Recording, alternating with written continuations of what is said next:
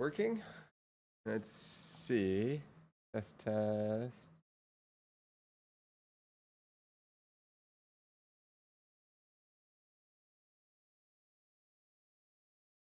One goes here. Test. Check. 1, 2, 3. 1, 2, 3. Check.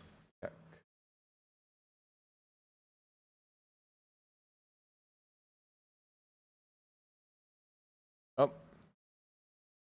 Morning, Chess. And Multi-Prime. How's it going? What are you guys up to? Uberderm and Fly, how you guys doing? And 2Z9SW6. Hey, Will. Ooh. I'm eating these blueberries, and once in a while they're not crunchy, which I don't like. That was a crunchy one.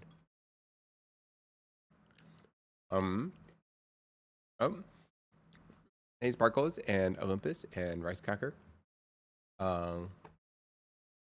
Blueberry versus blackberry.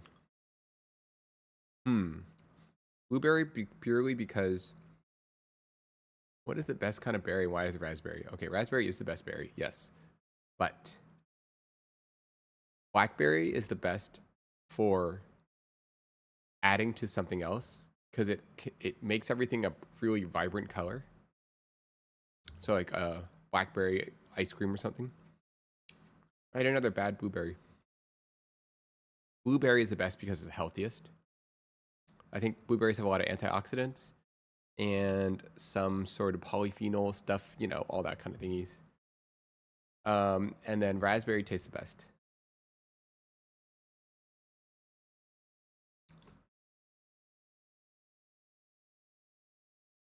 Oh, good morning, Jen. I changed overlay links. Oh, okay, let's try it. Dude, guys, you guys don't even know. You don't even know how cool this stuff is. Okay. Okay, let's see. Let's see these links.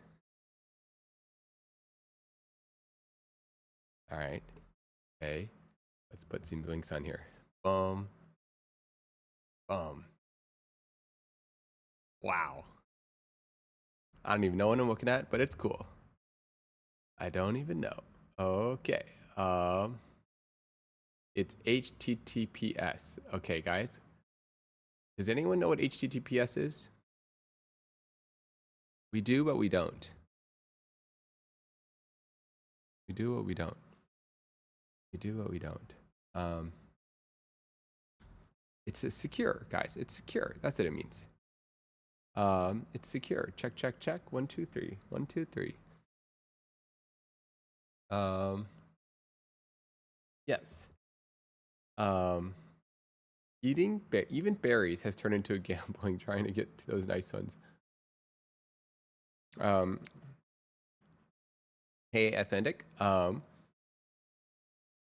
Pog HTTPS port to show directly to our browsers.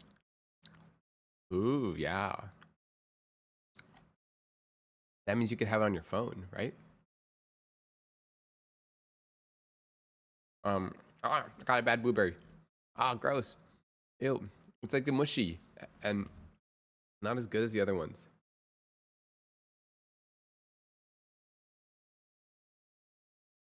Okay.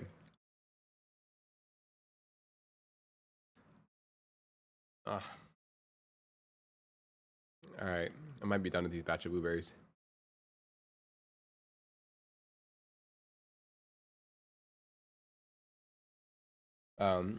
Hey, Connor.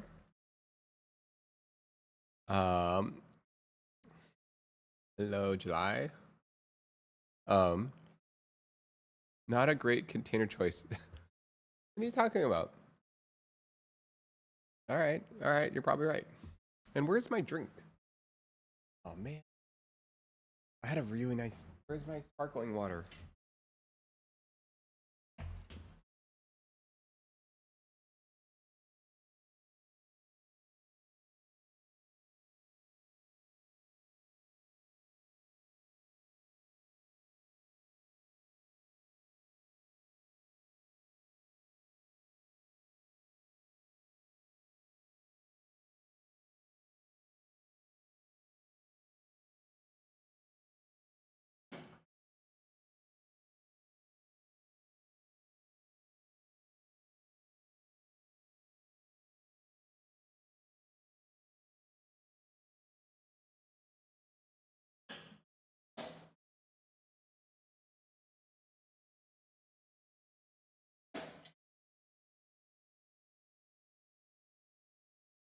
Okay. Um, Praying for me. I have 3 weeks of laundry to handle. Ooh. Wait. Question. How often do you guys do your laundry? Because I feel like 3 weeks isn't that like kind of normal. You guys doing laundry every week? Once a week. When I run out of clothes. Here's what you need to do, guys. Wait a second. I was on vacation. Okay. Once a week. Oh man. Maybe I own too many clothes. Every 2 weeks. Minimal amount of clothes. When I was work from home twice a week. Whoa. Trying to recon in my closet. Oh man, maybe I need to recon in my closet. Undergarments run. I only have 7. Guys, I might have like, I don't know if this is true, but I have at least 50 socks and they're all identical. I have this thing where like I need to change my socks. Like I just need them to be, I have like so many socks. You know? Sometimes you after work you just change your socks. You guys feel that way?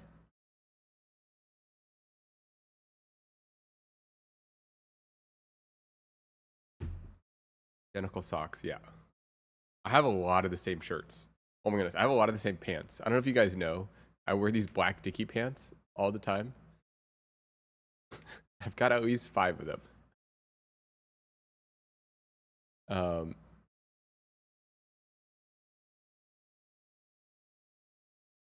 um, just started wearing mismatched socks everywhere. Stop caring. Oh, that's a look. Yeah. Um, um,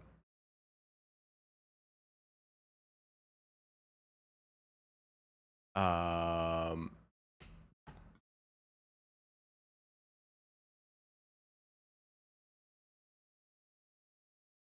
what do you guys think about the chats?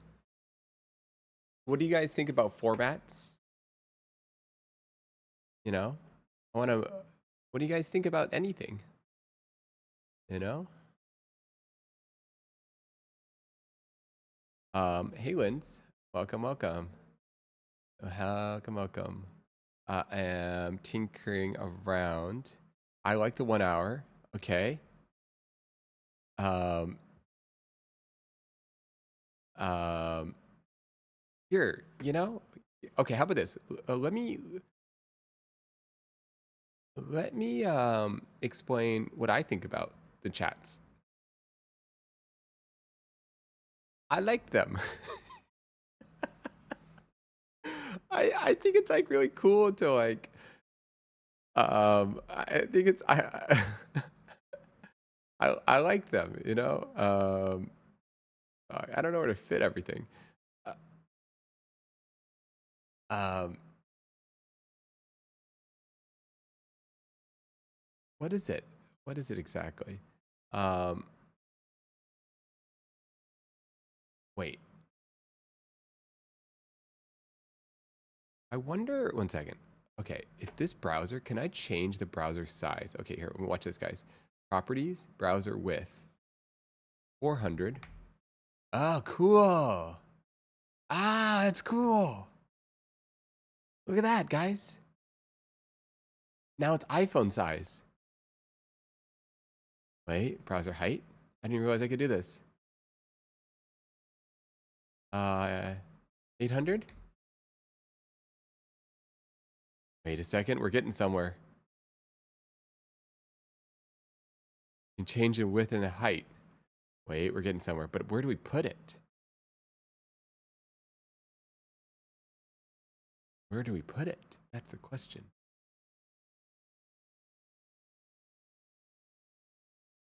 What? Did I die? When did this happen? Oh my goodness. All right, fine. iPhone width is. Wait, hold up, guys. Take a look at this. Doesn't it look like a chat bot, a chat bubble in the video game?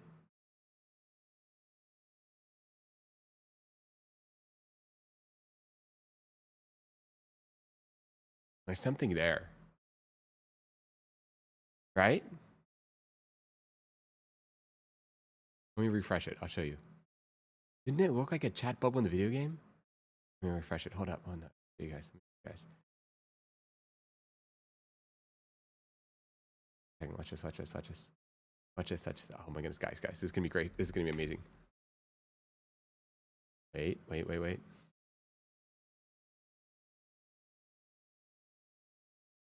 No, that's not what I want to do. Um,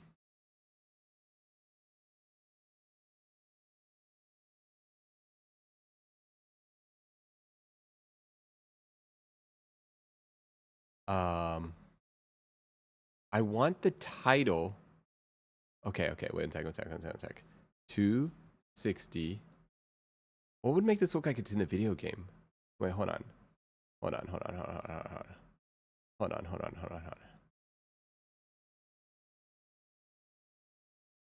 Does that make sense? Like, it's got potential, right? Right?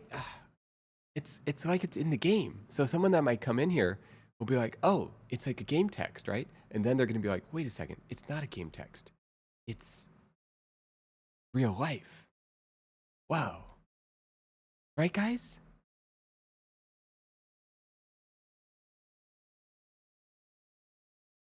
No? Is it just me?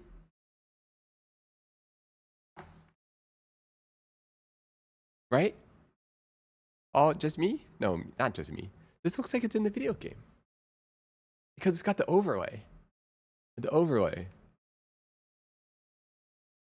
Okay. Think about this. Okay. Imagine. It's like a little character. And there's a little speech bubble. Right? And then there's another character. And there's another speech bubble. And their texts are going. And it looks like they're talking in the video game. But are actually talking in real life. No? All right, fine. Just me. All right, fine. Just me. Okay. Oh, I think it's cool. Hey Ducky, welcome. This is like your VR chat avatar. No, I'm just saying. Oh, it died.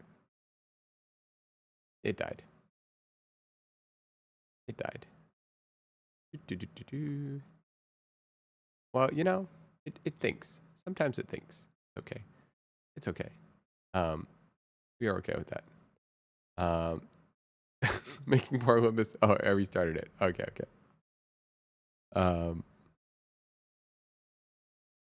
It's cool though. No, I'm just saying, like, look what happens when you overlay in the video game. That's all I'm saying. Look, let me move my character around. Let me move it. Hi, I'm Zelda. I'm on an adventure today.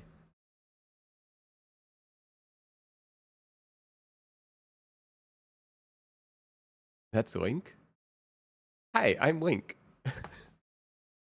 I'm on a Zelda. Oh my goodness. Never mind. You get it. Oh my goodness. What just happened? What is going on? Oh my goodness. I just got eaten up. What is happening? Oh my goodness. Where did that come from? What was that? What kind of game is this? What even happened? Where did that even come from? Dude.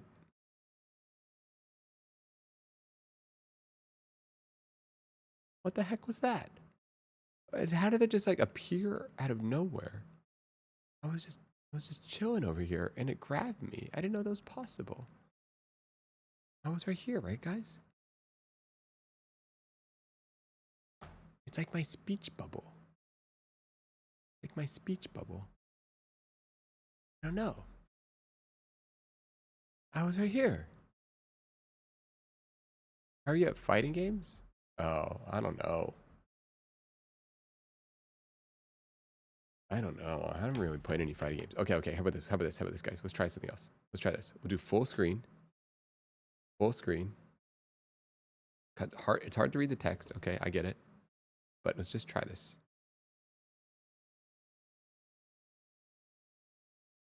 Okay, okay. Then this goes here. Goes up here. This one goes here.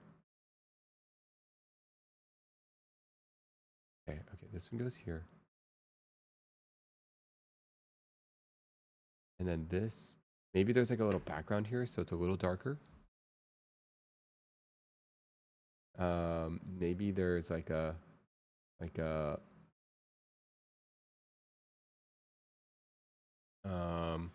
maybe we do a little gradient. We do a gradient PNG.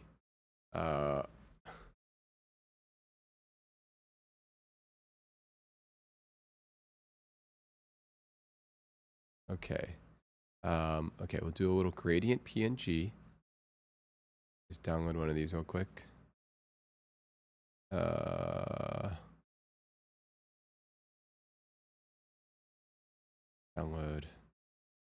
Let's call this one. Okay. Save image. Web file? No, give me a PNG.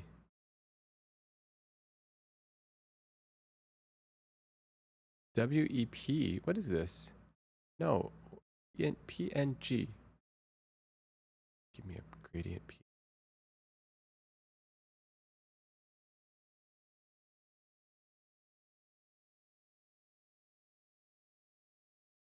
Why is it so annoying? Gradient PNG.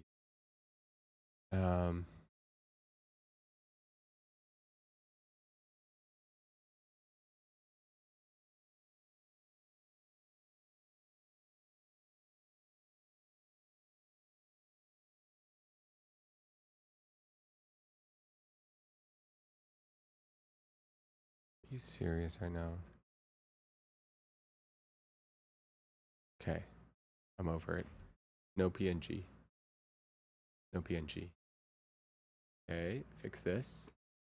And I don't need to be so, I could be more square. No?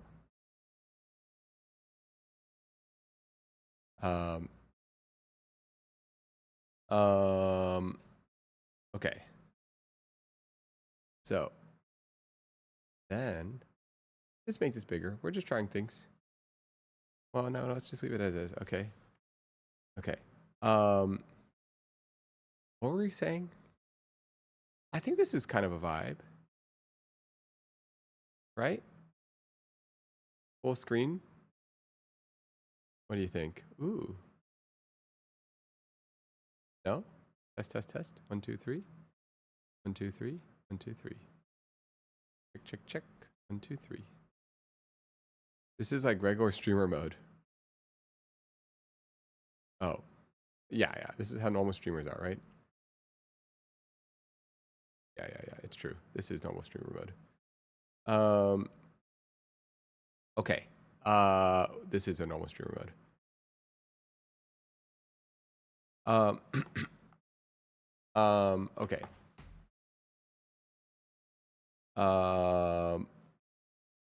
Where does this dot go? Okay, this dot almost looks like the mini map, which is kind of cool. Right?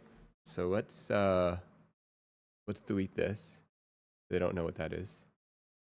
Okay, and then this will go here. Speaking stats. Well, I don't know. This can go anywhere really. Speaking stats. Up here. Okay. Sorry guys. Hi everyone. Question. So what do we think about the last call? The formats. Do you want to suggest a new format? Are there I don't know.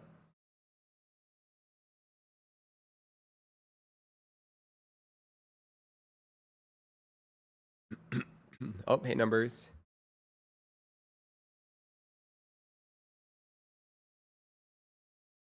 Speed dating. 5-minute one shots. OMG. That would be insane. That would be insane. Would anyone be interested in politely debating? That's an interesting take. That would be, um, hmm.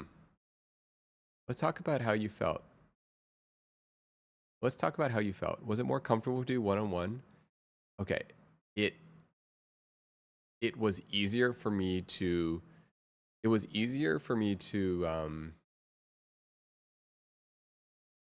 it was just easier for me. You know, I didn't have to think as much. Um in the sense of like I don't have to follow so many conversations or wonder where each person's at. You know, you just kind of like go with whatever. Um and so uh that was really nice, I think. Um Engage and provide feedback on single topics and focus. Engage and provide feedback on a single topic. Oh, Flip, I just be lurking. No worries, do your thing. I would imagine there's a sense of pleasing all 6 people at the same time. Yeah, you want to like make everyone feel engaged, right? Or you want to be engaged with everyone. If you're going to be like actively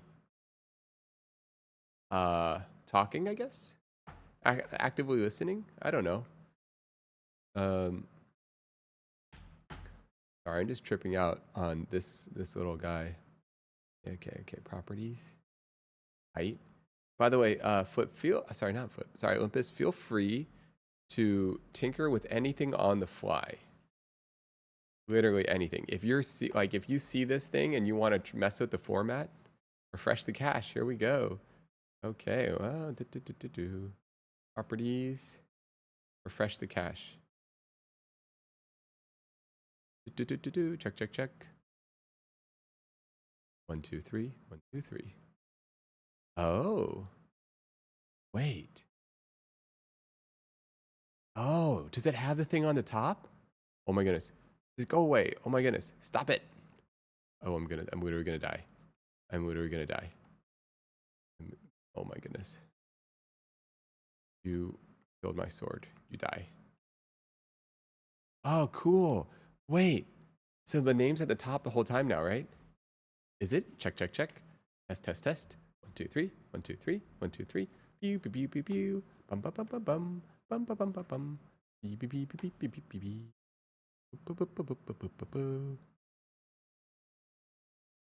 Is that what's happening?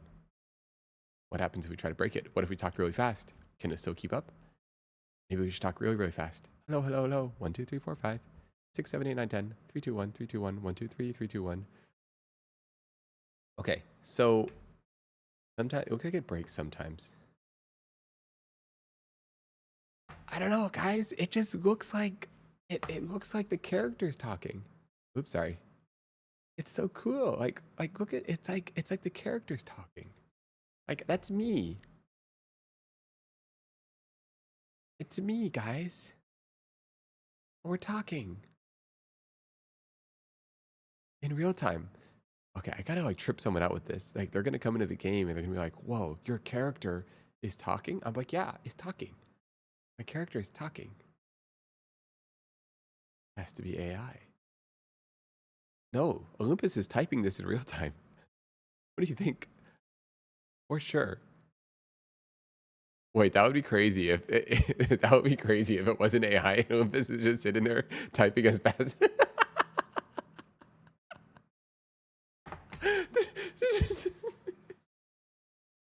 He couldn't get it to work.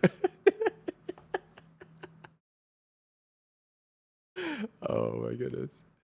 Oh my goodness, the poor hacker. Just oh my goodness.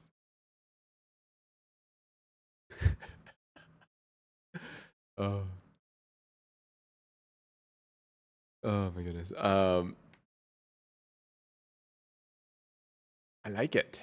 I like it. Wait a second. Okay. Question. Um, is it possible to have two texts? Like, let's say you're talking to someone else. Wouldn't their text bubble be this on the side next to them, like you're talking to it in the character? Is that possible? But then it would depend on how many people are talking. But let's just say it's two people. I don't know. I'm just saying. You know, you could. Interesting. You know, it's interesting. I don't know. A full screen one. Oh. Well, if there's anything you want to try to increase it. Guys, the immersion, it's so cool. It's like my character's talking. I think it's cool. Someone's gonna come in here and gonna be like, we're gonna trick somebody. I don't know who we're gonna trick. Um, question.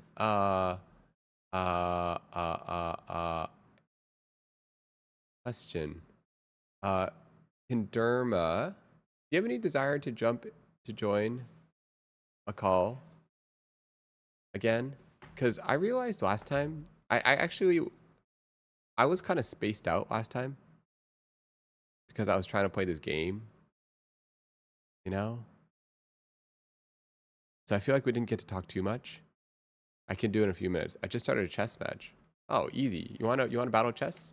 I'll teach you. Son. All right, I'm just kidding.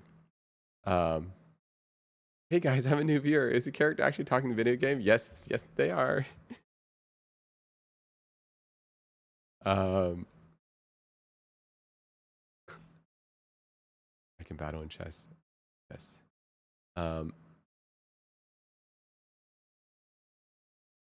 Link is talking, guys. Link is talking.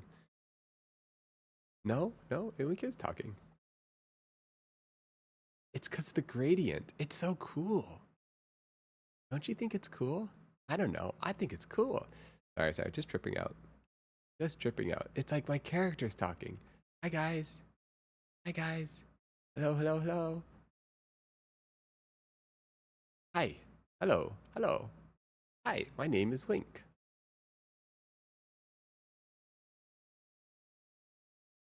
This is Link. I'm Link. Hi. I'm gonna dictate emotes. I don't know. We're going on an adventure today. Oh man, I need to learn how to be Blau. Blau needs to have this, and he can truly be an NPC. Wait, isn't this cool?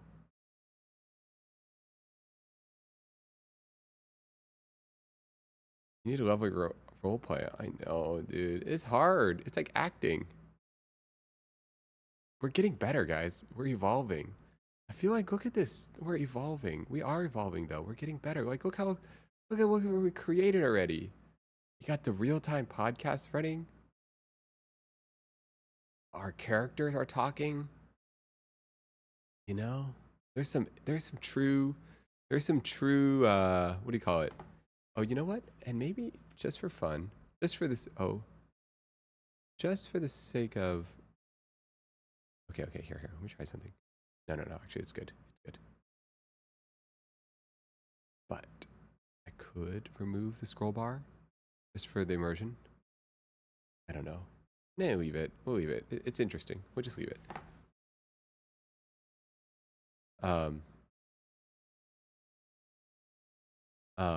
One could argue you have just gained another thing to distract you with. Yeah, absolutely. That's the point. That is the point. What I need to really do in this game is I need to get more hearts.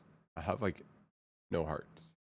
And I need to actually learn how to use the controls. I haven't explored any of the map yet. I'm in the beginning of the map. I need to go back to the basics. That's what I need to do. Somehow I'm out here in the wilderness. Nate is actually the one who uses Subway Surfers. Yeah, yeah. What do you think we're doing right now? Is this a gaming stream with live transcription? Oh, yes. Oh. Uh, Sample, you're just joining us? No, this is actually Link. I don't know if you have played this version of Breath of the Wild, but Link is actually interactive. This is the new AI version. So you just talk in the game, and the game will dynamically change as you go. Ooh, I got a Moblin arm.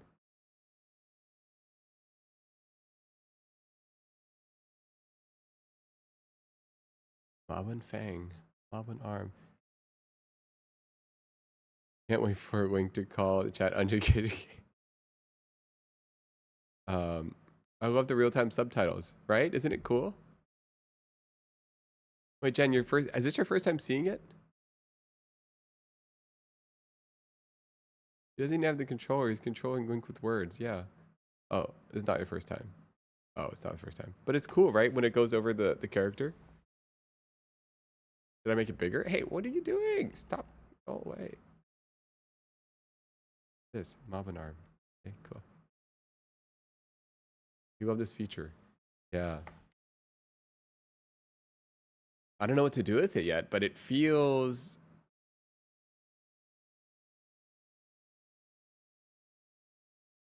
That he called Kandarma for the first call. I did. You know why? Because I feel like we didn't really get to talk last time. And there was good things happening, but I was so spaced out last night. I was like not there. Sometimes you're not there. But I just ate some blueberries, so maybe my brain's working better. No. Kandarma is playing chess, playing a game. He's playing a 5-minute timed game.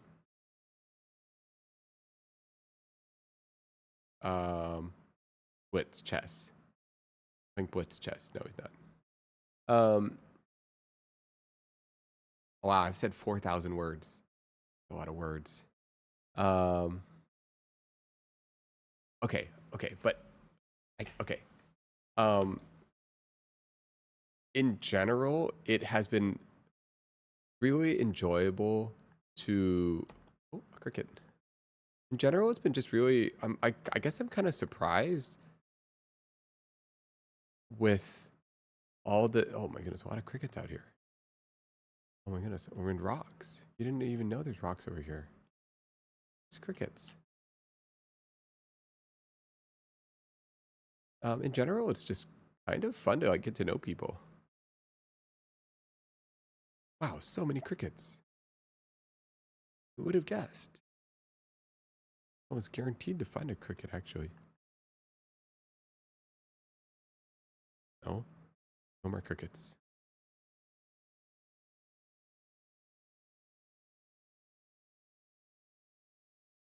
Oops, I killed something.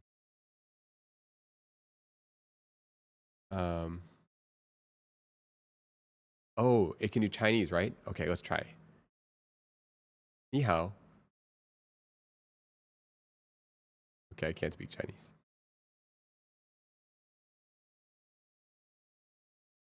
All right, AI bot, we're about to say Chinese. Translate it for me. Ni hao. Man.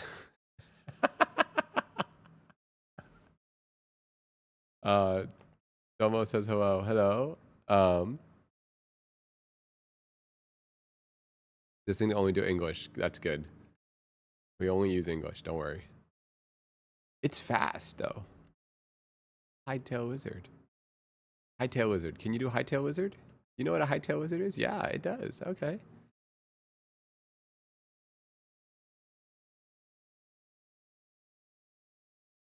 Wow. Wow. It's so cool. It's so cool. Let's see. People I've never talked to. I've never talked to Deeps. Never talked to Centauri. I've never talked to Ducky. I have never talked to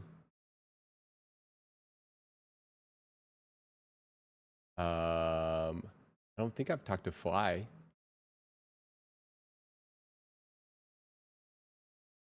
Easy.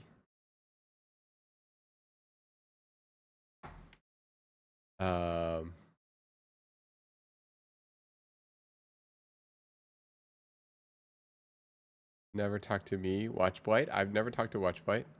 This is true. Mine's tough because I work at this hour. Oh, okay. Fair, fair, fair. Whoa.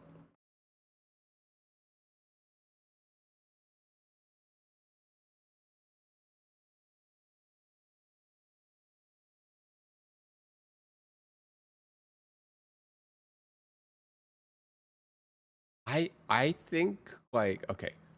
I think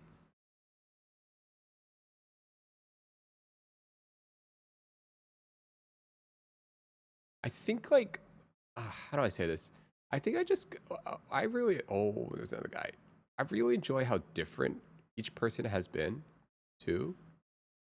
I don't know if you guys noticed, even like with yesterday, um even with yesterday,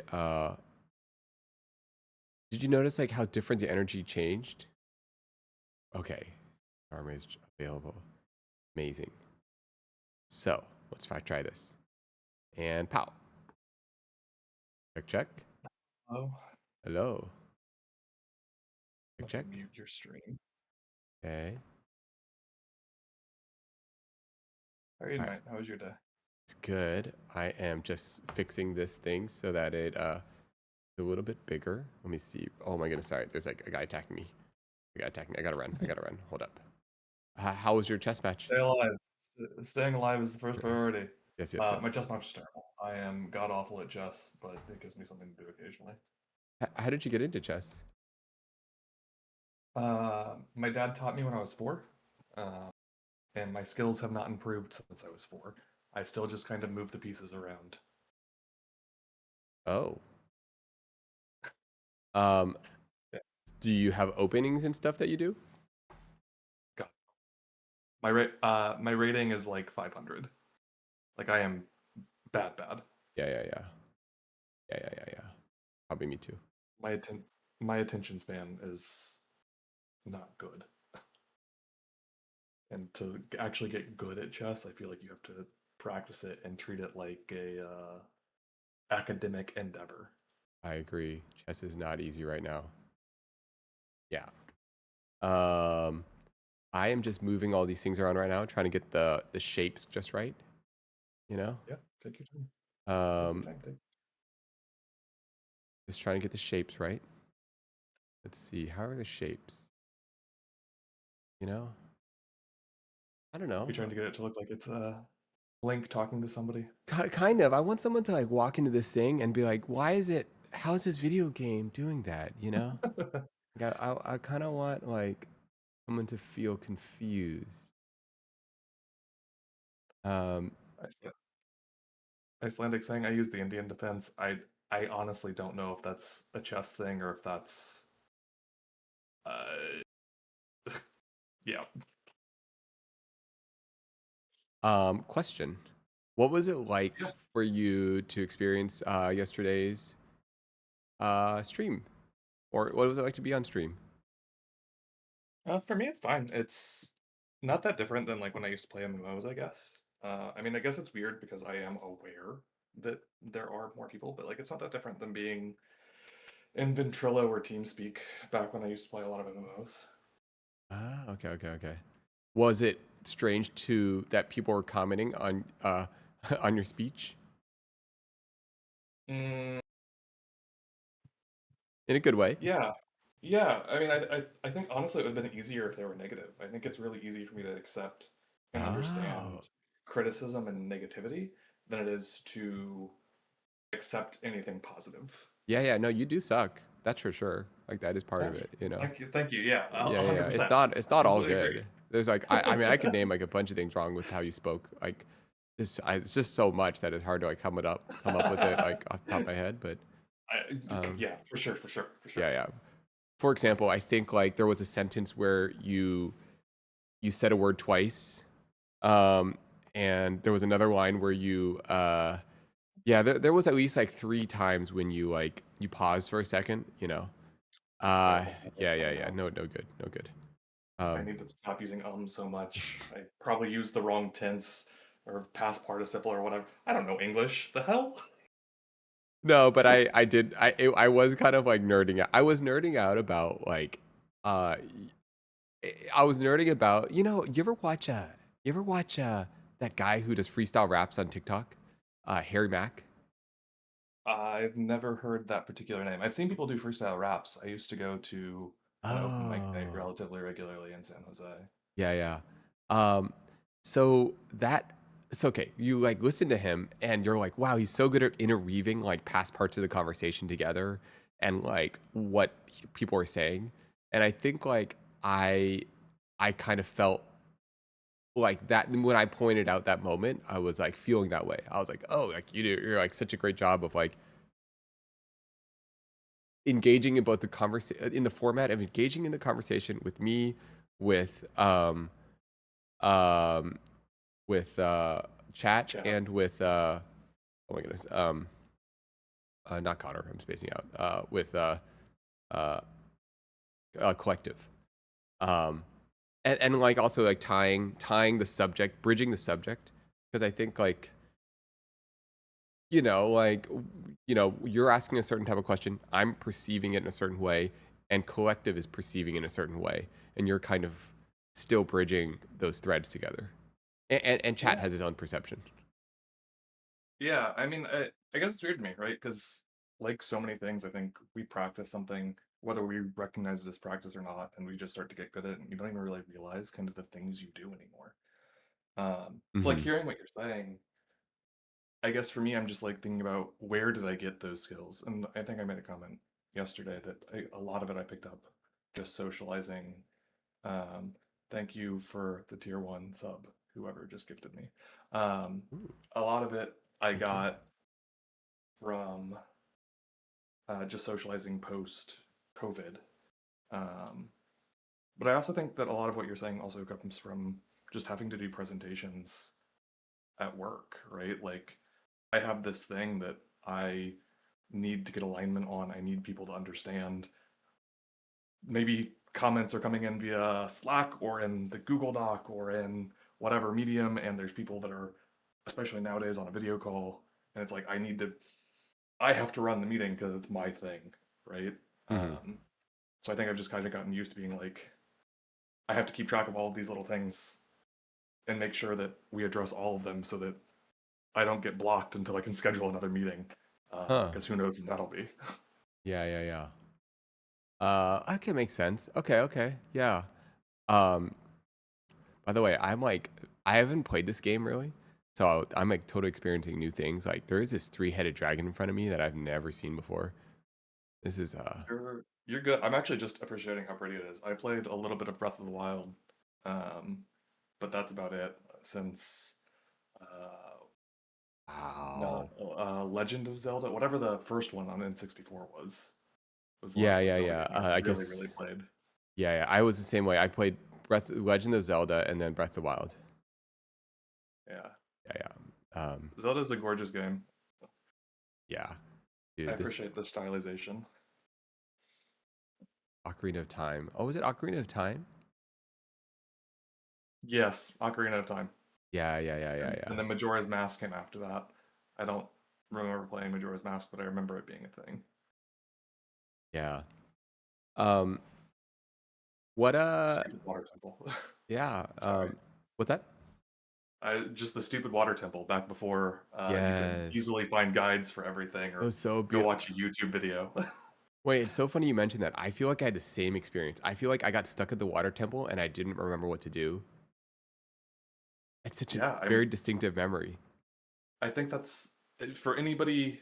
You're a little bit older than me, but for anybody that kind of grew up in that same era, pre-internet, I think that is and was privileged enough to have those systems. Very ubiquitous experience. The water temple was rough. Yeah. Yeah. Um, I'm kind of surprised though that you. I guess from the mm, how you've presented, I guess I wouldn't have thought of you as being a gamer early on. Oh, that was like the only game. I, Okay, I only played like a couple N64 games, and that's about it. So I played okay, I played that, a little bit of Star Fox, StarCraft. Uh, yeah. Um, okay. Yeah, it feels like you're a very real world, go out do things type person, or it seems like you always have been. yeah, a while. Um, do you have any questions for chat, or chat? Do you have any questions for us?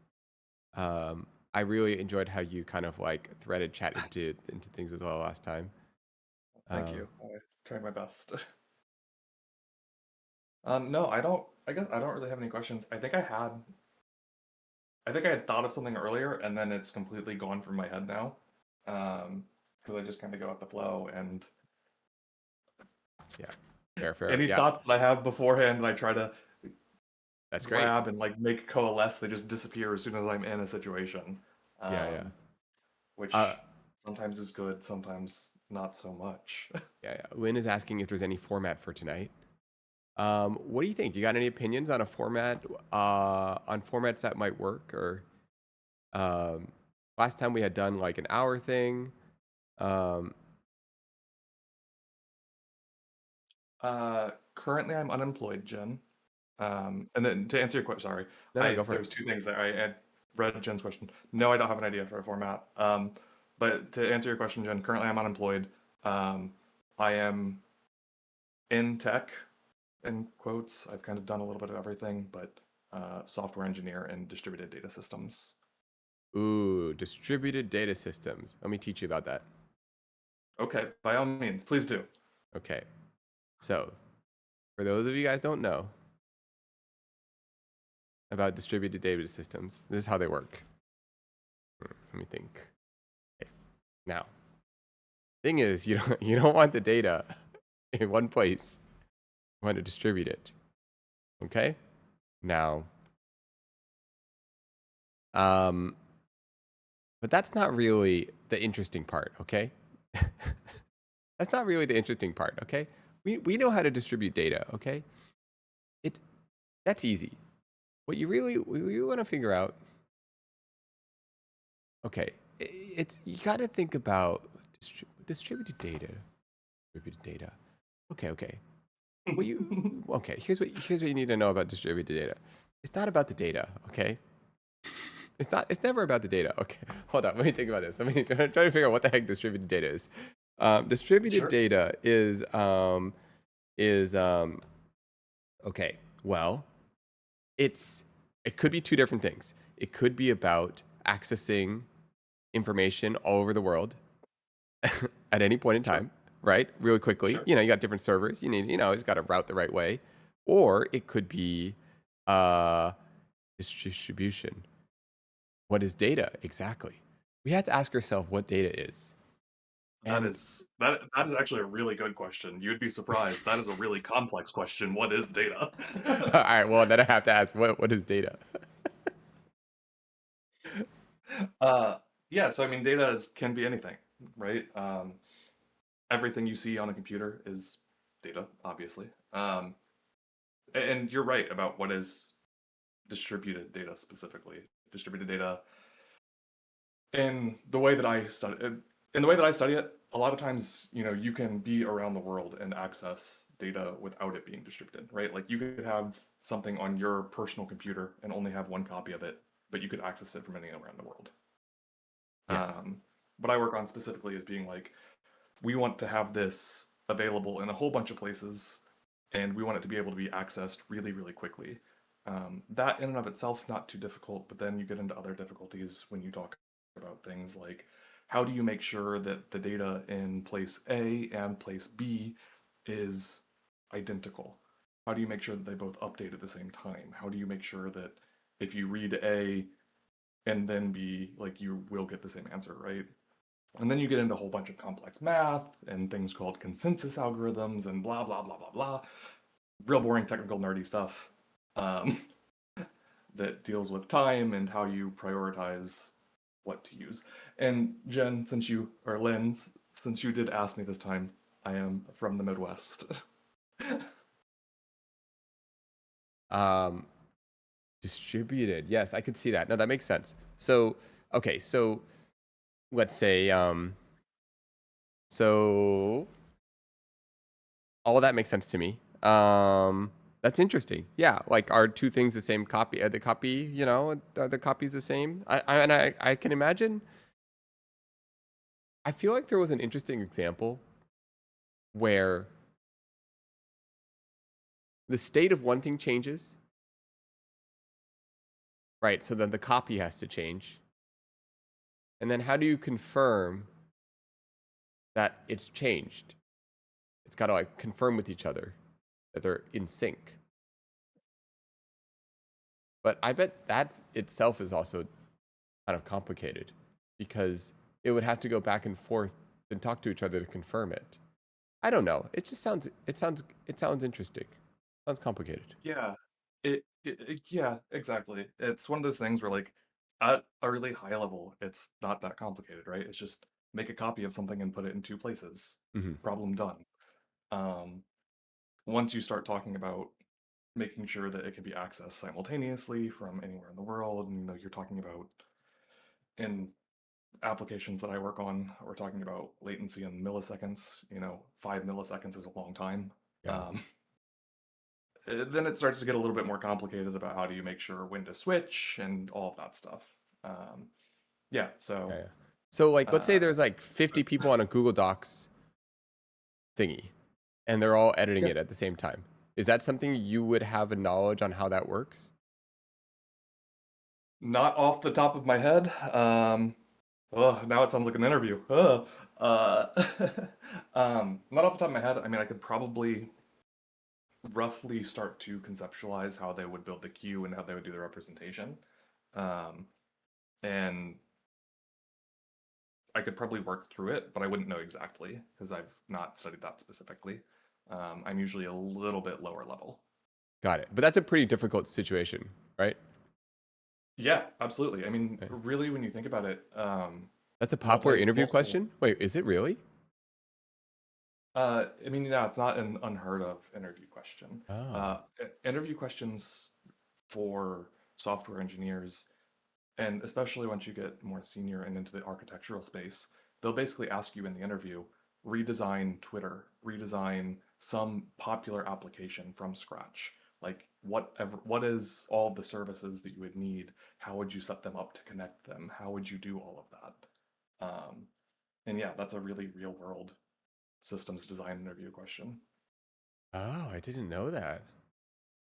Yeah, the interviews get pretty intense. For software engineering, it's not rare to have uh, 6+ hours of interviews in a single day, and have 2 to 3 days of interviews. Oh, sounds exhausting. Have you gone through these interviews? Yeah, so I've had this week alone, I've had 3 interviews. I have another 4 scheduled for next week. Oh, nice. Congrats. That sounds great, right? That's a good thing. It is a good thing. It is exhausting though, and it's also really weird because, and I'm sure this is true in every career, but the game of interviewing is very different than the job itself. Um, yeah. Oh, I see. I see. Yeah, yeah. Oh, well, I mean, what do you, yeah, what do you mean by that? So it's just like You have to like play. the pace. Yeah, well, there's a couple of things, right? So in an interview, they have a predefined right answer, and like you can actually study to have the right answer. Um, and in the real world, a couple of things. One, there's not a predefined right answer. Nobody actually knows what they want until you give it to them, and they realize that it's not what they want, and then you have to change it. Um, Two, in interviews, there's not politics. There's not, getting alignment and getting agreement. It's just kind of go through it and make it happen. And yeah, there's like in the real world, once you're on the job, there's just a lot more interpersonal skills. I think still to this day, people think of programming as a really introvert friendly, isolationist career path. Hmm. Um, and at least in my experience, that hasn't been true at all. Um, it's been 80% working with people and then 20%, actually implementing. And interviews is the exact opposite. It's 100% implementing, and none of the Oh, soft skills are really tested. yeah, yeah, yeah. Well, it sounds like you're very observant and you're self-aware of like situations. Um, and that sounds like a great skill to have in general. So, oh, I think it's a skill that's helpful, and I think soft skills are a skill that you can and should put to work no matter what your career field is. And very similarly, I think programming is kind of a skill that is maybe not mandatory, but makes a huge difference on leverage that a person can have, right? Like, even if you're talking about, well, it's been years since I've done Photoshop to try to relate it to something that you might do, right? But like, even if you're talking about running a macro or something that just kind of uh, does a common LUTs or does some workflows for you consistently, right? Like, that's all a version of programming, or Excel formulas and scripts and stuff like that, right? Like, it's mhm. all this form of automation that stems from programming. Um, Mm. Yeah, yeah, uh, yeah. yeah, I mean, and I think that just having soft skills, having some idea about pattern recognition to be like, here's a thing that I do, and I do Mm. it the same way every single time, Yeah, yeah. and being able to then automate that can just empower the individual to have so much more free time and space in their own mind Yeah, yeah. to dedicate to other things. I found that the ability for someone to understand the problem um, is actually there's levels to that. You know, there are levels to understanding the problem, and if you're too quick to just do what you're told, you might actually be solving the wrong problem. For example, the person you're working with might not even be able to present you the right problem. They may be just telling you. You know what I mean? And so the ability to kind of look through the request or look through the project and figure out at its core, and you kind of have to both navigate egos and like give them what they're looking for while simultaneously building the foundation for like the bigger problem at hand. Um, I think there's a lot of like challenges in that, and I can imagine like that's part of some of the soft skills, like people that can foresight that and kind of read beyond things. 100%. And like you said, sometimes you're solving a problem that they don't really understand the root problem or the real problem. Hmm. I'm curious, in your field of work, have you ever had an issue where you knew that that was the case, right? Like, they had an idea or a problem they wanted to solve, but then you tried to ask questions or you tried to dig deeper and tried to solve it and like actually solve it, and you got pushback and they were like, just do it. Like, does that ever happen? Yeah, yeah, yeah, yeah. Especially in marketing, because a lot of what we're doing ties to marketing. But Yeah. there's like always two real problems that are never really addressed. Like while we're shooting, the goal is like, we want the product to we want the images to communicate these ideas, you know, or this feeling. What do they want it to feel? Oh, we want it to feel kind of like old money or expensive or heritage, or maybe they want it to feel like light and airy, and soft and feminine. They have all these like adjectives that they use.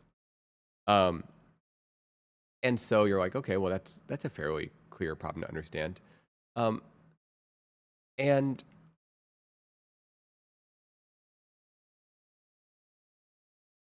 um, there's nothing that really how do I say this? There's nothing that really stops them from just listing out all the things that they want. You just like, it's like, imagine, it's like people, it's like the same thing. You see these like, a guy or girl that just builds out their perfect like significant other. Here's a perfect girlfriend. They have all these traits. You know, I'm like, yeah, I want my product to have all these things. And you list too many things out, and you like the re- I don't know. You know, It's like that's one of the things. So you really got to like figure out what is it that they're really trying to communicate here. Um, I don't know. Well, well, it's especially interesting when you give vibes words, right? Like soft is soft. Okay, fine, Yeah, maybe. But other words, um, feminine, masculine, those can have very different connotations for different people, right? And again, you really have to dig into what that means for, I would imagine, for that specific product, right? Like, mm, totally. Yeah. By the way, even soft. It's like, what do you mean by soft? Like soft as in like pillows, soft as in soft lighting, soft as in or like emotion. emotion. Yeah, soft as in like a soft focus. What kind of soft? Soft means so many Oh, different things, you know? And so, well, they're like, just like soft.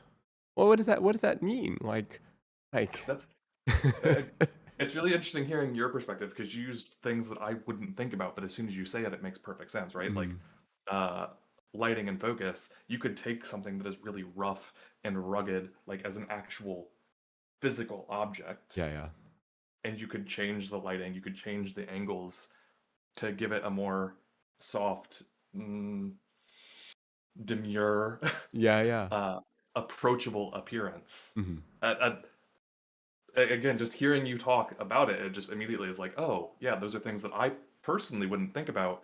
And if I was coming to you as like, I'd have to be relying on you, and I wouldn't know what I wanted. Wow, yeah, that's so cool. Yeah, yeah, yeah. And another thing you said earlier is you basically said a variation of nobody really knows what they want till they see it, which is Yeah. I think is super true. Like at the end of the day, like oftentimes, as much as the client says whatever they want to say, I know that they don't really know what they want till they see it. So I view my job more as like, hey, let me give you some options.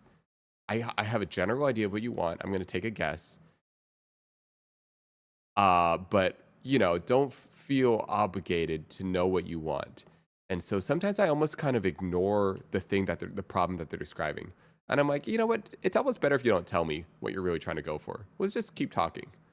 You know?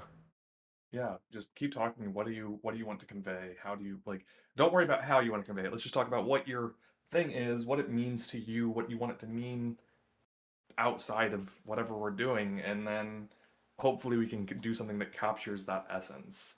Um, Yeah. For example, I did this podcast booth for Toast and Yvonne. mhm. And one of the things I did is I just kind of they had they had a mood board or a reference board, right? And before I started working on things, I actually did this on stream. I just kind of made a little mood board out of a piece of wood, and it's like it was a green board, and I stuck like a couple of things on it, and I was like, "So is this the vibe?" And then the producer uh sent the thing to Toast and Yvonne, and then they approved it. So I was like, I'm just, so I'm like, look, they need to see something before, so that they can react to it. And yeah. Anyways. Mm, it's actually funny that you mentioned mood boards because it's a thing that, like Pinterest, for example, right? Like I Hmm. never really understood, um, but there is like the whole creative industry like actually uses these as a real thing. Like there's so many products and tools out there that I think are in the zeitgeist in the public sphere that people see but don't really understand like why they exist or what problem they solve. And mood boards are one of those things for me where in my life it never made sense, right? Like I Mm. don't that's not what I do. I'm not a creative. I wish I was. I wish I had those I wish I had the patience to gain those skills. Um but like I was working once I wish I could remember the name of it. It wasn't Alex and Ani, but it was another company that started with an A, where they were a clothing company, and mood boards were like a thing. Like in their entire break room, it was just an entire wall of like, here's the mood board for this season and this season and this, and it's like coming from a very technical, you know, logical background. Hmm. Seeing something like that was like, oh, Yeah. that's why this other thing exists. That I'm like, why would you ever use that? What's the point of it? Hmm. Yeah, yeah, yeah, yeah. The vibe, it's Exactly. Yeah. I want it to have a fall vibe in this color scheme and this color pattern, and you know, maybe integrate aspects of I don't chains or something. You know, Yeah, like yeah, I don't know, but yeah, yeah. You know, sometimes I'm sometimes like I'm I'm like pretty down to receive information in any format.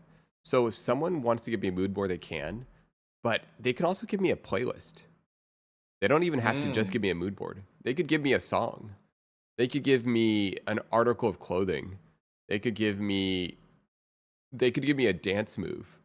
And they're like, I want it to be like this. I'm like, okay, I kind of get it, you know, like just some version of expression, right? exactly. Like, what are we going for here? You know, send me a TikTok video. I think I'll get what you're trying to say here. You know, like go for it. I'll take whatever. Like, I'm not that picky. You know, as long as I can kind of get a sense of what you're trying to do. Artists are truly fascinating to me. Like just, uh, it's not something I really appreciated until relatively recently. Just how all of the arts work, right? Like it's something that I picked up more as I got older and understood less when I was younger. And just I do appreciate it more and more and more that people can convey so much and like it doesn't mean anything to you unless it means something to you. Hmm.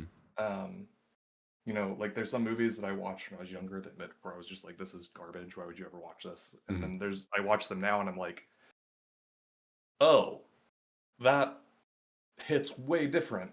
Um, or songs, right? Like a song got you with how do you pull mm, the meaning from things, especially in your work, right? Like how do you take Yeah. yeah, how do you take inspiration from something like that? By the Like way, what is your process? yeah, yeah. Cozy says, "Hey, chat, working tonight to finish all the work I should have been doing during last stream, but as a brand designer, I'm loving the combo and a good mood board." Um, yeah. Let's see. The way I kind of um, okay. I mean, just curious. Is there? Have you ever wished to have a brand or an idea, or is there anything that you've ever wished to like put out into the world? It could be as abstract as like a restaurant. It could be as you know. Is there anything you ever wanted to create, put out in the world? I, No, I'm actually really jealous of people that are, right? Like I have several entrepreneur wait, wait, friends who wait. pass me. Are you into? You're into coffee, right? I am into coffee. I love my coffee. Okay, so let's say you're gonna start a coffee brand, right? hmm And you know, would you lean towards? What I don't know. Would you sell beans? Would you sell coffee tools? So I think I'm more interested in the coffee shop idea, right? Oh, Like okay. that I don't brew my own coffee at home anymore. Yeah, yeah. I go to a coffee shop super regularly and have for the last several years. And th- all of them have their own story, right? And Hmm. I've really appreciated that. Um, the coffee shop that I used to go to regularly in SF um, started because the owner at many of the coffee shops in SF, the owners retired from tech and were passionate about coffee. And that particular owner wanted to educate her neighborhood on coffee. So she would do like actual lessons on like here's how you brew, here's how you tell, like basically like a sommelier course on different coffees. Um, and then there was a coffee shop that I really liked in San Jose that started because of I can't remember the movie that they mentioned, but there was some movie that they watched in the 90s that really spoke to them Mm-hmm. about having that community space and particularly open mic nights at the Mm-hmm. coffee shop. So I think I would want to go more that route, right? Like I'd want to you've made a comment about third spaces, and I think that's a thing that I've always loved about the coffee shops that I frequent is that they are not just this ritual, not just this I'm going to go get coffee and I'm going to rush about my day. The ones that I have frequented have always been a place where people slow down and people talk and people get to know each other. And I think that's what I want to build if I were to go that route. Sorry, I don't Mm. know. I don't No, think no. that I think that steered very far away from like my own brand, but like I think that So I would want to build something for the community. yeah, yeah. Um, that's great. That's so. Believe it or not, that's kind. This would like I don't really consult necessarily on brands directly, but that is exactly what I would. This is the kind of conversation I'd like to have. I'm not so. Remember how we were talking about like, hey, let's not get so caught up in the weeds. You know what I Yeah. mean? So instead of imagine we just jump straight into like, this is the font that I want. Here are the images that I want to make. Right. And you just started telling me all the things. I would have never known that about you, about the community driven thing, the shop in San Francisco, the story that they were telling and educating the people around them, and those are the foundation that teach me the visual language that's going on, you know? Yeah, and like I've moved in the last, let's see, I'm 33 now, and sorry, so I've moved 15 times Whoa. in the last 12 years. Hmm.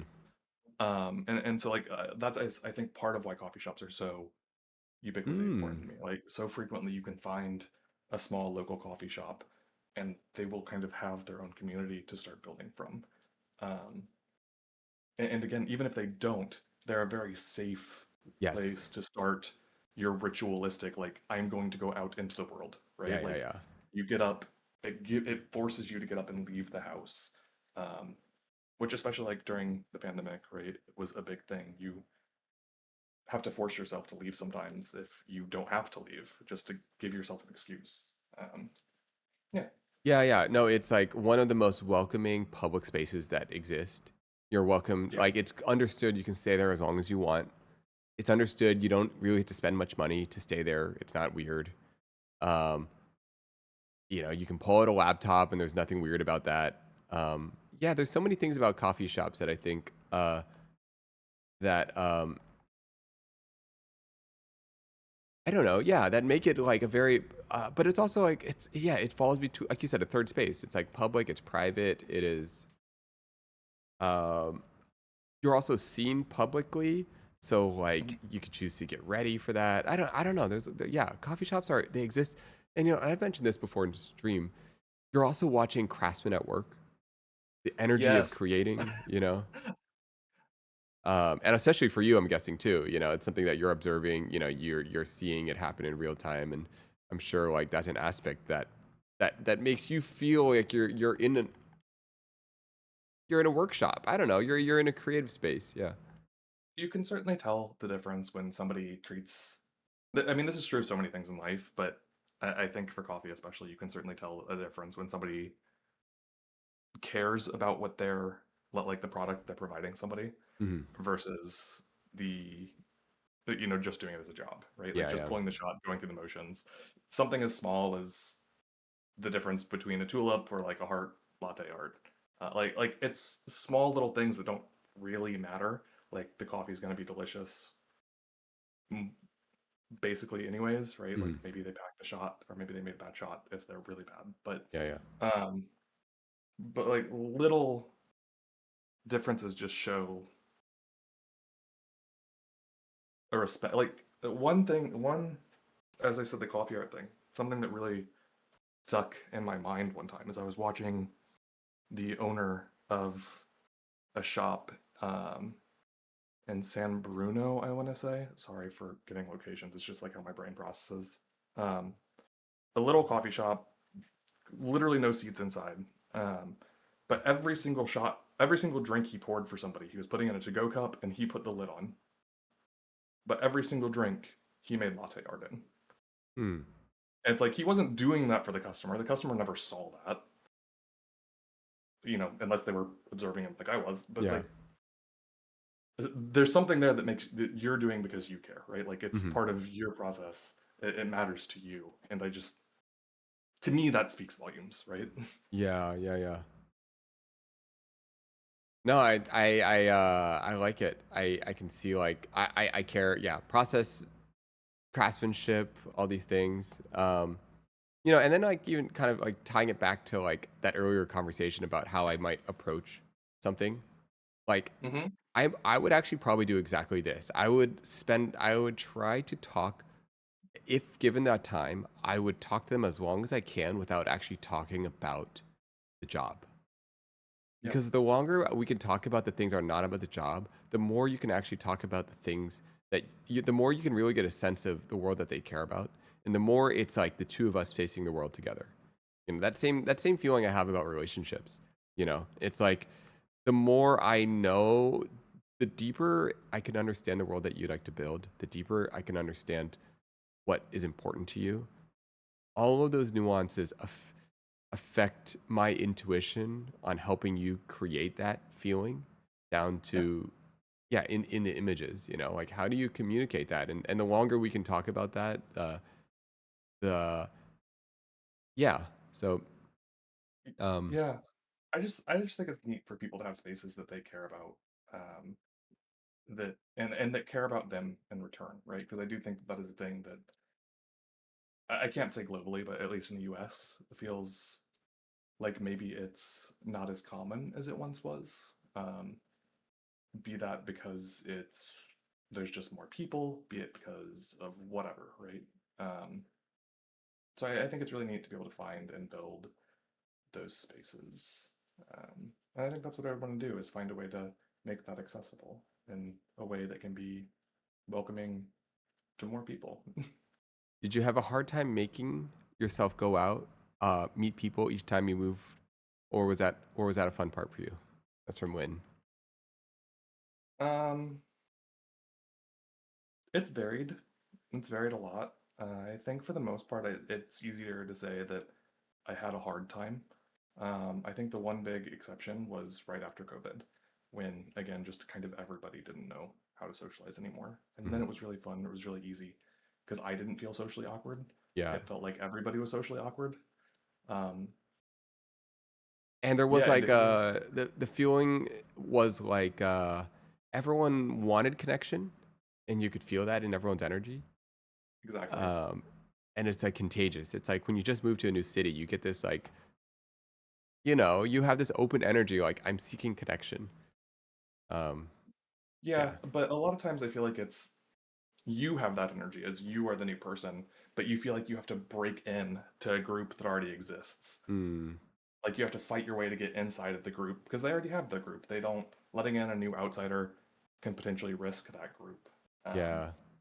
whereas right after COVID, I feel like a lot of people lost that, especially where I was in the Bay Area at the time. During the pandemic, the big tech companies out here were still requiring people to relocate. Like literally in the middle of the pandemic, they were still requiring people to relocate out here. So there were people that moved here in the middle of the shutdown and had never met anybody in the area. So for me going out, it was like everybody's looking for something.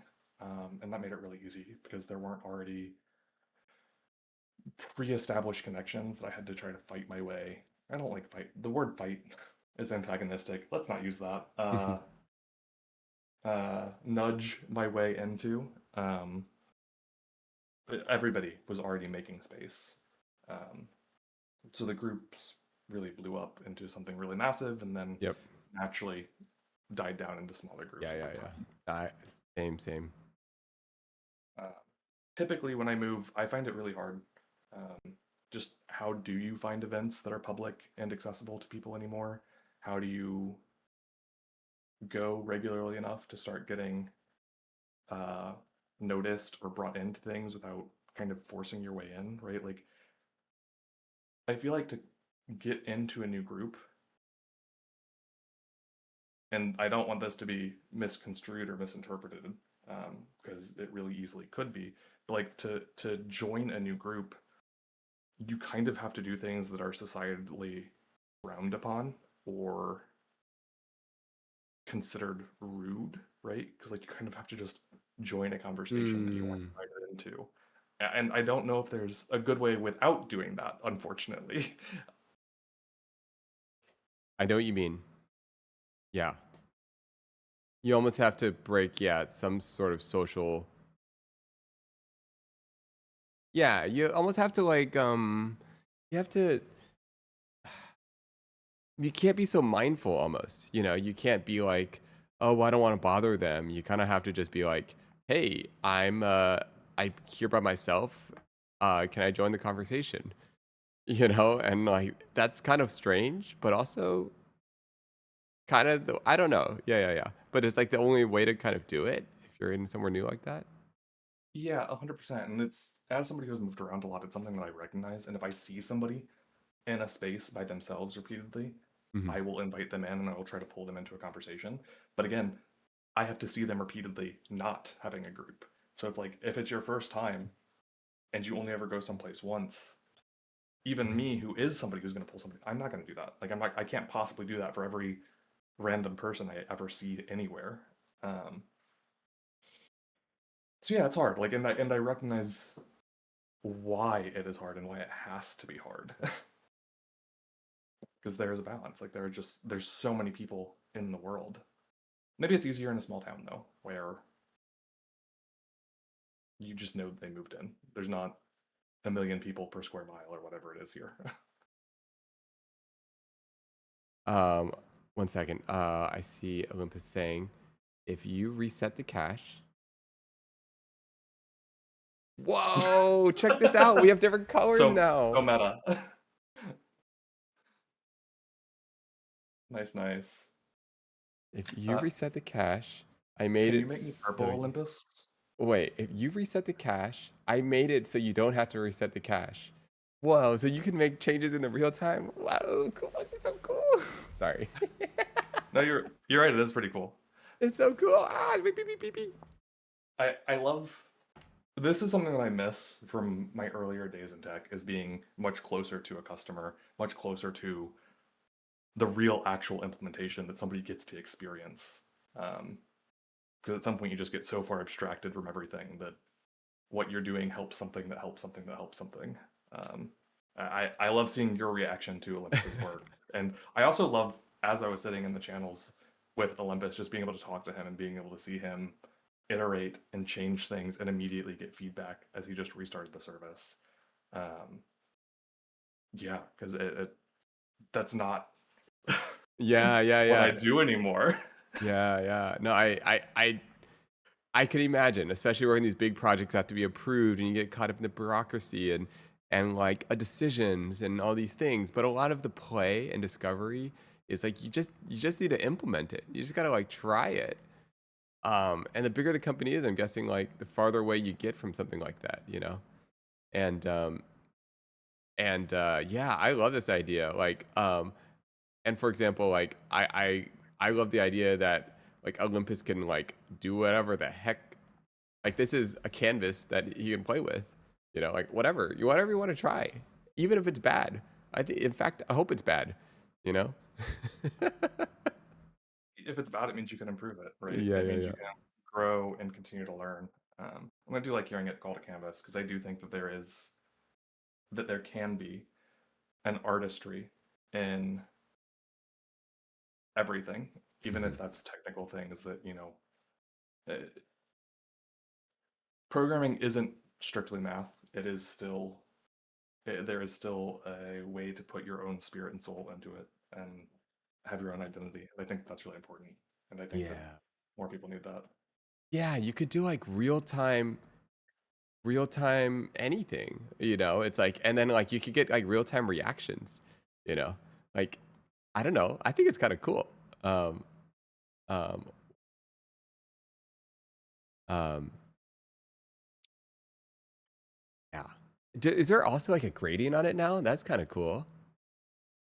I can't tell. Maybe I'm like. Uh, no, I don't think you're crazy. If there's not a Oh, gradient, there then is it's like a because purple. it's Oh, cool. Yeah, yeah, yeah. There's like a little gradient. Yeah, yeah, yeah, yeah. I see it. yeah. If there wasn't a gradient, I was gonna say it's definitely just because of the game and the game itself has a gradient that the Yeah, yeah. semi-transparency No, is no. working on, but I couldn't tell for sure. It definitely makes it more obvious who's talking.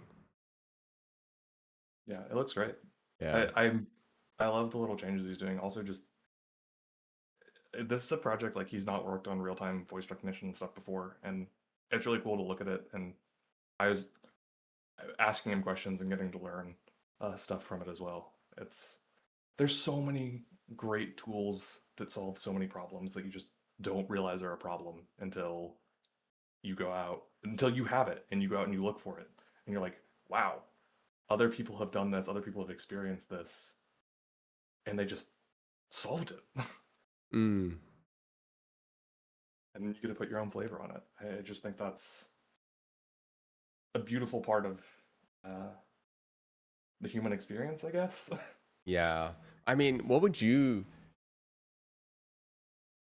there's something kind of there's something really cool about this thing, right? It's cool that you guys got to I don't know if you guys got to talk or test things together, but there's something I don't know, there's something like it doesn't feel like programming, but it does. It it,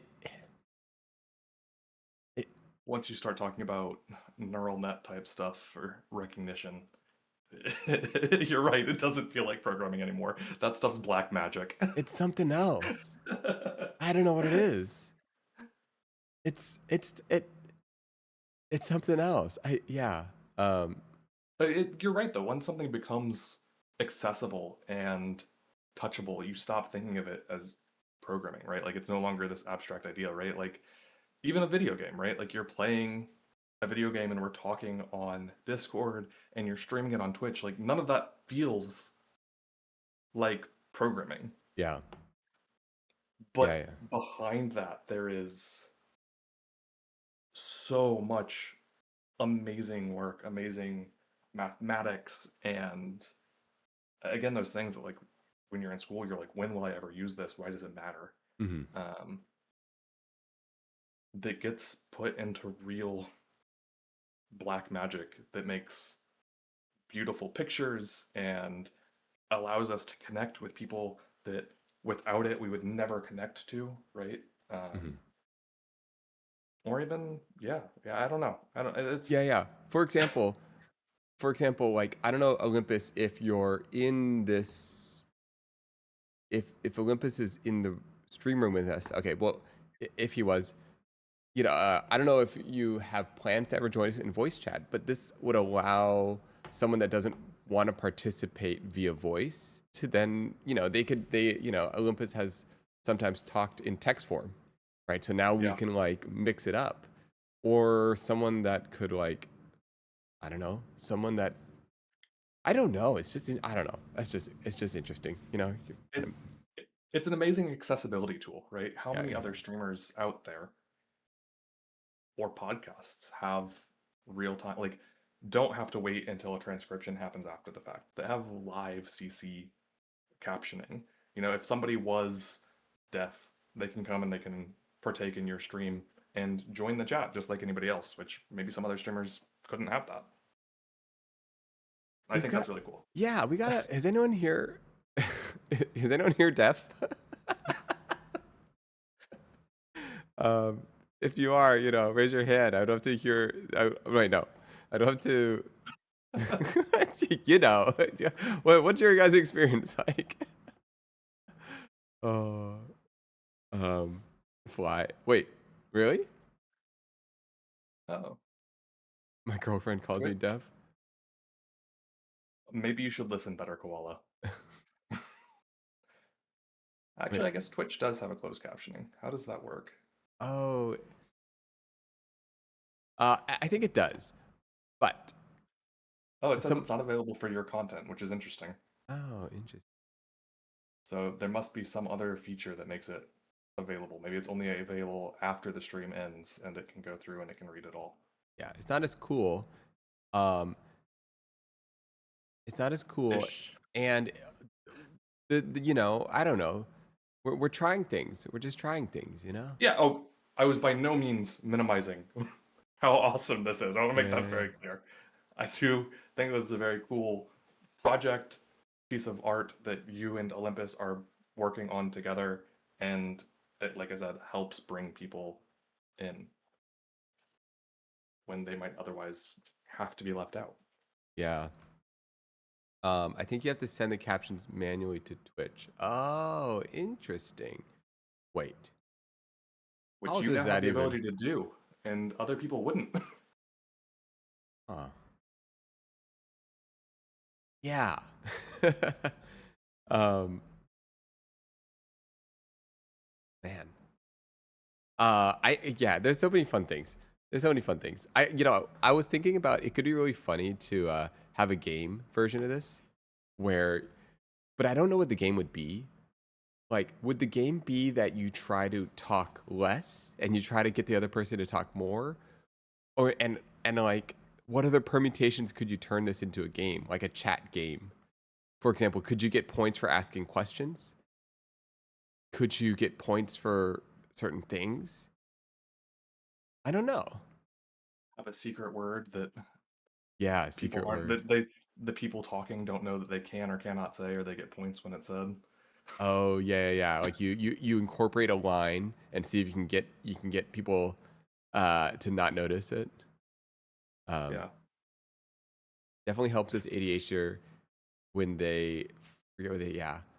Um, there are OBS plugins you can feed transcripts in, and then it can show up. Interesting. Yeah, How do you all know this? Does everybody stream? everybody Like, am I just the only one in this chat that doesn't stream? everybody knows a lot of things. The collective knowledge is high. Hey Fukuro, this is off topic, but I noticed you always wear an Apple Watch. I really like my two. I am building an Apple Watch to see what time it is until buses arrive. Wait, what's happening? I'm I'm building an Apple Watch mobile app to see time until buses arrive at nearby stops. Is there any app you wish you had on your Apple Watch? Hmm, probably, probably, but I don't know if I like represent a lot of people. I feel like I have to think about that. I have to think about that. That's cool that you can build. Man, so many people can make things. It's crazy. You know, everyone can That's just. you. Oh, I guess I You can can make just things make too. things. That's true, but that's true, but other people can make things. Everyone can make things. That's true. Everybody can make things, and different people are very good at making different things. And it is cool. It is. Again, I'm so jealous of people that just have that creativity that like are they have something they know they want to create. I have a friend who's making uh, like a Roll20 type site for tabletop RPGs, and again, just it's so cool to me that somebody can find a space they're so passionate about that they want to create and bring something new and different into that space. I have the utmost respect for artists and people who just create and create and create. I have no creativity. I am so just okay with whatever I have. And such so chill that it's just like, is there something that you would want? Like when I read that, is there any app you wish you had on your Apple Watch? I'm just like, I don't know if it's there. I might use it, but I can't think of anything that I would ever install. Right? Like, why would I ever install a new app? Hmm. Oh my goodness, I'm getting killed. Um, ooh. Um, That's an armored lizard. I It's gonna beat do you up. I do I say this. Oh, you played this game. No, no, I can just see it. Yeah. Fair. Um, let me get away from this guy. Um, oh, thank you, Cosmo. Yes, thank you for the tier one sub. What was I gonna say? Um, no, there are. I do want to test things. I mean, I guess to answer the Apple Watch question,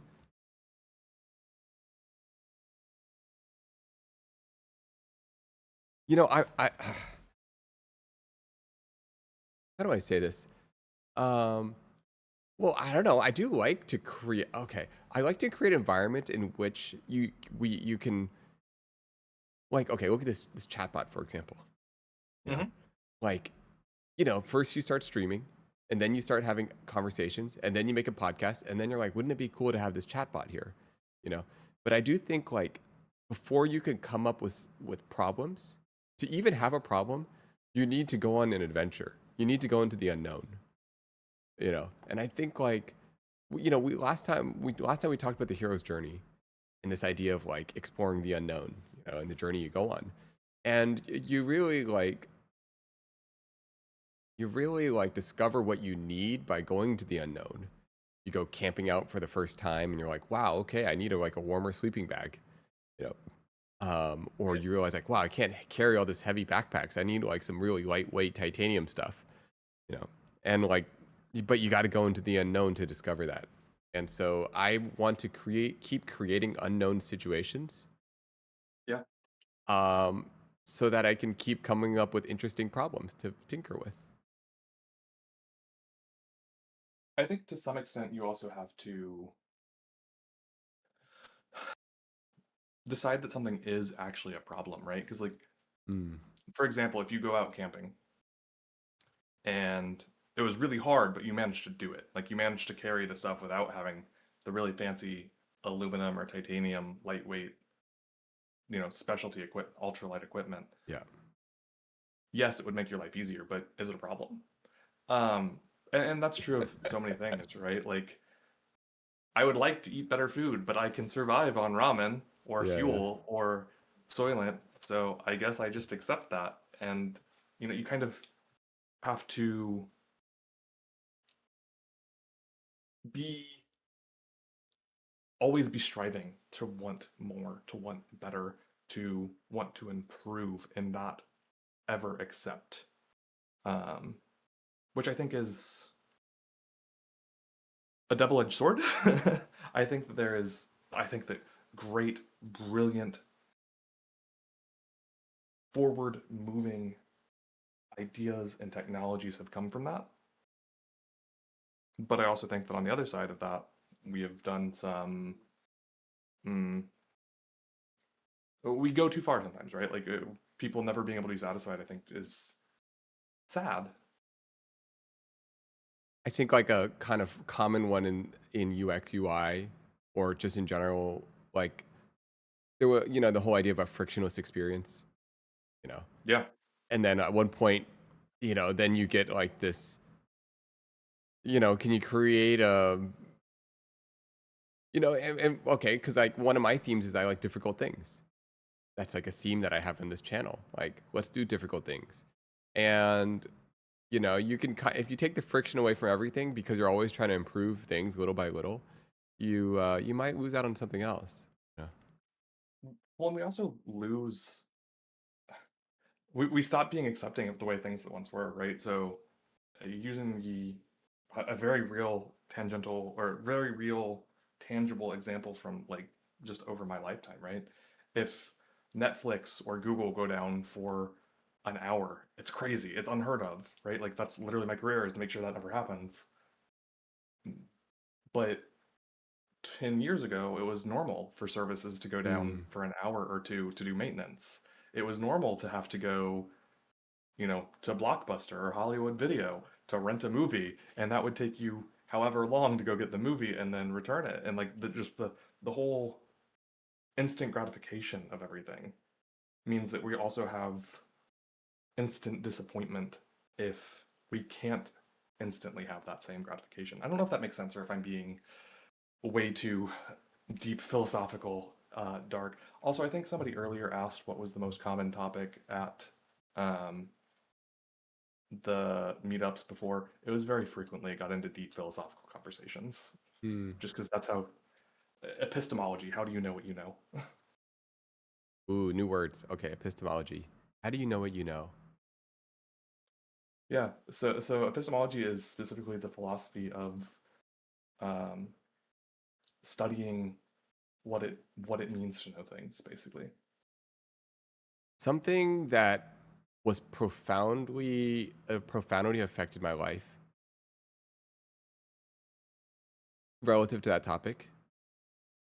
It had to do with when I started like learning more about unconscious stuff, like Carl Jung, Yeah. and it I couldn't at first I couldn't wrap my head around the idea that there are unconscious ideas floating around in my brain that are making decisions about my life, my intuition, the feelings I have in my body, my reactions to things that are getting processed before I'm processing, but also even like unknown narratives about things, Right. you know? Just Uh, all yeah, of these little things that make Nate Nate that you don't even think about, that you don't know. You have no conscious thought about, but yeah. And they then inform everything you do. exactly. Then you say it out for the first time, right? You say, "Hey, you know what? I have a fear of this."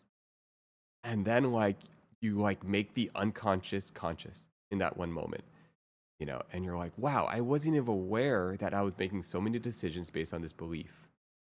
Um and I think like that kind of made me deeply curious about like what are all of these things that are going on in my head? What are all these things I'm not conscious of? And like what is it that like I it's crazy to think that there are all these things I don't even know that I know, you know. Yeah, absolutely. Yeah, and it's also really weird. Like you can also have that thought. You can sit there and you can work through it and be like, why do I believe this? And you can keep going deeper and deeper and deeper. Um, and then at the end of it all, even if you disagree with why you thought that, that deeply seated belief can still continue to impact you in the way that you disagreed with originally, right? Like, why Totally. am I afraid of spiders? Yeah, yeah, yeah. Well, I'm not. Like I have no logical reason to be afraid of spiders. But you know what? If I see a spider, I'm still gonna freak out. Yeah, yeah. Or you can be like, um, for example, I think a common one would be like, a lot of people know, how do I say this? Um, that the state of play and abundance and uh, a positive way of looking at the world maybe can like boost your creative spirit. But that doesn't mean you can just conjure that in real time. You can't just say, I'm going to be in a playful spirit. You can even consciously know, yes, play is the way forward. And you can sit there and just have anxiety about, like, you can just be frozen in anxiety about the future, all projecting out all the fears that might happen, all the things that might go wrong, how you might be perceived. Yet you can consciously know that all those beliefs are stopping you from getting to the place you want. I don't know. It's like really interesting that you can like, yeah. Um, Yeah, yeah. Uh, I had to look it up, sorry, while you were speaking. There's a quote from my favorite movie, most boring movie in the world, My Dinner with Andre, which is literally just a 2.5 hour runtime movie of two middle-aged men sitting and having dinner and talking. And there's this quote that starts off the whole movie that is just um, basically when I was younger, all I thought about was art and music. And now I'm 36 and all I think about is money. And I think that there is something very real about that, right? Like when we're young, we're invincible. We don't think about all of the problems or like what can possibly go wrong. And as we get older, we start doing things because of, we start doing or not doing things because of this made up but very, very real thing, right? Um, like, do you want to learn a new skill? Great, go to school, go take a class and learn how to do that skill. Oh, but that costs so much and I'll never make that back. And maybe I'm only speaking for myself when I say that, right? Or, oh, I have to get the material, or oh, I have to get whatever, you know, tool to be able to try that. Yeah, I don't know. hmm Yeah, yeah, yeah. With these like, yeah. Also, Lens, I'm glad that you recognize that what you said yesterday, that you have no passions or interests, is a false belief.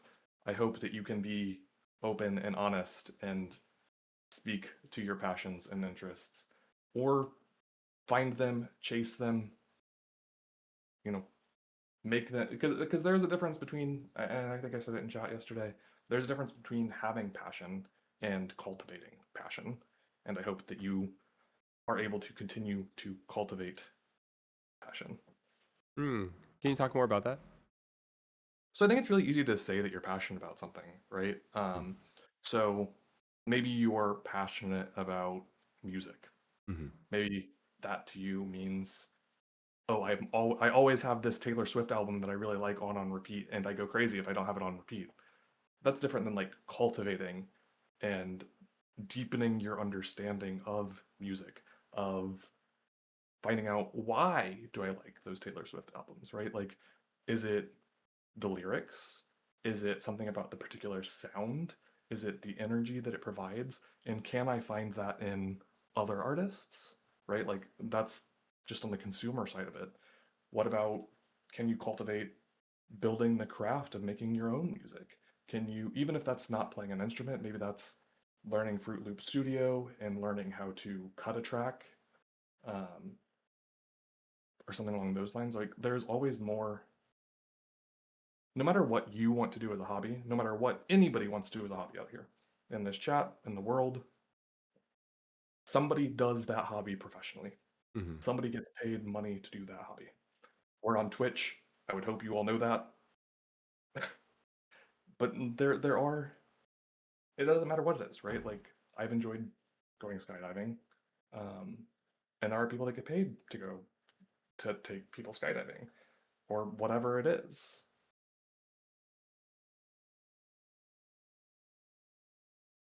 I don't know. I Yeah. just think that, Hmm. that there's always a way to deepen your appreciation for something by trying and maybe even failing to pursue it.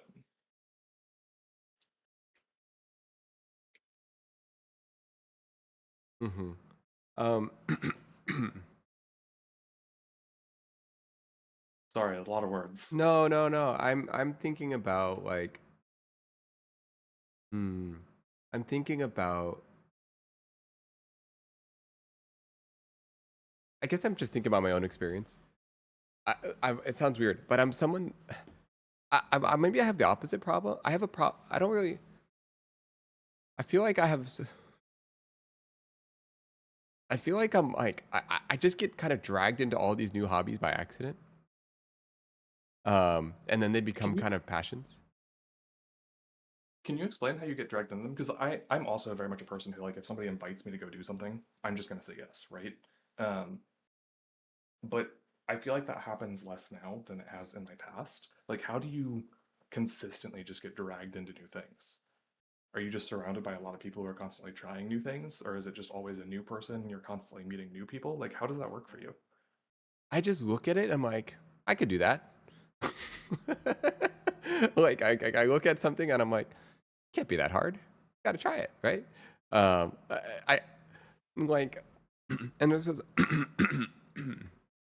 like I'll go to a museum and I'll be like, wow, that's kind of cool. Maybe I could do that. Um, and I don't know. And so I'm like just sitting there and I'm like, I feel like I could make a canoe. You know, maybe we should make a canoe. Have you made a canoe? Is No, that I a thing haven't you've made. done? No, no, no, no, no. I haven't made a canoe yet. But or I'll see like I'll just see something. I'm like, I feel like I could do that. Like, what? Can't be that hard. How many Um, projects do you start and then not finish? How many half-completed projects do you have? Be hmm. honest. Well, they're still being finished. They're just in a bin. They're in a bin, ready to be finished. Um, I'll get to it one day. quite a bit. Like, for example, I guess my last one was like I was really planning on getting into making clothes. Oh, Um, that's so cool. That's one that I want to pick up, even if yeah, it's just to start tailoring my own. Sorry, yeah, continue. exactly. No, no, I was getting into tailoring, for example. Exactly that, and so I was like, oh, I was getting into tailoring, and then I started buying some books on it, and I got a sewing machine. I even got a serger as well, and so Fancy. yeah, yeah. So I was like kind of getting to it, and then I started streaming right around the same time, and then that became a new hobby. So I still plan on going back to the clothes making, but I some yeah. I I think for you in particular though, streaming doesn't have to stop you from doing Hmm. the clothes making or any other hobby. I think that is what a lot of your stream community would really love to see you try is just seeing you pick up and try a hobby. If it's something that you have actual mastery in, that'll be fun to watch and learn from you because you are very good at communicating as you are doing things, what you are doing, and why you're doing them. But also, if you're just learning, I think people would enjoy learning with you. And I also think it's fun to see. I think that's something that we miss a lot um, in this online social media driven world. We see end products, we see highlight reels, but we don't see the process of getting there. And personally, I think that a lot is lost both in the appreciation side and in the understanding that it's not like an innate talent that people are born with. It is a skill that people slowly strive towards building up to gain and attain and maintain. Random side note: I'm actually kind of impressed with the physics of this game. Um, like when I cut the tree, depending on what I'm using, it affects the tree differently. And like where I cut it, it'll break off like with the right gravity. Like this is the more heavy duty one. I don't know. Sorry. Side note. No, you're Um, good. um, yeah, I think like yeah, like you said with YouTube, they like just even when it's edited too well. Like I really want to show off like um chess. I really want to show off like the frustration and the difficulty and the failure and just trying it and like yeah. And so I also like kind of want to stream stuff that I've never done.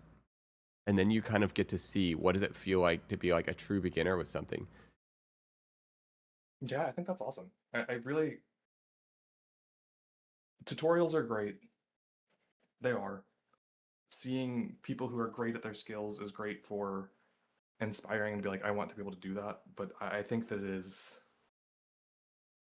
it makes the act of trying and failing and growing and learning that much scarier for me personally. So I think just seeing people try things for the first time and seeing how messy that is and Totally. what real learning looks like. Because tutorials are great, they can teach you how to do a thing, but they don't teach you how to think about the thing or why you are doing the thing. You become a little robot, right? You just do step one, do A. Step two, do B. And you just, okay, I do A, B, C. But you never think about why am I doing any of these things? Hmm. Whereas like seeing somebody just dive in head first or feet first, whatever, uh, it gives you such a different perspective and a different understanding about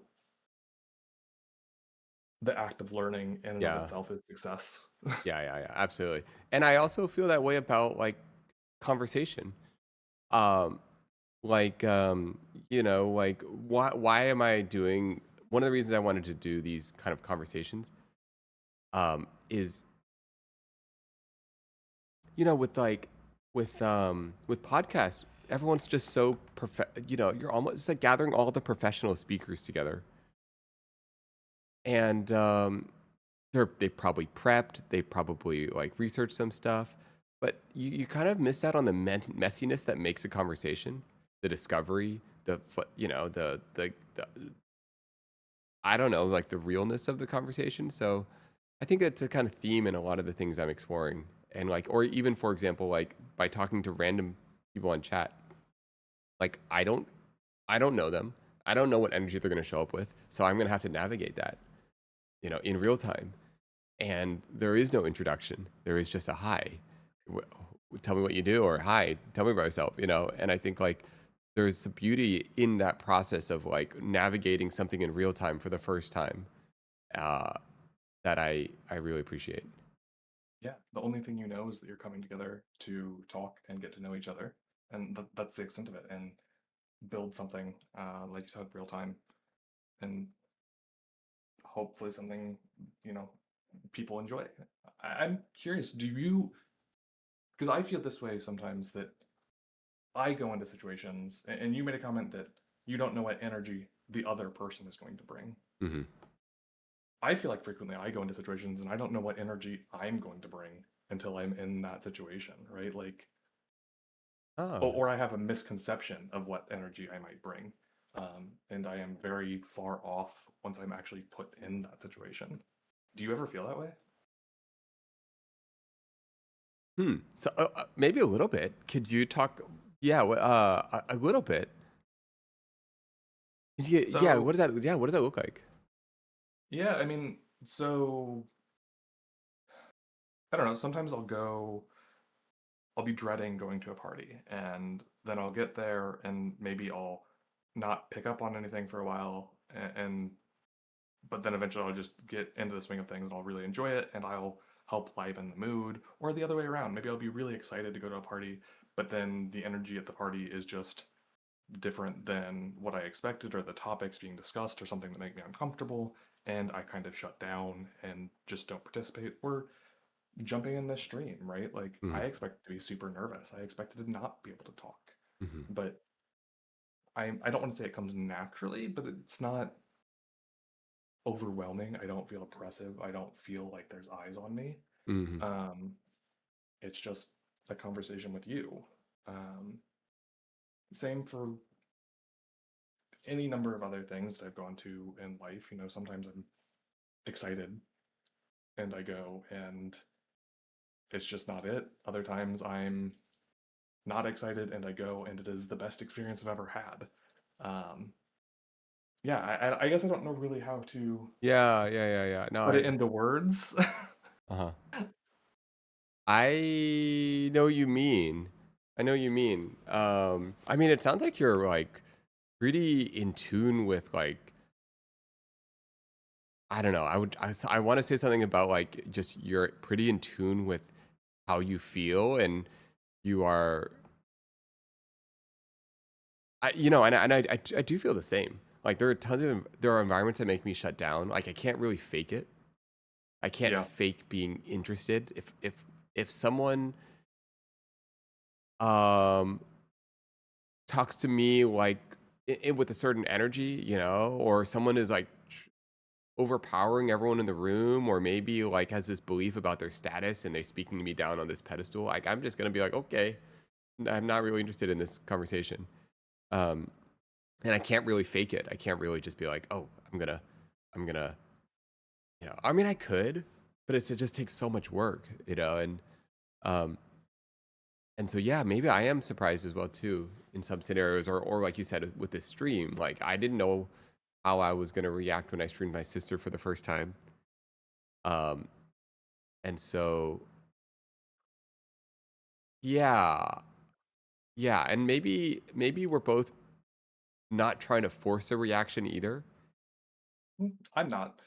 I'm not at all. I'm just Yeah. like I said. I'm just having a conversation, and to me, I'm just treating this as I would any person that I met at a social event. Hmm. Um, I'm spending more time perhaps speaking to you than I would at a social event, where I might be jumping around a bit more, or the other person might jump around a bit more. Yeah.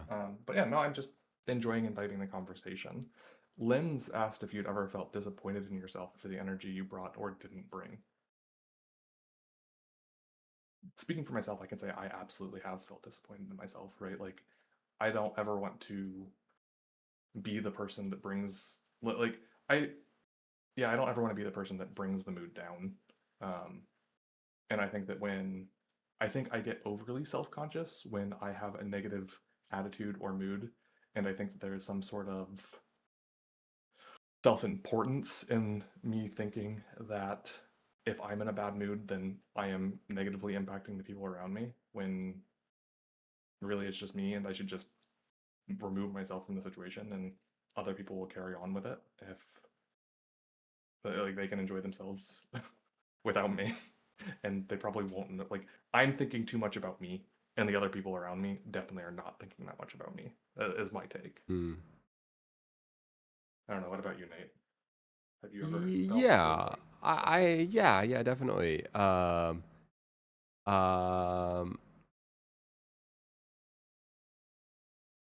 hmm.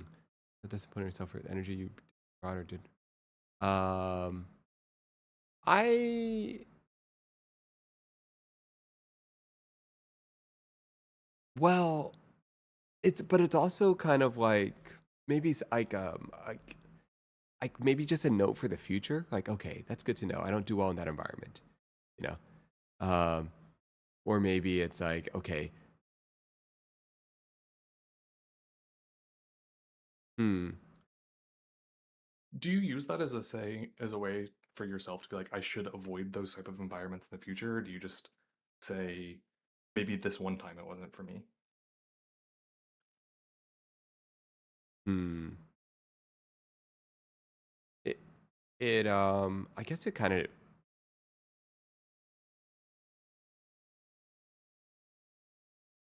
it depends if I was uncomfortable because I don't know.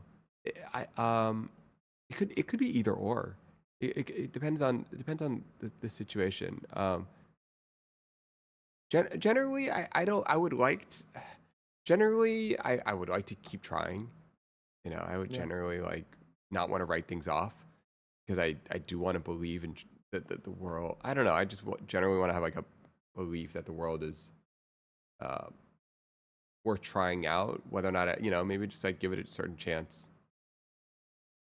S- So this is something I struggle with, so I'm curious what your take is. How do you know when it is time to step away? When it is time to, I don't want to say give up, but determine, no, this thing isn't for me, or no, or like it is okay to move on.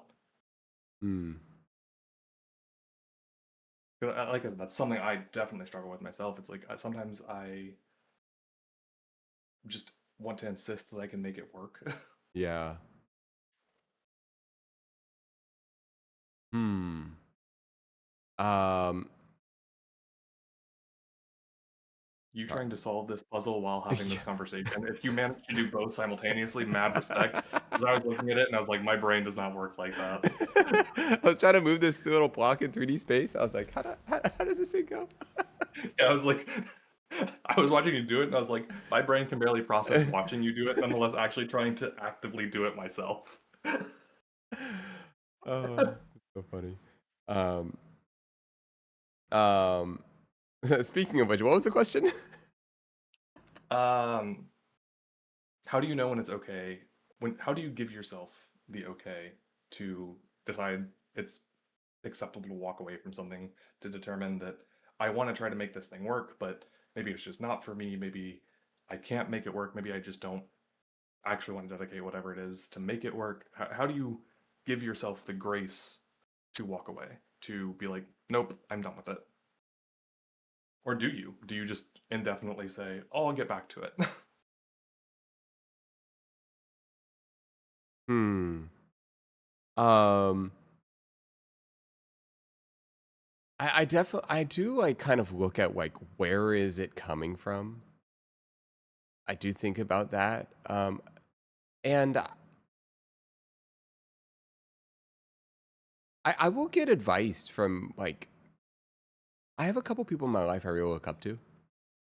So I will sometimes be like, hey, like, what are your thoughts on this? Like, um, trying to think of an example. Um,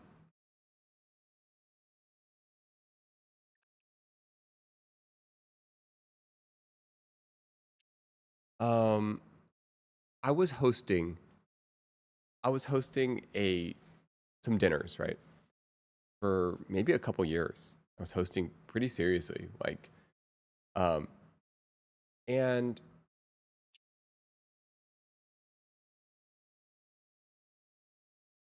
there was this moment when you know, it's exhausting. I'm hosting like a pretty serious dinner each week, maybe twice a week, and sometimes 3 times a week. You're cooking food and and then it kind of started getting like I was like trying to do coursed out meals and I was exploring and I was learning a lot about food, but I wasn't really satisfied with this with like what I was. There was something off with it all. I barely remembered the guests.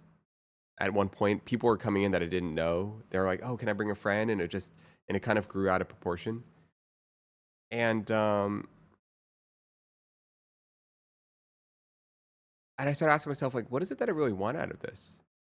Like sure, I'm exploring the food that I want. I'm exploring new dishes, and that is fun, and I'm challenging myself. But I barely remember the people. I barely remember what's going on here. Like, and what do they want as a guest? Are we all getting what we actually want? Like, do they actually care about the food? Like, sure, it's a moment of gathering, but they more than anything, they're seeking connection, not food. And and so I kind of just realized like I, w- I wasn't really getting what I wanted out of it, uh, and I wasn't even clear about what I really wanted. Like, I just wanted to spend time with people and really connect with others, and I was kind of afraid to just directly say that, and so I started like I was hosting these dinners in such a elaborate and beautiful way that like everyone would say yes to it and no one would say no, and I wanted people to like be enthusiastic and say yes, and at the end of the day I just really wanted to connect to people, and so I stopped those dinners, and I focused on the actual desire that I wanted, and I just invited people one on one over, and we would just order some food in, or I would like it wouldn't even matter. Like we could order McDonald's, and I started realizing I was actually getting what I wanted. That I really was just seeking connection, and so yeah, it was this whole process of like reevaluating what was I trying to get out of this situation, or what was it that I really wanted here, and I had gone through these very convoluted things to get what I wanted.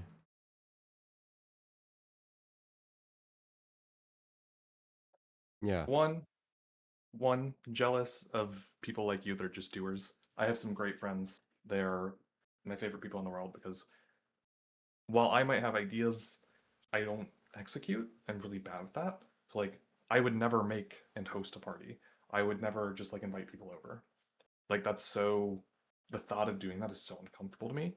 Whereas like I do really enjoy the conversational part, right? To me, Hmm. because and I think why I struggle with that is the same reason why I struggle with a lot of other things, right? Like I think I made the comment earlier tonight or yesterday where it's like I have a really easy time talking to people if I go to a social networking event, but if I went to like a bowling activity, I would have a really hard time talking to people. And Hmm. it is because of that. What do I want out of this aspect, right? Like Hmm. what I want out of whatever activity I'm doing is that social connection.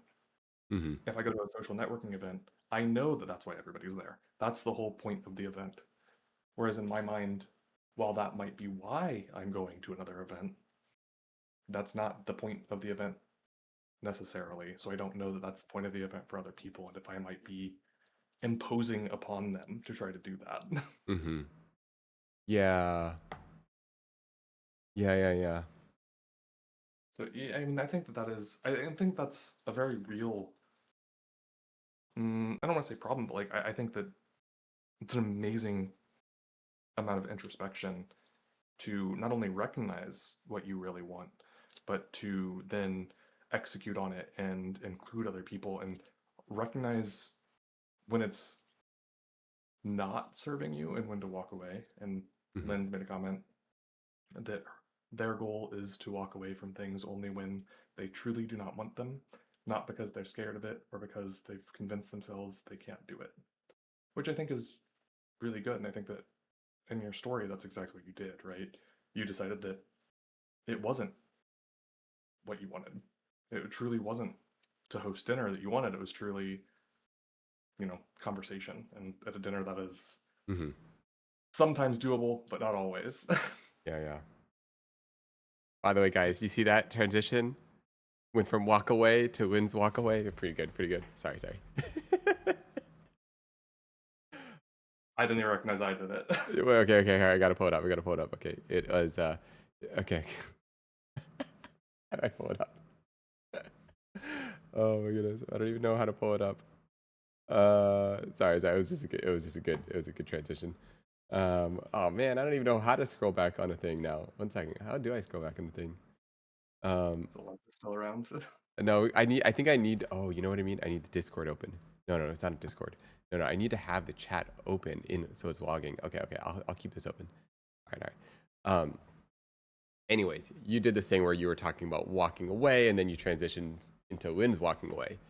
But sorry. Anyways, but the thing that you're saying about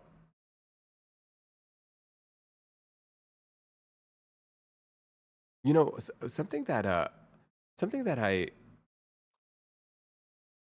I'll probably end up talking a lot about is I really like this idea of like understanding what is that you want out of something. And I don't know, I think there's so much there. Like we we we don't know what someone else wants. Oftentimes we don't know what someone else wants out of something, and we don't know what we want out of something. And we're afraid to say it. For example, let's say at the end of the day, you have a friend and you have, and things you start acting weird around them. And at the end of the day, what you realize is you're like, I just want to spend more time with you, you know? But we never say that. I would just like it if you reached out more. We don't say our direct desires. We do these really complicated things. We don't really ever like directly say it for all sorts of reasons. And like, um, I think something that can be helpful. Sorry, I'm going all over the place with this. This is a theme. Go wherever. Yeah, this Go. is a theme that I'm going to talk about a lot. But it's like, you're like just asking yourself, like, what is it that I really want out of this thing? What is it? What is it that? And then when you answer that question, then ask yourself, well, why can't I say it? Why can't I say that to them? What is the fear? Oh, well, I'm afraid if I say that, maybe I'm going to bother them. Or maybe it's like not the appropriate time, or maybe they're overwhelmed with a lot of things they're already doing and I don't want to be a burden. Or maybe it's like, well, it seems kind of like rude or out of place. There's all these reasons why we don't say directly what we want. Um, and I just think it's really interesting to reflect on like what arises, and those are the beliefs that we have. Are they true? Is it true that they will see that as a burden? Is Yeah. it, No. you know? It is interesting because it's a thing that I do too, right? Like, and I think probably everybody does it. It's almost a form of self-censoring, right? Like you're determining for the other party before, Hmm. without giving them a chance to determine for themselves that you reaching out would be a bother. Like, could they just ignore the text message? Could they just ignore the call or answer? Like, you aren't even giving them the ability to make that choice. You're just saying it would be an imposition to put that choice on them and ask them to make that choice at all. So I just won't do it. Yeah. And if both parties consistently do that, you lose everything, right? Like Hmm. you who's the person to reach out? Who should be the person to make, make the touch point, make the contact? Yeah, or maybe another example could be like a negative one. Maybe it could be like, hey, like maybe the way someone feels is like, trying to think of a negative one. I don't know. Bad example. Maybe you have a friend that's like always late, right? And Mm-hmm. it bothers you. Um, and you know, where am I going with this? You don't um, have to be going anywhere. You can just be having a stream of thought. We could be on a road trip. fair, We fair. don't have to have a destination in mind. You have a friend and they're always late, right? And it bothers you. And and you want to communicate this to them. And what is your desire there? Um um oh, thank you, Thank you, Doo Doo Spaghetti. Spaghetti. Yes, thank you. And welcome. What is their desire there? You want to like you want to be closer to them. You know, you don't want to be annoyed with them, I guess. I don't know. You want to feel respected for your time because you're showing up on time. You want to feel like they would at least communicate better if they are going to be late, whatever, all these different things. But at the end of the day, like, you want them to be a person that you want to hang out with, if that makes sense. Like, hey, I want you to be a friend that I want to spend more time with. And the behaviors you're doing is making you a friend that I don't want to spend time with. You know, and maybe it's not being late, maybe it's something totally different. But it's like, and I think they could appreciate that. Like that feels good. Like, oh wow, I never knew that this action bothered you that much. I never knew this action made you feel this way. Um, and yeah, Yeah, no, 100%. And I I think it's hard because you don't ever want to tell somebody something negative, right? Like you don't want to be the person who brings bad news. But also, I mean, the whole conversation last night, right, was communication and building like sometimes you have to communicate and it's better to do it maybe not too often but regularly so that it doesn't become something that you end up being resentful for, right? Like if somebody, to your point, if somebody's always late, you don't tell them that you're pissed at them after you miss an event that you had to be on time for, or after you missed a reservation or something, right? Like you have to have that conversation before that, because otherwise you missing something that you're really looking forward to is going to be the straw that broke the camel's back, as it were, um, and causes you to just be like, hmm, erupt, I guess. Replant said something really good. There's also some people who you cannot communicate these things with. Some will take it personally. I think that's so true. Like people earn your honesty. You know, people earn your trust. Like this, like you earn it by showing that you can receive feedback. You earn it. You earn someone's honest. You earn my honesty by showing that you can handle that you want feedback because you value our connection. And if in small ways you show that I can't comfortably say these things, then I won't comfortably say these things. And there's definitely two sides to this. Um, and yeah, and on the flip side, tying in what Lynn said, it's like this, you know, and there's this other overarching thing is like oftentimes we filter ourselves for what we think people can handle. Um, Yeah. and that's like yeah, it takes their agency away. It takes their ability to like uh, you know, they don't know. You're playing with all your cards face down. And you're filtering yourself and you're saying all these things and it's the whole poker game and in the end like it all gets in the way of the thing that we're really seeking, which may be connection and understanding. And authenticity, I think, is also something that is really important and I think underrepresented and that people are genuinely seeking out. Um, I think more and more people appreciate and recognize authenticity. And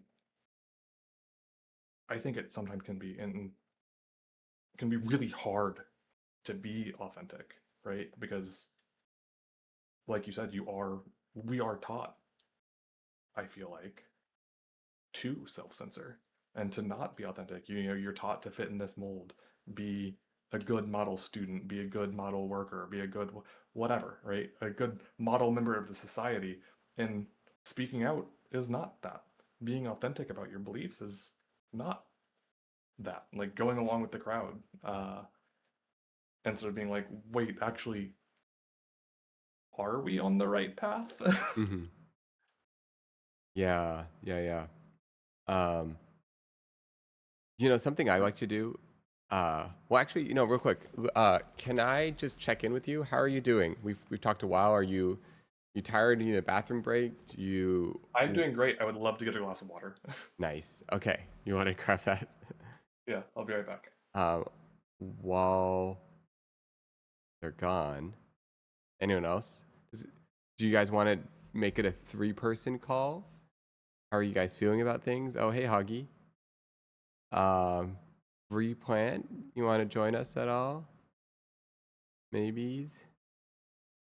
Um, Chat, what's going on? With just tuned in. We were talking about. I don't even know. I can't remember anything. Um, I literally can't remember anything. Same old, yes. The same stuff. Interviews, yes, yes. We're just interviewing people, just getting to know people. Um,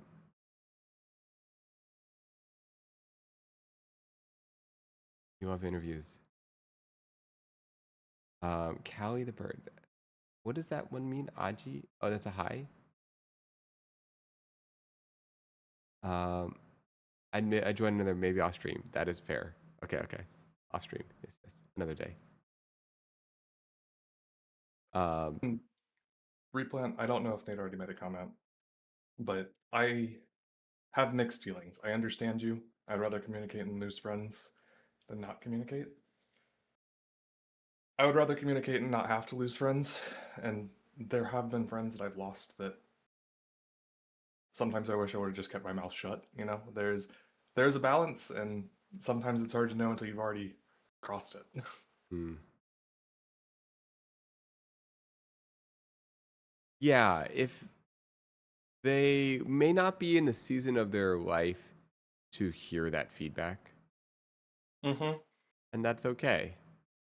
And sometimes something really interesting happens where you give them that feedback, and then like a decade later, they've like gone through the season of life they need to, and they realize that you're like one of the few people that were being very honest to them, and they might show up in a very grateful way for that, for the way, for communicating that way. Um, So not friends, but a very large pivot here, maybe.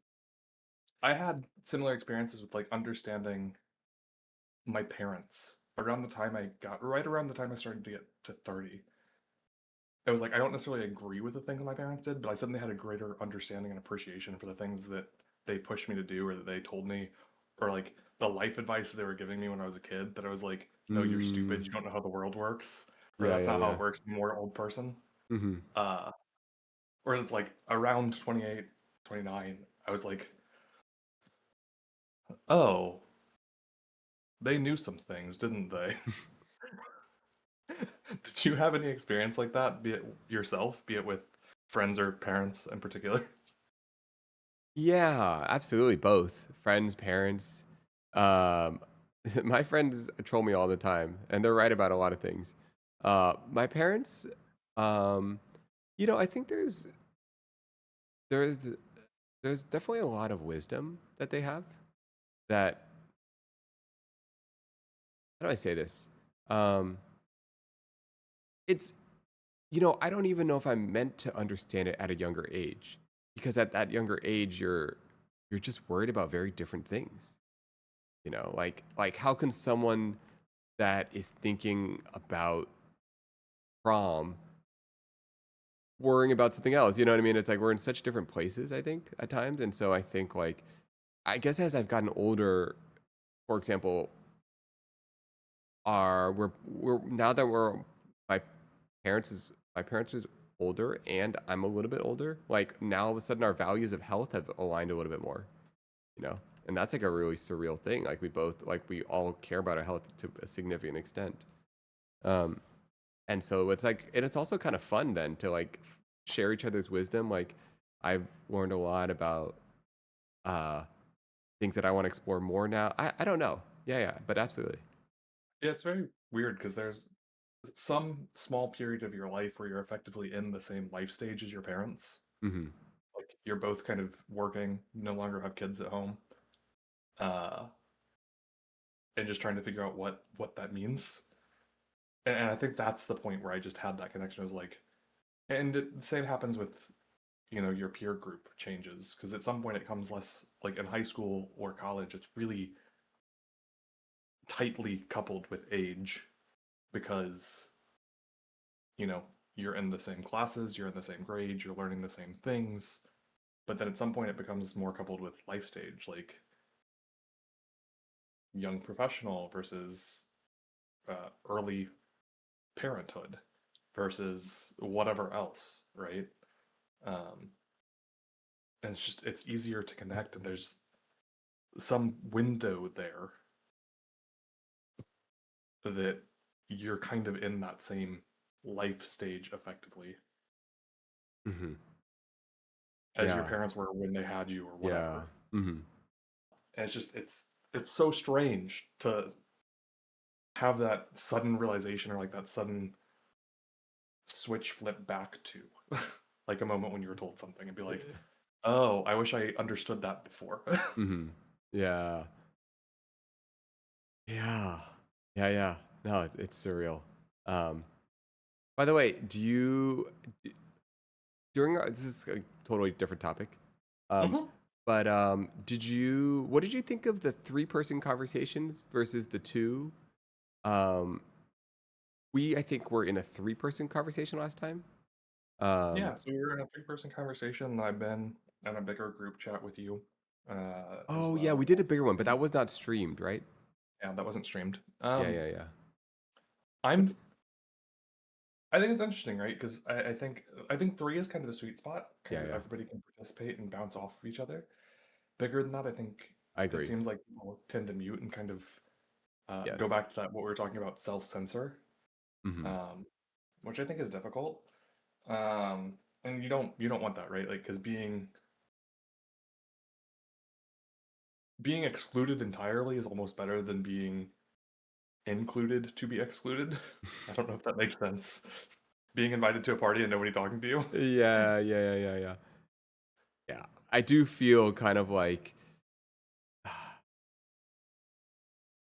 uh, yeah. No, I think three is a really great one. Like you said, it creates enough like dynamicness in the conversation where it like changes things. Um, and then New perspective. as each the size changes, the roles of each person change a little bit. You know, like even with the three, you kind of like slightly shifted more to like a moderator type thing, or like you started asking questions a little bit more, and I don't know. It's all like kind of interesting to see how each number of people changes things.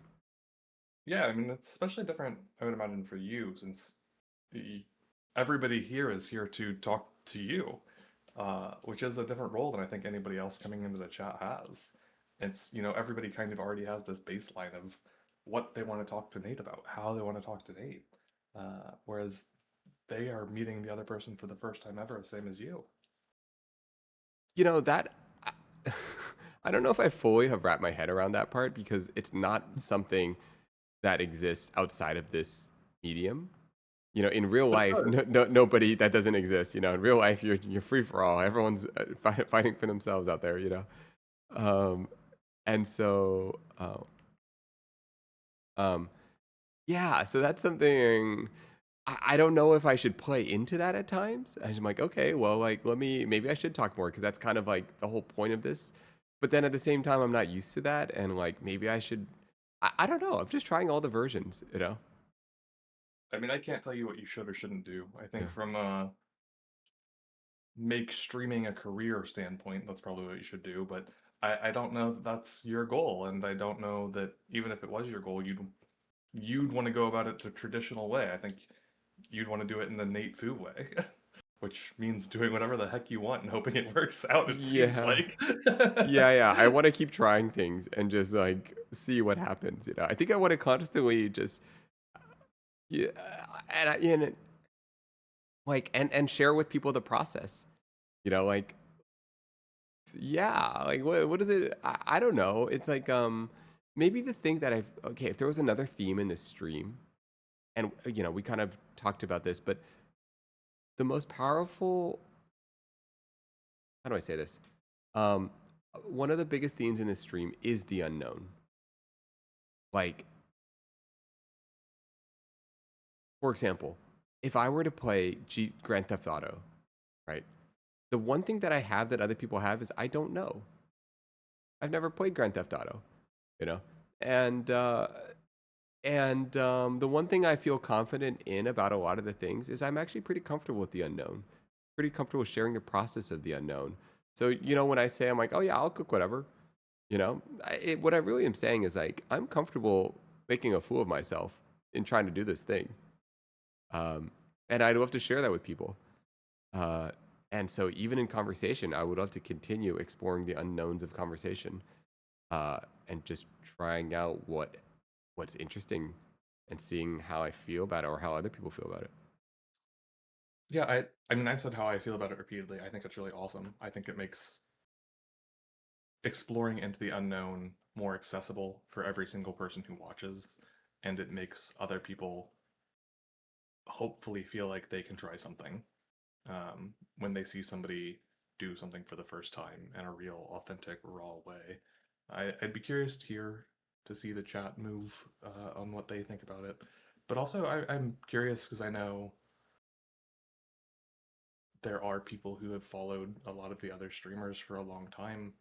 What were your thoughts when the other streamers did something like GTRP or Cobblemon or Rust for the first time? Like, I know that Nate is walking into it where everybody has done it at least once before, but I imagine all of the other streamers kind of did it for the first time on stream as well, right? What was the experience for the other streamers doing it for the first time, if anybody here saw those? I personally did not.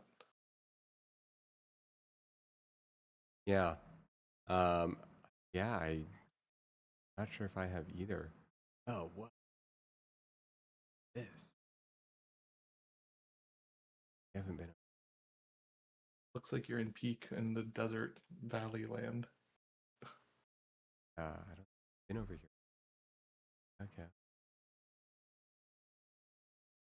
Um, Can you like save it to quick travel there or something? yeah. How does that Not. work?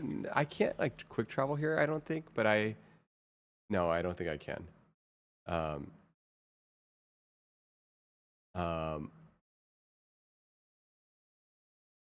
Yeah. It's kind of. I hear streamers say all the time, to just do what they want instead of get the views. So I. Wait. Sorry. I hear streamers say all the time, just do it. Just do what they want instead of what the views. Um. Brian, never been invited, but after implemented the invitation rule. Wait. I never been invited after you implemented the invitation rule. What? What's that mean? I think they're talking about joining the stream chat, maybe. But I think Brian BXXX or BXX. Wow. Okay, brain. Just adding the extra one there. Cool. Awesome. Love that. I think Brian was more talking about just being invited to perhaps events in general in real Mm, life. yeah, yeah.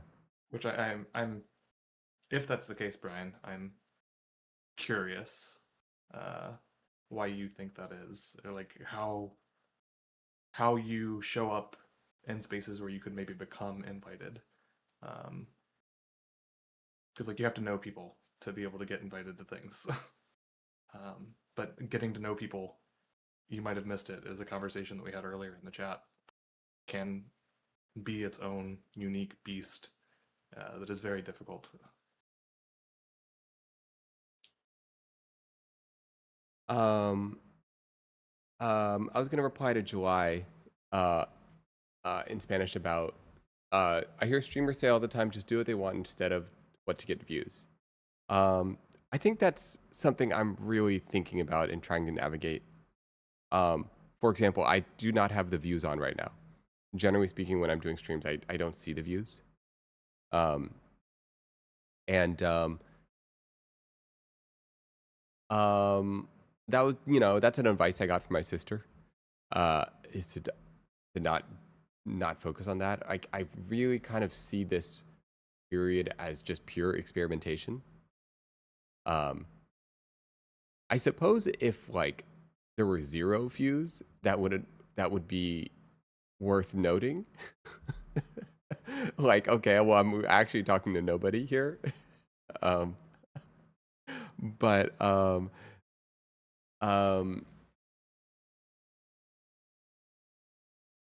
I mean, I think would that change though? If there was zero views, would you stop doing whatever you're doing, or would you just say, okay, I don't have to broadcast it anymore. Well, I think yeah, the idea of the live chat aspect would kind of ideas that are based on the live chat would kind of go away. Um, I don't know. I had to think about that. Um, I don't know. Or you don't. I mean, it was just a question, and if you had an answer, you had an answer. It's not something that I don't need to send you into an existential Yeah, yeah, yeah. discovery about it. Yeah, I think that's fair, right? And I do think that there is some truth to that, right? Like, do what you want to do, and hopefully people will find it interesting and find you, and you can foster a community through that, and people will just enjoy seeing you be authentically you. Because, like I said, I think that is something that people really truly do want is that authenticity. Not to say that uh, being carefully curated is not potentially the most beneficial way to succeed at things, but Yeah. uh, And if you're that sounds authentic, exhausting. if you're authentic, you will. If you're authentic, you will. It will be magnetic for those who resonate with that. And that may, and that's this. You can't strive to be authentic and strive to. You can't strive to be authentic and strive to be liked by everyone at the same time. Like they're impossible. You know, Yeah. like they're like at odds with each other. Yeah. Yeah, that is something I struggle with a lot because I do think I have like people pleasing tendencies, but it's like I strive to be authentic. I want to be me, but I feel like again that like training and that self uh censorship of people pleasing is such an ingrained part of I think a lot of people, especially people with ADD. Mm, yeah. Authenticity and people pleasing don't mix. It's true. They don't. Um, on something. Whoa. Wow, it's really It's powerful weird though. watching you play because to me this really just draws back to being a kid and like my one best friend watching them play Zelda until they'd die and then we'd swap out until they'd die again or like they gave up on the water temple and we'd swap in. It's very weird to watch because uh yeah, it feels since I am actually talking to you Yeah, yeah. directly unlike other streamers, it's such a different environment. It's It. so It's real. It's weird, right? It's interesting, right? It's like you're watching a stream and you're in the stream, but you're not really in the stream. It's just your voice. Um, that's all I am. Maybe I'm yeah. just actually a robot on the internet. You'll never know. Wow, this one's got like a crazy pineapple on its head. The heck is that? Oh, you're also a little bit delayed, but from the visuals, but um, It's a tumor. yeah.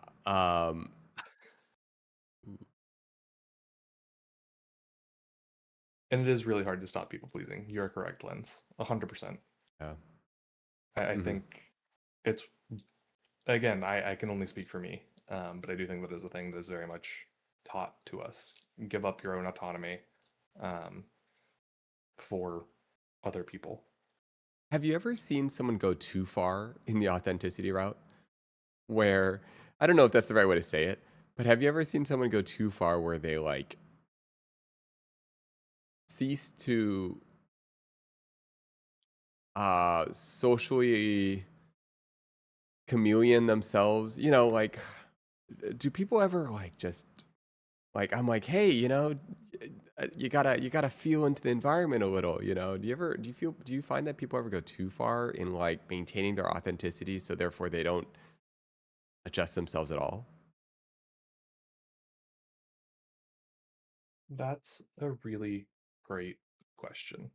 I guess I don't know how to answer it, right? Because like my default reaction wants to be, no, I've never seen somebody do that because I don't think you can do that. Hmm. Yeah, yeah. However, in reality, I've certainly been around people that I was like, please, please just agree, just for a second. Just please shut up. Please let us move on. Let us not make this a big scene. I understand. I know that this is important to you. I know that it's a really important topic to you and that you think this person is absolutely wrong. Don't fight Please this just one. in this moment, yeah, Yeah, yeah. don't fight Just it. let them have their peace. You have your peace. Yeah, but you'll be happier. So I said I went too far in the authenticity route when I was in my giving up point and phase of my life. You know what? I don't think there's anything wrong with that, right? Like I think I went too far on the authenticity route when I was in my giving up in the point of life phase. So you're saying that you were deeply, deeply, at least how I interpret this, is that you were maybe deeply depressed. You didn't know what the point was, and you kind of just leaned into the absurdity. You're like, fuck it. If I'm gonna do something, like if there is no point, if and trigger warning, um, if I am of the mind that it would be better off if I was no longer here, then I might as well go do all the things that I've been stopping myself from doing. And I think that one, I hope that wasn't the case. And if it was, I'm glad that you are still here and you are still able to talk to us. Um, but I think that's not going too far into that authenticity route. I think that's just saying, hey, we've been self censoring ourselves out of life. We've been removing ourselves from life um, so much that we don't know why we're continuing to do it. And I think that you hopefully found a better balance, and being authentic, I think, is a thing that helps people with that. It helps them return meaning to their life. Um, but maybe I'm reading into it too much. Maybe I'm projecting. I'm definitely projecting. Uh, No, I think it's like I no no I think we're I think it's great. Yeah yeah. Yeah. yeah, We're I mean, like I joy. think I again, I don't want to be like my experience is an experience that everybody has, but like I don't think that anybody is alone in any experience, right? And I think that's just there is a societal pressure or stigma to not talk about things or to only show when things are all right. And like the reality is there is a lot of fakeness. There are a lot of people out there that are struggling, that aren't all right, and that, maybe if they didn't have to be so fake, or maybe if they weren't surrounded by fake people and people were just real, um, it would be okay, right? Like, uh, I don't know. The world is complicated and there's reasons for fitting in because everybody having their own opinion makes nothing ever happen. um, I don't know. Mhm. Sorry, that got really deep really quickly and somehow pull us out. What is going on the screen? Oh, I'm trying to get up this. Trying to get up this. I don't really know what I don't know what these things are. They're like these towers, and I'm trying to figure out how I'm supposed to get up to the top of the tower, but I don't know what I'm supposed to do. Is there So a reward or like a chest or something at the tower? I Like, is there special I equipment? think when I see the tower, this area of the map shows up, Oh, okay. but I don't know how to like. Well, I don't know. Like, am I supposed to put? I'm supposed to stand on here, and I figured I'm supposed to do something and get up there, or That am I that almost looks like an elevator. supposed to put an item on there? Is there like an item here that I'm supposed to grab? You know, and I am also yeah, I don't really know what I'm doing. Um, and I have all these abilities. You know, like I can grab stuff, but like, Do you remember? what do I do with it? Do I stick it over here? Do you remember when that was that everything in life was like? Like, just nobody knew what they were doing, and just all of your friends like just had the wildest theories or ideas about how things worked, but nobody really knew because you couldn't Google things yet, or you couldn't just go to YouTube and look up a video for how to learn a skill. Oh, this yeah, yeah, that is a weird. It's crazy that that doesn't exist anymore. Um, Right. let's see, what do they say? They're saying he's Olympus talking. added my picture. Wait, what? My picture is now in my chat, in the chat bubble. What? Hello, you've got a dragon? Or wait, that's not a, that's like a dragon slug crossbreed. What the hell? I wasn't paying attention at all because now the things have bubbles on them. This Olympus is is like, heck yeah, I don't have to just feed in video audio anymore. I can have real live test subjects, and I don't have to feed it in audio myself. wait. You're right. Now I need a profile pic to match. Now I need a profile pic. Hold on. How do I get one? Uh, uh, I don't know how to use the Discord. Never mind. I don't know what I'm doing. I give up. It's fine. He'll have one by the next time he chats. Replant. Um, um, do you think? One second. Sorry. Replant total agree. I think the idea of being 100% authentic also weirdly pigeonholes yourself too. Like you're not a one dimensional. You can also be, okay, yes, okay. So like, how do I say this? Um,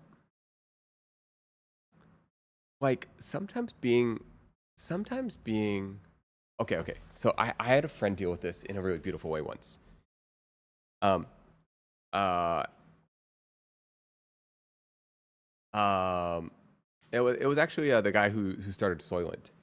Um, and he's like a he's like a very sciencey guy, right? And someone was talking to him about like really really woo woo stuff, you know. Yeah. Um, and I really liked how he handled it. Um, they were going off about like who knows, the moon or something. Oh, some permutation of like woo woo, super woo woo, right? And he had this moment where he was like, he realized he couldn't answer like as himself and be quote unquote authentic. And he had this line. He's like, "Oh, ah, what did he say?" He's like, "Oh, I didn't know we were going there. Yeah. Hold on, let me put on my tinfoil hat. I'm with you right now." And then he like kind of like transforms, and he's like, "All right, tell me more. Where are we going? Tell me about the magnetic fields." And it was kind of this fun move where he kind of just said, "Yeah, I'll put on a tinfoil hat. Just let me get there." And he like it's like was playing into this character, but he did it in a way that was also authentic. By saying like, I don't know. I liked it though, because if he was to, his authentic reaction would be like, "Hey, what you're saying is BS. It doesn't make any sense." But that wouldn't be playful, and that would like end the conversation. And he just Right. switched the game up. He's like, "Oh, we're gonna play a mini game inside the game." Oh yeah, when I put my tinfoil hat on, I'll play the same game as you. You can let somebody know that you don't agree, but you don't have to be Uh, abrasive or as exactly. abrasive as you naturally want to be. Yeah, he literally decided to start role playing. He's like, "Oh yeah, I'll role play someone that's totally into what you're doing." Yeah. So I think that's kind of a fun way to approach. While you can still be authentically yourself, you can role play these characters so that you can keep playing these games with people. Yeah, I think another interesting take is, and one that I've personally experienced a lot, going back to Cozy's statement about the idea of being 100% authentic also weirdly pigeonholes yourself.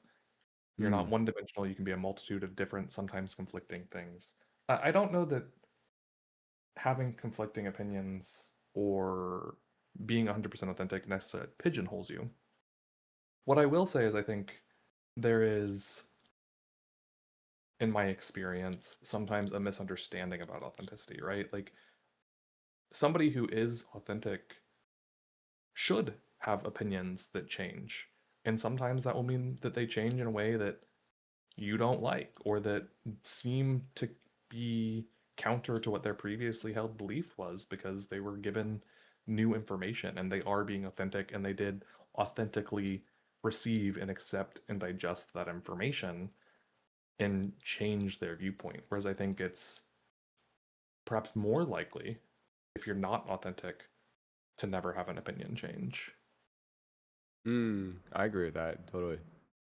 Yeah, yeah, yeah. You're almost like uh, your identity.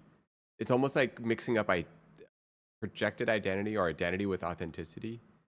Um, like you're holding on so much to this identity that you want to maintain, um, that you're not actually present with the true feelings that you have within you.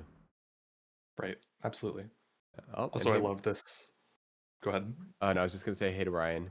Welcome, welcome. We are doing Discord calls once again with Chad, and we have Olympus, who real time is making things. As you can see, look at this. Ryan, isn't this cool? Check it out. We have the chat in real time, in text. Isn't this cool? And it kind of looks like the character's saying it. It's true, No, it does. it's cool. Anyways, sorry. Sorry. Also, I love this strategic alter ego. I'm obsessed with this statement, this term for Mm, being sarcastic, I guess. yeah, yeah, yeah. I haven't pulled it off too much. I haven't really tried, but at the end of the day, I think the goal is like you just want to keep. There's this book called Finite and Infinite Games, and I couldn't summarize this for you, but the whole point is like find a way to keep playing the game in life. Like find a way to keep saying yes, to keep playing, to like t even if you feel like you are frozen, you have all these fears, maybe you don't have any money, your business didn't work out, and you don't want to play anymore, find a way to keep playing that game. And maybe the game is like, okay, okay, we're gonna play a new game. We're gonna try to like learn how to make $15, you know, and we're gonna like make a new friend. I don't know. It's just always like trying to find a way to play the game. And I think that includes like talking to someone new. Like sometimes you can to be 100% authentic. It, in quotes, makes you stop playing the game, and Yeah, that's not really a fun way to live life. that's interesting. Yeah, because you at some point you're just comfortable and you don't have to play anymore. Whereas like if you force yourself to keep going, to keep finding new things, explore the unknown, like authentically, maybe, and I think this is probably true of a lot of people, uh, we want to seek comfort. And authentically, maybe just staying comfortable is authentic. Maybe that's 100% authentic. But to keep playing the infinite game, you have to keep pushing yourself out of that comfort zone into the unknown repeatedly. Be that, even if it's with, like, there's gradients of unknown, right? Maybe it's a thing you know with people you don't know. Maybe it's a thing you don't know with people you do know. There's in everything in between, things you don't know with people you don't know, things you don't know by yourself, whatever, that changes how that works and what that experience is and how in or outside of your comfort zone it can be. Yeah, Sorry. if Frodo was really authentic, he would have never gone to Mordor. You know, just sat there in the Shire, never said yes to the adventure. Um, sometimes you gotta like just I don't know. I should watch Lord of the Rings or read it. Yeah. Okay, and maybe here's another variation of this. Feeling too much into your body. Okay, this is the tricky one. I don't know if I have a fully fleshed out thought here, but sometimes like you want things to be a full body yes, right? That's something you'll hear a lot. Like, what does my body really want? Am I like, do I really, is this true to me? Yeah, Um, just I'm m- gonna pause real quick. yeah, yeah. posture check for everybody as we are feeling Oh, into our bodies. Sorry, yes, yes, continue, Nate. yes. And honestly, I probably should like just like stretch in general, but I don't know. Yeah, just like these full body yes, I think sometimes can get in the way of us saying yes to the unknown because our full body yes oftentimes like you said is in comfort. You know, my full body yes happens when I'm most comfortable. And that doesn't mean you can't like maybe there's this paradoxical thing with safety. Like I do very much believe the most powerful, most free, the most real version of ourselves happens when we are safe. Yeah, But 100%. simultaneously, the call to the unknown will oftentimes not be safe. And the most heroic journey you could take may not be safe. And so I don't know. I haven't really worked this out, but I'm just like observing different situations, you know, like the courage that has to arise when something isn't fully safe. I'm not sure. What are your thoughts? No, I mean, I think you're right, and I think that it is you become more authentic around people the longer you know them, right? Like you become a little bit goofier, different version of yourself, perhaps because you let down, you know, when we talk about the hero's journey, or in stories, maybe we're talking about physical defenses, right? Like a shield or a suit of armor when they're going into a new dungeon, whatever. Hmm. But like we have those same self-defense mechanisms in the way that we present to people all the time. Um, maybe you don't want to say what your belief on something is until you have a better idea of how it's going to lead to a conversation with people. Um, or, maybe you want to avoid conflict, whatever. Um, and I think the same is true for a lot of things.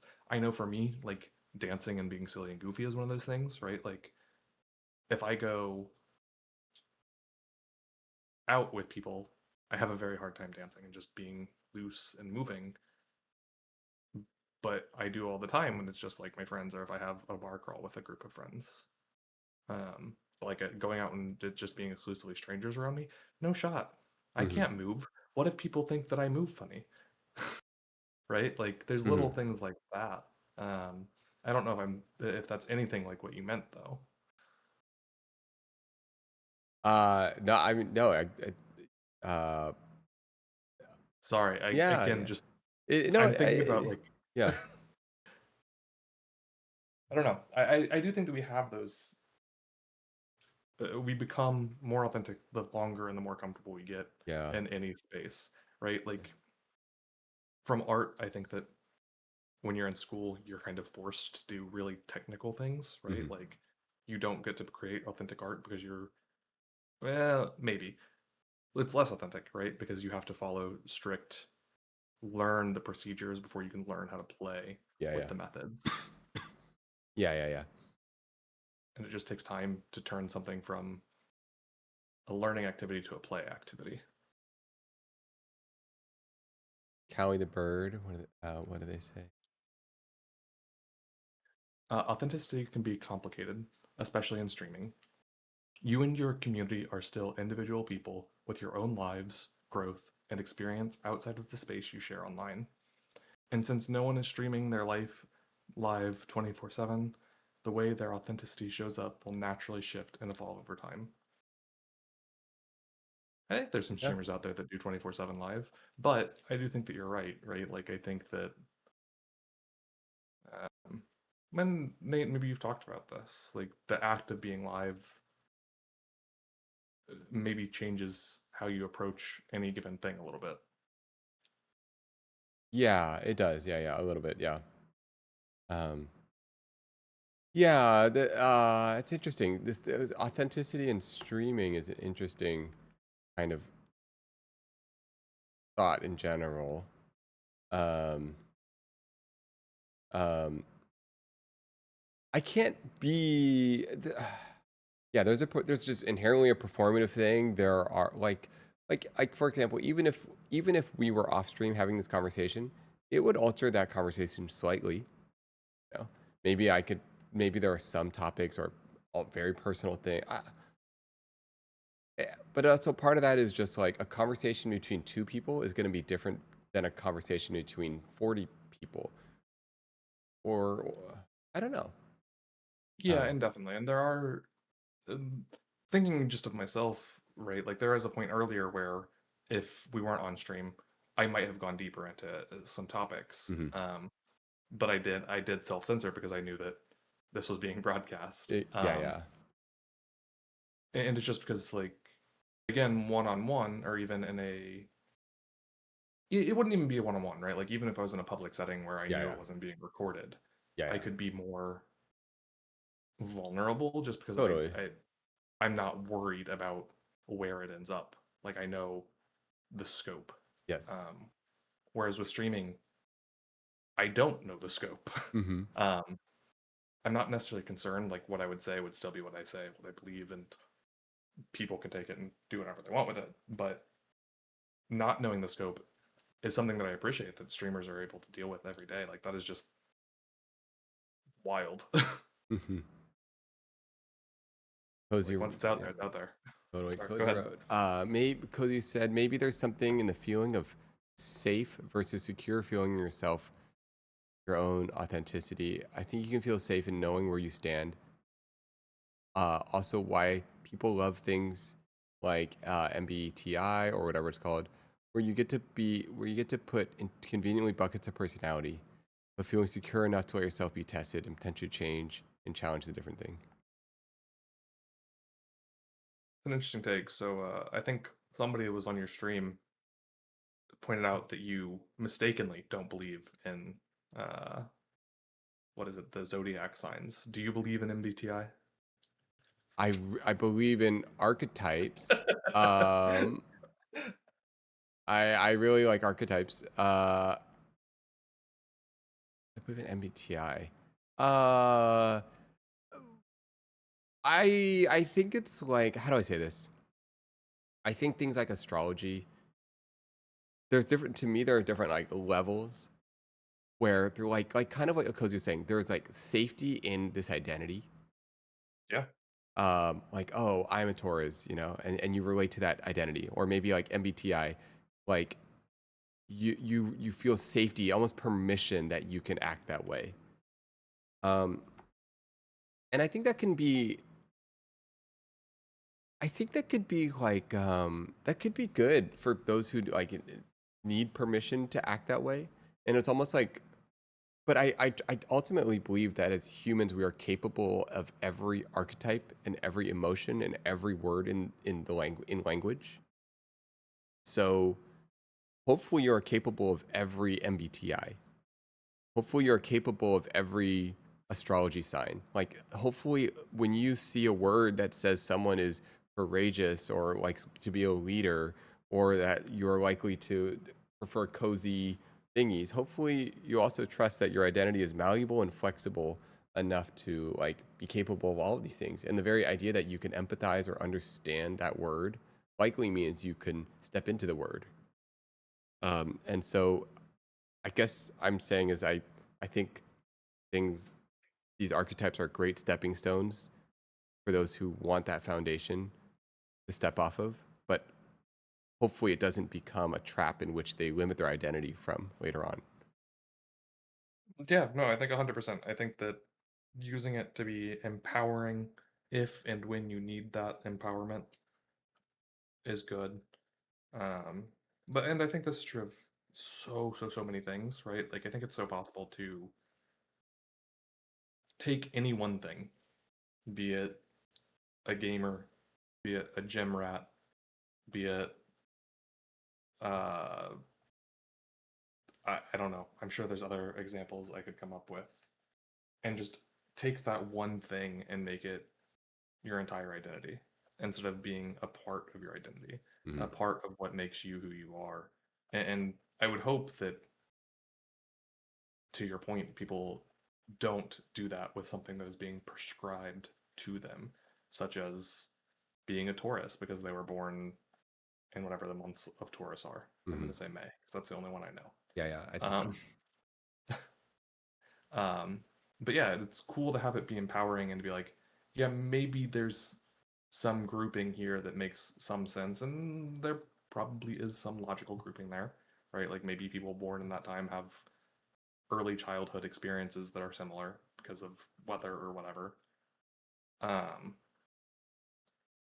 but it doesn't define everything, and you can use it. You can move away from it. You are your own unique individual, and you can do whatever because of and in spite of whatever bucket you are being put in by something. That's the reason I don't let people call me chef at work. I insist on my name. Respect. Yeah, yeah. Yeah, I kind of get. I definitely have a strong reaction when I feel boxed in from someone from the outside. So when Um, you get told that you can't do something, is your immediate reaction to fight back and just be like, "No, I can do it. Fuck you," and then go try it? um, maybe. I think like especially if it's like if it feels like I don't know. It's like a very particular type of judgment that bothers me. Um, um, I don't know. I don't know what it is. What about you?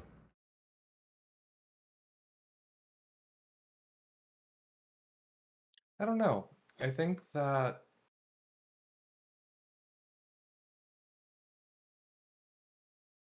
perhaps because people did do that to get me to do things when I was younger and it worked, at some point I stopped and I was just like, well, if I want to do it, I'll do it. I don't Hmm. really consider whether I can or should or not, right? Hmm. Um, but I also don't think I have the oppositional reflex so much as I used to because I think that it was taken advantage of. Mm. Yeah, yeah, yeah. Uh yeah. I think I'm just like, do I really want to do this? I don't know. I'm maybe I'm not like super susceptible to it. I'm more just like if I feel basically if I just feel pressure either way,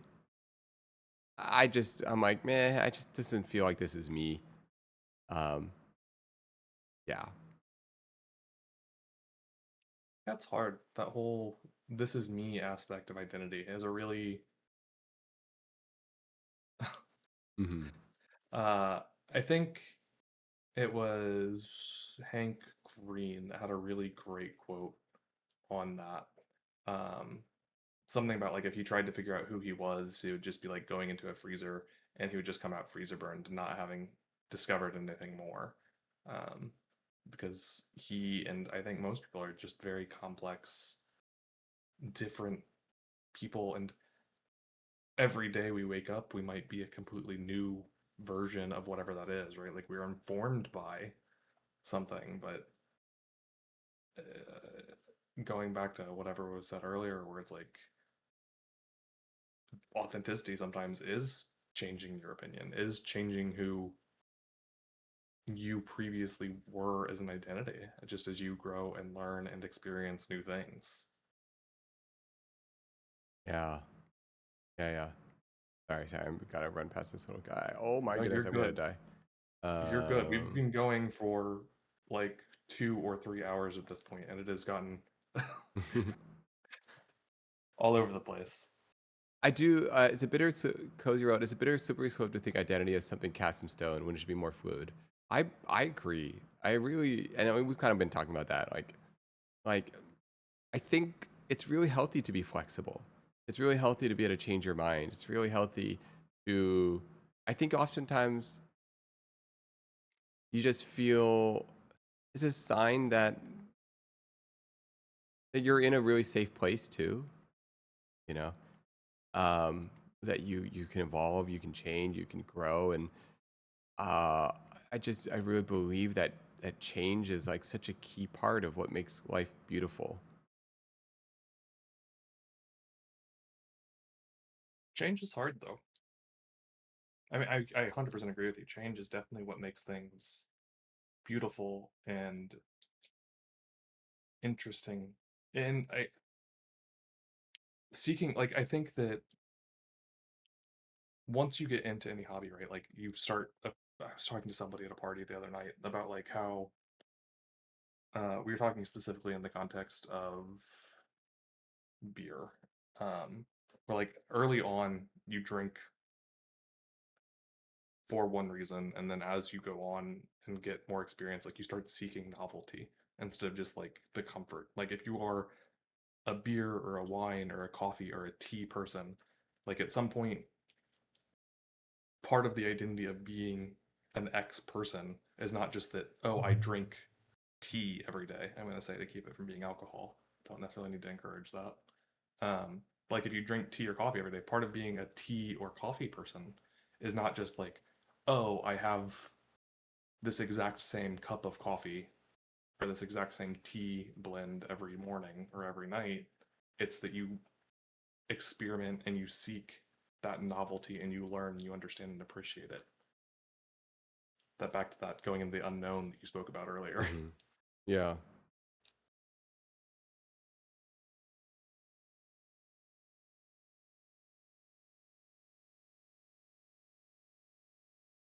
Yeah, yeah, think yeah. The experiment. Yeah, I think that's yeah. That's why I think like. Well, I mean, you can kind of see my stream. I wrote in my bio for my stream. I'm just making everything up. Like like everything. Like I love this idea that it's like and you know with coffee, like you said, every time you could pour a little differently. You know, you could bloom for a little bit longer. You could fry a different ratio. You could do a higher temp. You could, you know, and then you like observe or watch the beans change as they age, you know, or watch the different, you know, all these different things. And it's all experimentation. Same thing with bread. Same with all these things, and same thing with me and streaming. Like, yeah, living in this state of experimentation, living in this state of play, you know, or when my suggestion to like Olympus, like treat this little thing, this little canvas as a place of play. Whatever you want to do with it, you know.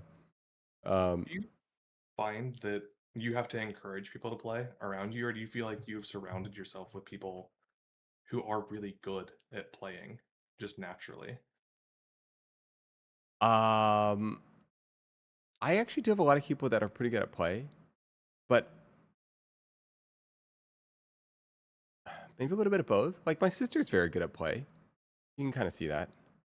You know, she's just like we made this little cafe together, right? And we're just like making it up, you know, and she totally got it. And I'm like, all right, let's just go for it, you know. Um, and uh, but I do. There are some people I need to encourage, you know, especially people that have like, generally speaking, come from like a more basically like you want to encourage people that it's okay to mess up. It's okay not to get Yeah, an efficient result. Like I oftentimes don't want an efficient result. Okay, to be fair though, I have at least a couple people in my life that needs to be more efficient with their time. So it's not a one size fits all. sure. I'm sure that's true of everybody. Yeah, I guess the reason why I asked is I think, particularly where I live in the field I'm in, it attracts a certain type of person who is very focused on efficiency, who has been very in this space of, you know, there is a path, there is a right answer, there is a right solution, and like getting them to play or getting them to do the discovery is very hard. Mm, Um, and I guess where you're at, maybe you're in an area that is more known for creativity and arts. I would imagine that's what, at least what I envision in the LA area. I feel like it's a very artsy area. mhm. Um, not so much where I'm at. Uh, so like just the even the concept of being willing to mess up, the concept of expressing that you don't know something seems foreign to a lot of people. Mm. And yeah, it's just it's a very different dynamic. And I think that's part of why, like when I made comments to you before, that watching you out loud work through your process and just say things and just think out loud is so refreshing, coming from a world where people are so curated, so must be right, not Mm. playing like I don't want to say they're not playing, right? Because they're just playing in a different way, right? Like it's more like playing a game show where like there is a right answer, you have to get the right answer. Whereas like the way you're playing is the way a child plays to learn. Yeah, there's no right answer here. Or yeah, there is, but the goal is to keep playing the game. So, as the game changes, it's just keep trying to play. Like for example, we me and my sister made that cafe, and then we wrote like we're gonna like sell some. You could buy latte art. We got to charge money for that. Um, and we're like, okay, it's gonna be $5 for latte art. We'll make latte art for them, and then when the actual day came, we of course did not prepare or know how to do latte art, and someone ordered the art, and we're like, oh, what are we gonna do? And so I'm like, okay, it's okay. It just says art on it. It doesn't say latte art, so we'll just make them some artwork, and we'll Okay. like we'll just like draw some art for them, And then so we started handing out these little drawings for people, and then everyone started ordering art on the stream. That's so cute. I didn't watch that stream. That's so cute. Yeah, and it's like the Oh, that's goal. so freaking cute. Yeah, you're not like playing the game correctly, but you're still playing the game. I don't think that that's again, I think that that's weird, right? Like that correct versus incorrect. I hate it because Yeah. I don't think there is a right or a wrong in so many things. Like so many things are just made up. Like they don't actually matter, but we Yeah, yeah. pretend like they matter, and we pretend like they matter so much that again we feel like if you get it wrong, that somehow that's punishable, and that's just insane. Uh, when yeah, it is just it's fun, it's play, it's enjoying this experience of encountering other people. So I'm just again, my stupid brain is now so stuck on like just how cute I think that is, and I'm mad that I didn't see the stream, um, or that I didn't watch it because I just think that's fun. And I since you brought up coffee again, like I know that one of the baristas at the coffee shop I used to go to, they would practice new latte art all the time. They made a bunny for me and one cup, Oh. and then because the name of the coffee shop was, or the theme of the coffee shop was around cameras and photography. Um, I made them a piece of artwork that was essentially a, a Polaroid camera, like the instant film ones, Hmm. and then it was a Polaroid coming out of that. It was a, I made it a rug. It was a Polaroid of that cup coming back out, like of a picture of it. I'll post it in your Discord Okay, because I'm okay. not Yeah, describing it. yeah, yeah, yeah. I gotta like try to visualize that. Um, um, yeah. By the way, chat, how are you guys experiencing this stream? I didn't have a format. Last time I had these like 1 hour formats. Um, Yeah, I'm so sorry I've been monopolizing. no, no, no. I'm just making it up. I'm basically just trying to change it. In with each one. Um, yeah. How are you feeling, Kendarma? Like where are you at? I'm okay. It's getting late for me Yeah, yeah, because yeah. I'm old. Yes, Uh, yes. and this is the most I have talked, I guess, since last night. Um, but before that, in like a week or two. Yeah, yeah, yeah. So, I um, I I agree. And I can kind of sense. Is the game on mute? Yes, the game is mute. I mean, and it's not, we're not just talking like. it's like I don't know if a very intense form of talking is the word for it, but it's a very active form of talking, I guess.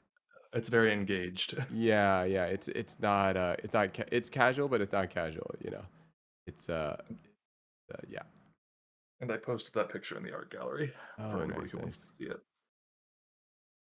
Um, yeah. We could take a break. We could bring in someone else. We could If somebody else wants to chat and you have the bandwidth for it, I think I am good yeah, to either go on mute or tap out for a while. yeah. Um, I why don't we why don't we yeah why don't we take a break on Discord, and then I can check in with chat to see if anyone wants to. Uh, but uh, but also yeah, I can find if you into it. It is also a little bit late for me too. Um, yeah. Anything else you wanted to wrap up with this conversation? We kind of just drift around different topics. No, It felt really good to me.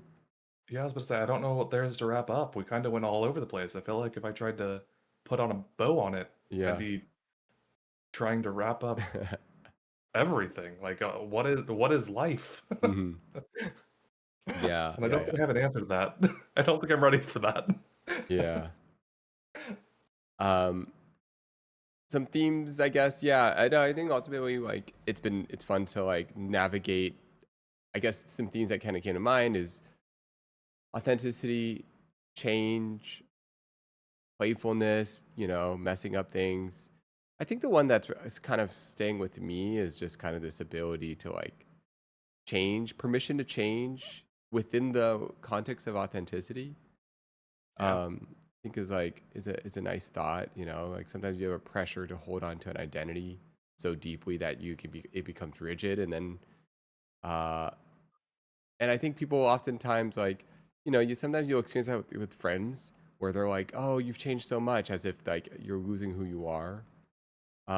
But I think it's like I would like to foster friends that encourage me to grow and to change. In the same way, I'd like to foster community that sees change and growth as a positive thing. So, um, Yeah.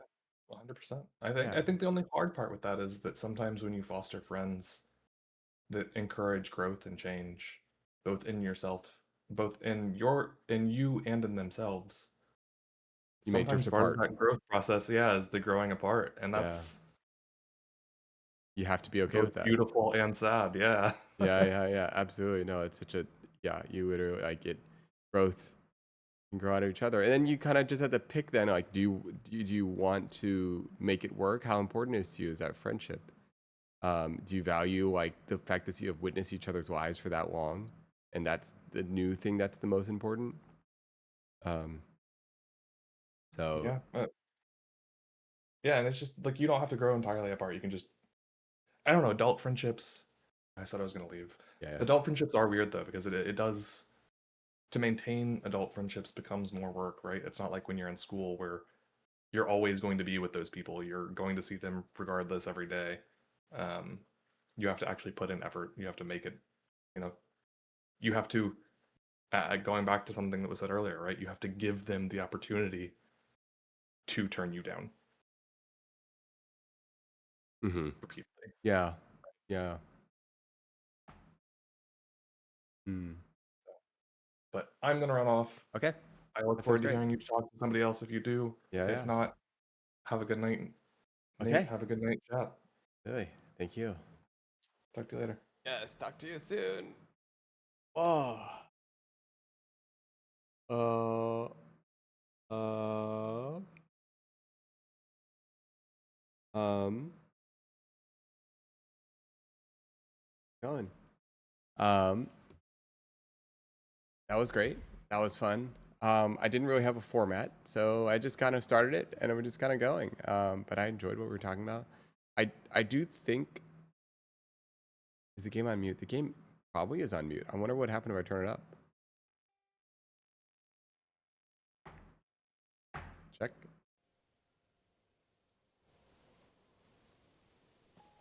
Ooh, look at the pie chart. Yeah. Oh. Interesting. And now I can win. Test, test, test. 1, 2, 3. 1, 2, 3. Test, test, test. 1, 2, 3, 4. Hello, hello, hello, hello, hello, hello. Need to make it bigger.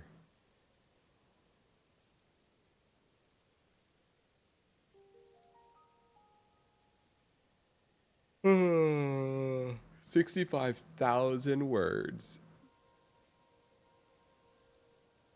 1 second. I think I need to fix this thing. The height is off.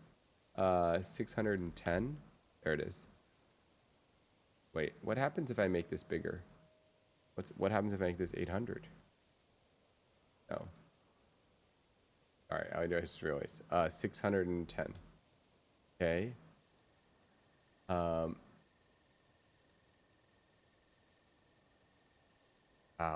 65,000 words. That's a lot of words. A lot of words. What were we even talking about?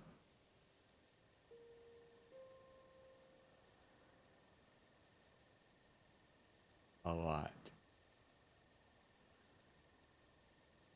65,000 words is a 215 to 260 page book. Whoa, we wrote a book, guys. Wow.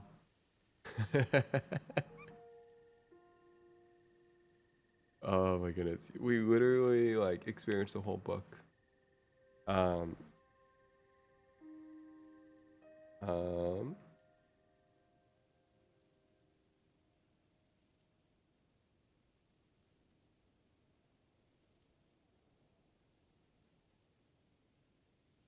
uh, check. Um, um, Olympus, is there anything you'd like me to test out? Or any ideas? Oh,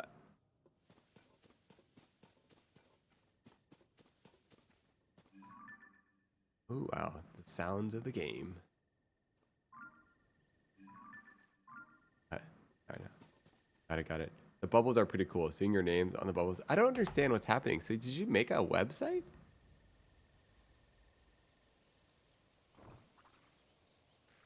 Made a website. Hey, what are you guys doing? Go away. Go away.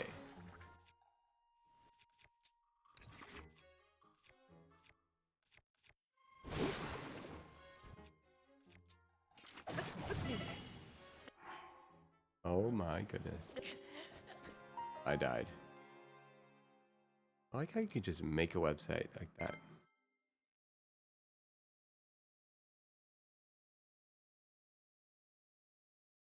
Oh, I am sleepy.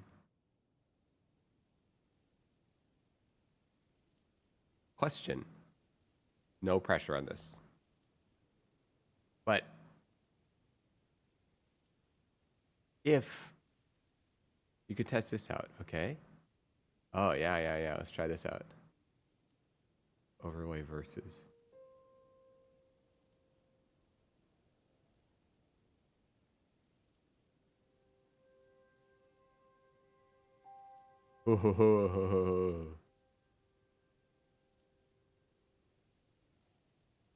What's the 5 minutes at the top mean? Have we been talking for 5 hours? Or is it just like kind of a fun, like, oh, it's like part of the game idea? Like, who can talk?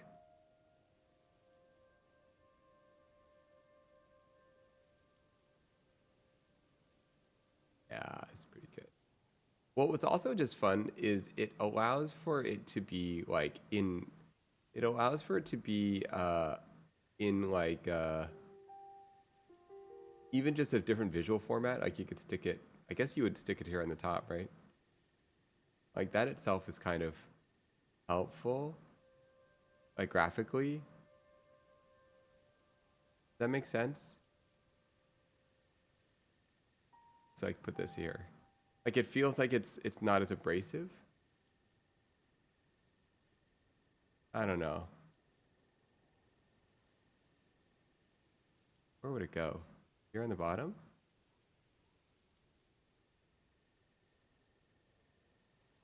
On the bottom, maybe? Let me see. What's natural? A lot of things going on. Um, on the top? On the bottom?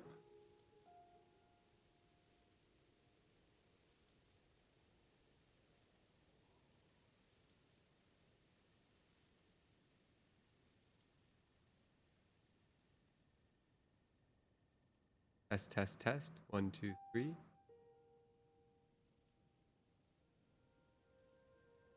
I didn't leave. Okay. Um,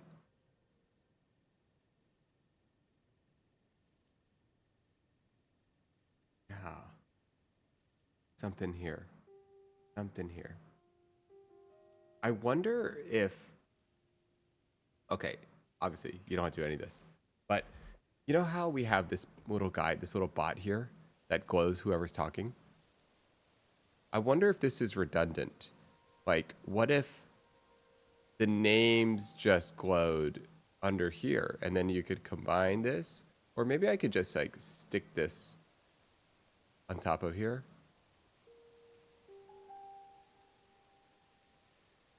Wait, what? I forgot there was a winner.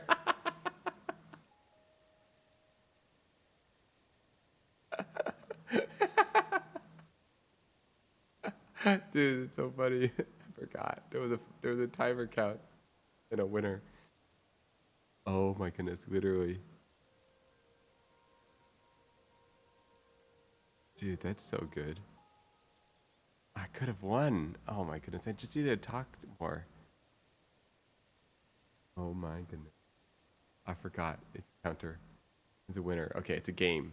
You have 5 minutes to talk the most. Wait, question. Who wins? Is it the person who talks more or the person who talks less? All right, so then if I go into this property and if I reload this thing, properties, refresh cache, boom, a new 5 minutes. No.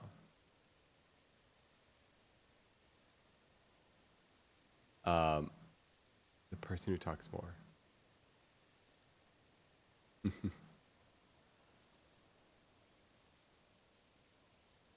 I can set it and oh, you can set it with bot commands. Oh.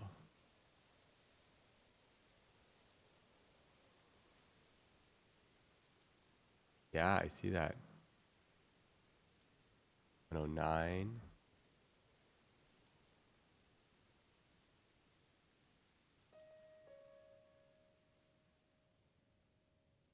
Hmm.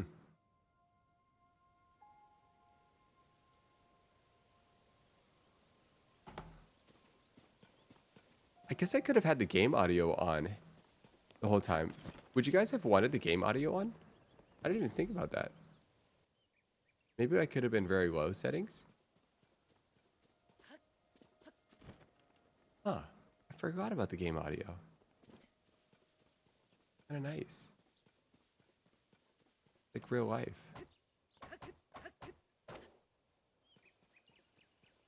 Some ambient noise would have been nice, right? I could have had the game audio on. I don't know why I didn't. Okay.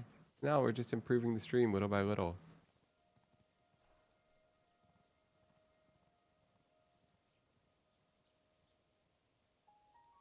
Oh, I guess you also don't need the Discord. You don't need this thing anymore because this whole thing is telling you who's talking.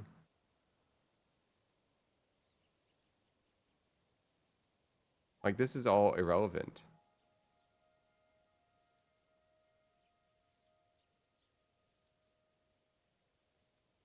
So you actually can clear up the screen there.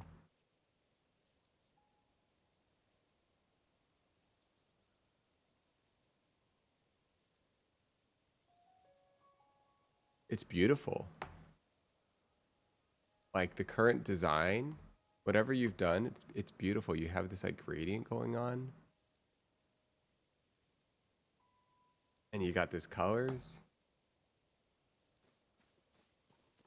And it just kind of like fits into the game.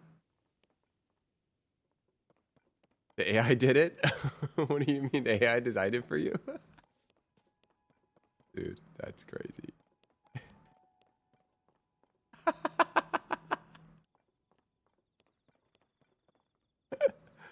Oh my goodness, dude. Gotta see your process. That's crazy. Um,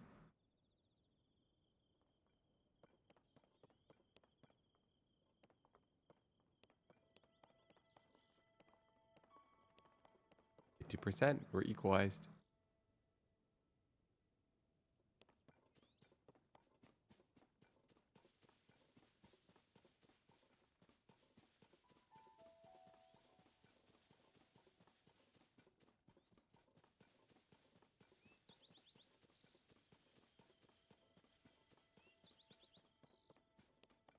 That would be pretty interesting.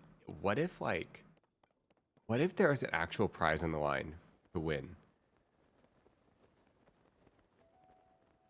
Had more words. Okay, now I have too many. What if there was a prize? Like, what if, like, how would people play this? Like, let's say, for example, the winner after 1 hour actually gets like $1,000. That would like make it really interesting, right? Or other way around. What if the winner is the person who says less words? You know, and so it's you're the other person that's constantly trying to get the other person to talk. I don't know. There's all these variations of the game that you could do. Well, how would it go? Owen for sure. We'll see about that. Battle. We will battle. What if I could win? What if I could make you talk more than me? I don't know. Actually, probably not. Ray of sunlight just kind of coming through the clouds like this.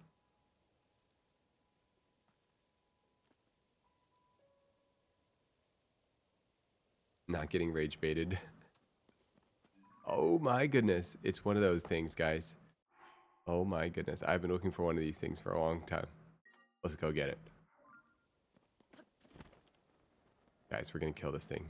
I don't care if we have enough weapons. We got this. Easy. Literally easy. Right, let's kill this thing.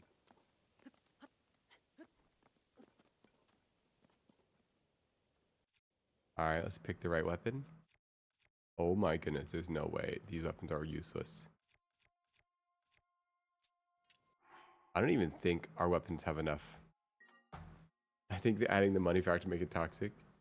I'm back to... Why is no one talking to him? Did I miss something? Oh, no, we just kind of took a break. Take a break while I try to kill this monster. Watch this, guys. Watch this pro move. I'll show you how this is done. Watch this. Ready? Watch this. Easy peasy. Yeah, what now?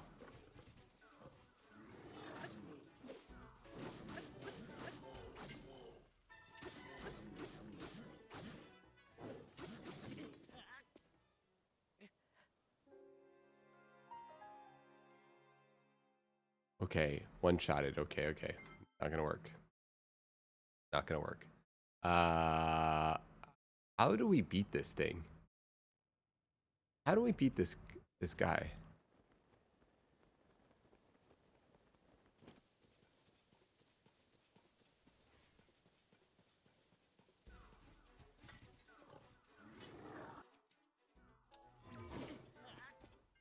There's no way.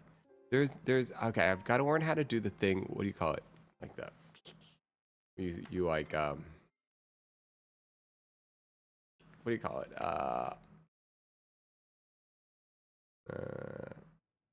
Use the shield. I gotta learn how to use my shield. Parry. How do you parry? Is there a move to parry? There it is. That's parry. Parry is A. Easy. All right, let's do this. Let's do this. You want to parry? Let's parry. Let's go. Yeah, what now?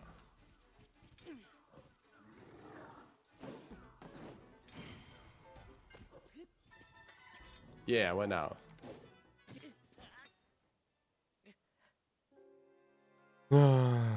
Alright, we don't know how to parry. Let's figure this out. We got this.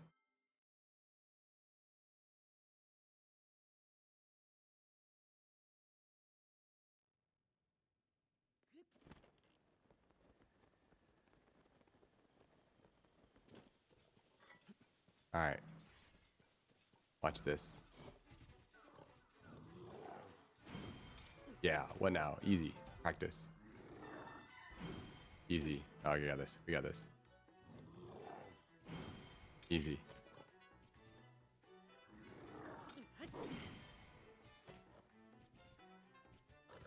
What now? What do you want to do? You want to fight?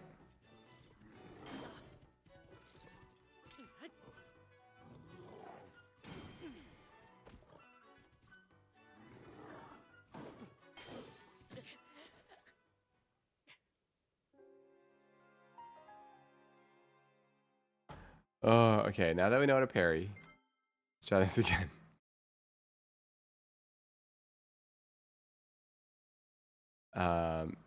Oh, okay. We got a friend. Let us go.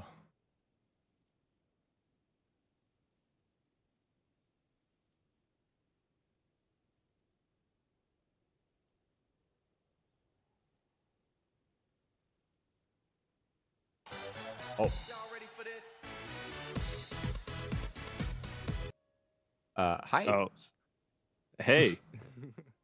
Welcome. Nice entrance. Thank you. Yeah, sorry, I forgot to turn that off. I was not ready for you to bring me over that quick. That's crazy.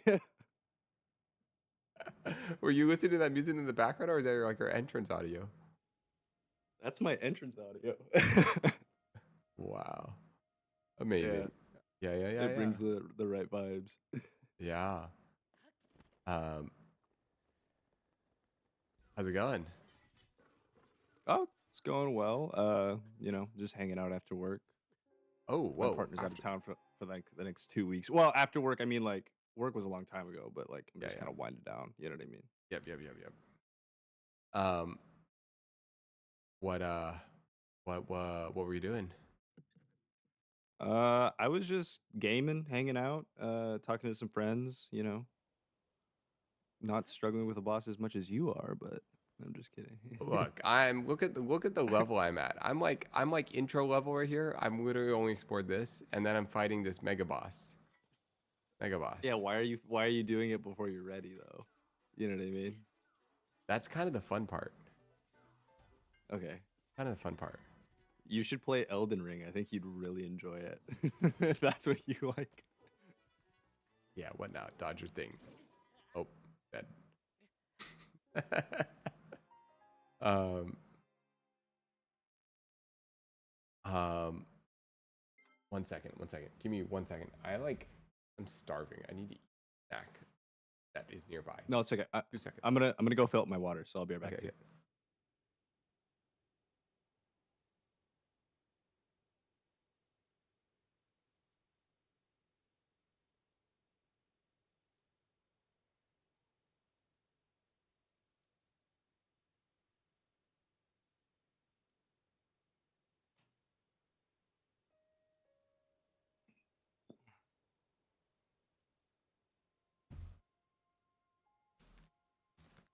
Oh, all right. Do I eat this RX bar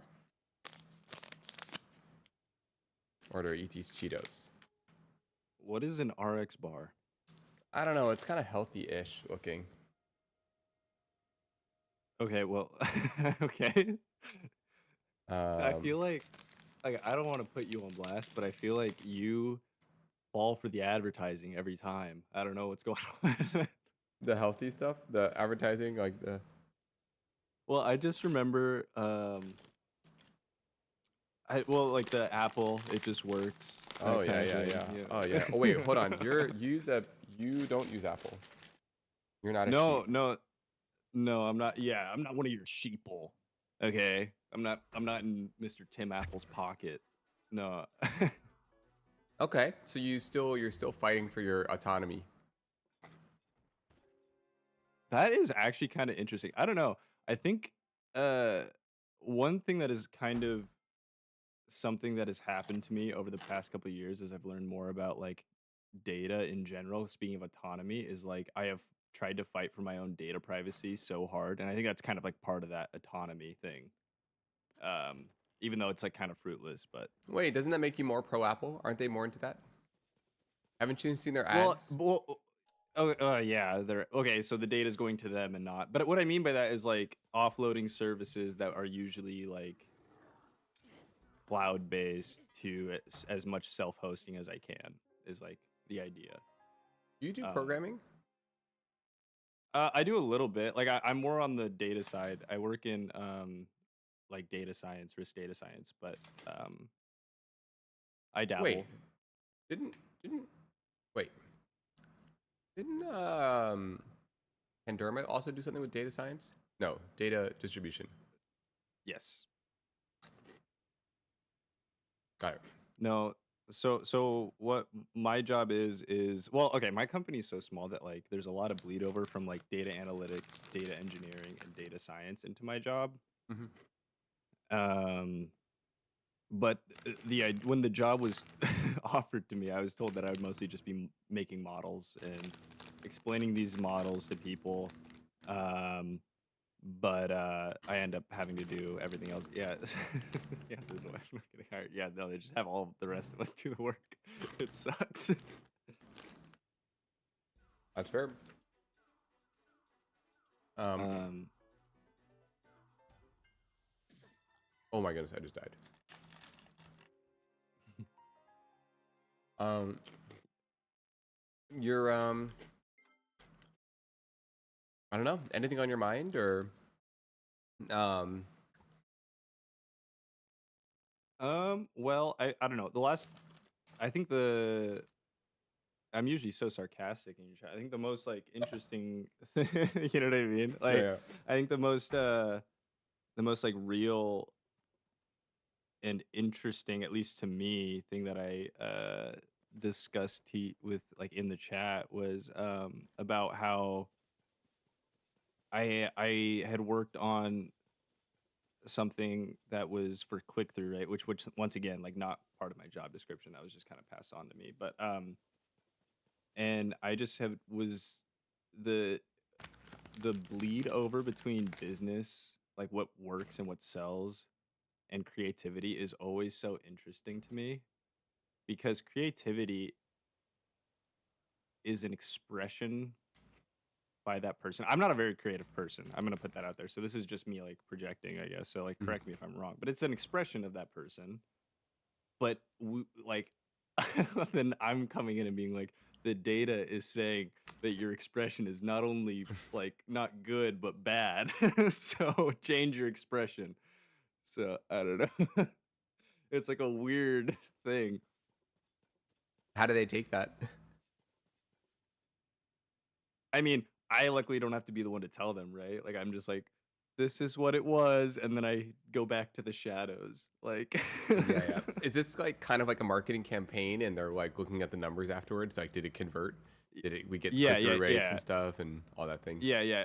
Yeah, it was a marketing campaign. Yeah, yeah. Um So what they're getting like what's they're getting like a 3% click through rate or something? Is that some well, scenario like so this is the confusing part. And I'm not going to like try not to dox myself too much. So like yeah, yeah. what I do data science for is for a financial institution. Hmm. So it's like who's clicking on financial institution stuff anyway? Like I'm not. Like Yeah, I yeah, didn't know yeah. how to like include that in my thing. Hmm. Like I don't know what it felt like to me was like marketing was like we can get this, and then it was like they were lying. Like I don't know what to tell you. Um, so like I don't know. It's just one of those They things. spent money and promised something. It didn't work out. Yeah. Well, I mean, it kind of ties to. I don't know if you were like aware of like what happened on Twitch with the whole like botting thing. Like Yeah, they were kind banning. of. Yeah, and it was like this weird thing where like the botting it affects multiple layers of like the ladder, right? Like it's streamers obviously, but like they were finding like brands would also bot streamers that they were doing brand deals with. because like if the marketing team convinces them to spend X amount of money on this streamer, they have to prove that that wasn't a dumb decision. So they might affect the numbers in a certain way to make it look like it was smart. Um, Oh, which is crazy. Yeah, yeah. wait, did that get revealed, or is that's just speculation? That's speculation, but it Mm. makes sense. Yeah, I don't yeah, know. yeah, yeah, Maybe yeah, maybe my tinfoil hat's on too tight. I don't yeah, know. yeah, yeah. No, no. I mean, you're behind the scenes in this world. You know, I mean, same with so am I. You know, we've seen Yeah. we've heard all the conversations that go on. Mm. Yeah, they're crazy. They're crazy conversations. The real customer for every marketing person is their boss. Oh, 100%. Well, that's everyone's real customer is their boss, I feel like at Hmm. the end of the day. Like, even if you're not a client facing person, you're always a client facing person. You know what I mean? Yeah. Like it's kind of Yep. I don't Yep. know. What happens when you're the boss? Who's your boss? I guess the customer. Yeah, yeah, then you're actually in trouble Yeah. Yeah. because everyone's lying to you and you Hmm. have to just keep spreading the misinformation. Hmm. Yeah. Mm. So, is what's your relationship to gaming? That is just like a completely off topic question, but I ask because it seems like you're a person who has a lot of different hobbies. Uh, and for me personally, I like my hobby is like working on just like side projects, like random stuff that I want to do. Um, and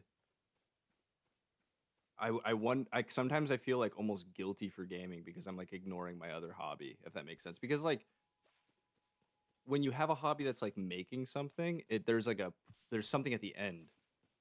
You know what I mean? Hmm.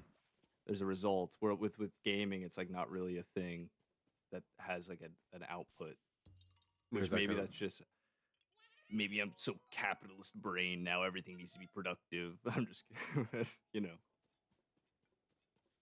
yeah, yeah. Yeah, I know what you mean. There's almost like this false sense of productivity with gaming where it like kind of gives you the feeling of being productive, but like I guess once the game's over, you can't really quantify it. But at the same time, you're really just spending time playing and ultimately that's what matters. But does it matter because we also anyways, um um my relationship with gaming is I basically haven't gamed other than playing StarCraft, a little bit of Zelda, some Mario Kart, just a few games here and there. And I also don't watch movies. I've seen very few movies. Really? Yeah. Um, Why is that? I would picture you to be like somebody who'd like geek out of like the film, like the what is it called? How the, like a yeah, shot is set up. You know what I mean? I do, but because of that, like remember, Spoken Eponymous was like, it's like, do you like making? Do you like eating your own food? And he was like, I forget, I don't know what he said, but it's like it tastes like work, Oh, okay. you It like know? ruins the experience. You can't just like sit there and enjoy it. Okay. Yeah, like it's hard for me to like really like sit there and fall into like a film in that way. Um, Y- Yeah, there's this YouTuber that I used to watch a lot who like I'm really into like the NBA. I uh-huh. played basketball growing up and stuff. And um he always like presents these like graphs and visualizations. And then the more I've been in like the industry of data and stuff, I like realized how like misleading what he presents can be. Like obviously he does it for like shock value. You know what I mean? Like it, Hmm. it makes the video more entertaining if you present it in a certain way to like exacerbate the point. Hmm. Um and that has like ruined that for me. I mean, I Mm. still get to watch movies, thankfully, but Yeah. yeah. I just realized So that I'm gonna die here. I think I might be delayed, but I just see you struggling up a wall with some water. Uh, I got myself like stuck on a island. Oh, never mind, never mind. I'm safe. I'm safe. We're good. at least you don't die like right when you touch water. It's not one of those games. Um, So when you say you don't watch any movies, like, so does that apply to like, do you still watch TV shows? Do you still enjoy I try to like. It's not media? like I don't watch movies. I just watch like 6 movies a year, 5 movies a year. Like I watch 1 or 2 TV shows a year. I just don't watch that many, and I would like to. I think this is my hot take when it comes to media. Maybe it's not that hot of a take. I think movie studios have become too safe. Like there's too much of a budget behind every single movie for them to take any kind of actual risk in the filmmaking process or like making a movie where and maybe the like TV shows I feel like just have a lot more variety to them nowadays. Like I don't know. Everything's a remake, a sequel, a they're everyone's trying to build a cinematic universe. Everything has to be a franchise. It can't be a one-off. Hmm. Like, have you ever seen the movie Being John Malkovich? I have not. I know the movie though. It's an insane movie. My friend, so I went to we always like make trips to go see some of our friends back where I used to live, and so we made one of those trips this past weekend, and we he sat us down. He's like, "You have to watch this movie because it's the most insane thing I've ever seen in my life." And we watch it, and it is like I encourage everybody at least to like look up the wiki plot of it because it is like you read it and it's like this would never be made today. It's all about you get to experience being John Malkovich for 15 minutes. Like that's the movie plot. Like that's the twist of the movie. And the Hmm. main character's a puppeteer, and that's what makes him special, I guess. But everyone's a bad person. It's an insane movie, and Wow. that just would never be made today. And I'm listen, it wasn't a good movie. I'm not saying it should be made, but I think it's fun that it was. Hmm. I don't know. I know what you mean. Well, what's interesting is it ties a little bit to your job too, though. You know, you kind of mentioned you do data analytics or data science, Mhm. and like I'm sure somewhere along the way, you know, there's these financial analysts for for movies as well, you know. And there's data analytics for like what's going to make a good movie, and there's risk, and there's all these, you know, things that they're Yeah. analyzing. And there are categories that are going to do well, and there's going to be distribution deals that you can set up in advance, you know, whatever. All these types of things. And I could imagine when you formulate a business plan for these things and you have a financial analyst and like can take examples from previous movies that have done well in certain markets, you know, and then you're like, well, it's gonna be like this, but like in China, you know, Yeah. you basically lose like all that risk and creativity because you've kind of like formulated out its risk analysis. Yeah. I think the I think there's a lot of cool things that can come from how much data we can collect on a daily basis, you know. Um, but I do think like there's so much harm that is just happening all the time because of it. I like on it. So I'm very well. Okay, I shouldn't say this like the financial sector is like innocent because like obviously not. But one thing that is like kind of good about working in data in that sector is every single regulation that applies to any kind of financial institution prior to data being such a big thing applies to when you apply data to it. So, like the Fair Lending Act, for example, you can't make a model that has a significant like predictor that involves anything that could be tied back to race. And that's amazing because, like, otherwise, if that didn't apply, you can bet that there would be like some discriminatory practices that would happen because of a model's output. You know what I mean? Hmm. And I just think the rest of I don't know, there's like still like not much like regulation when it comes to like how data is used. Like data brokers being a thing. Do you know what a data broker is? What is that? So their entire thing is that they collect your data online. It's like the cookies and all the stuff that you so like when you visit a website, your data will be collected, and then these data brokers have your data, and they will sell it to anybody.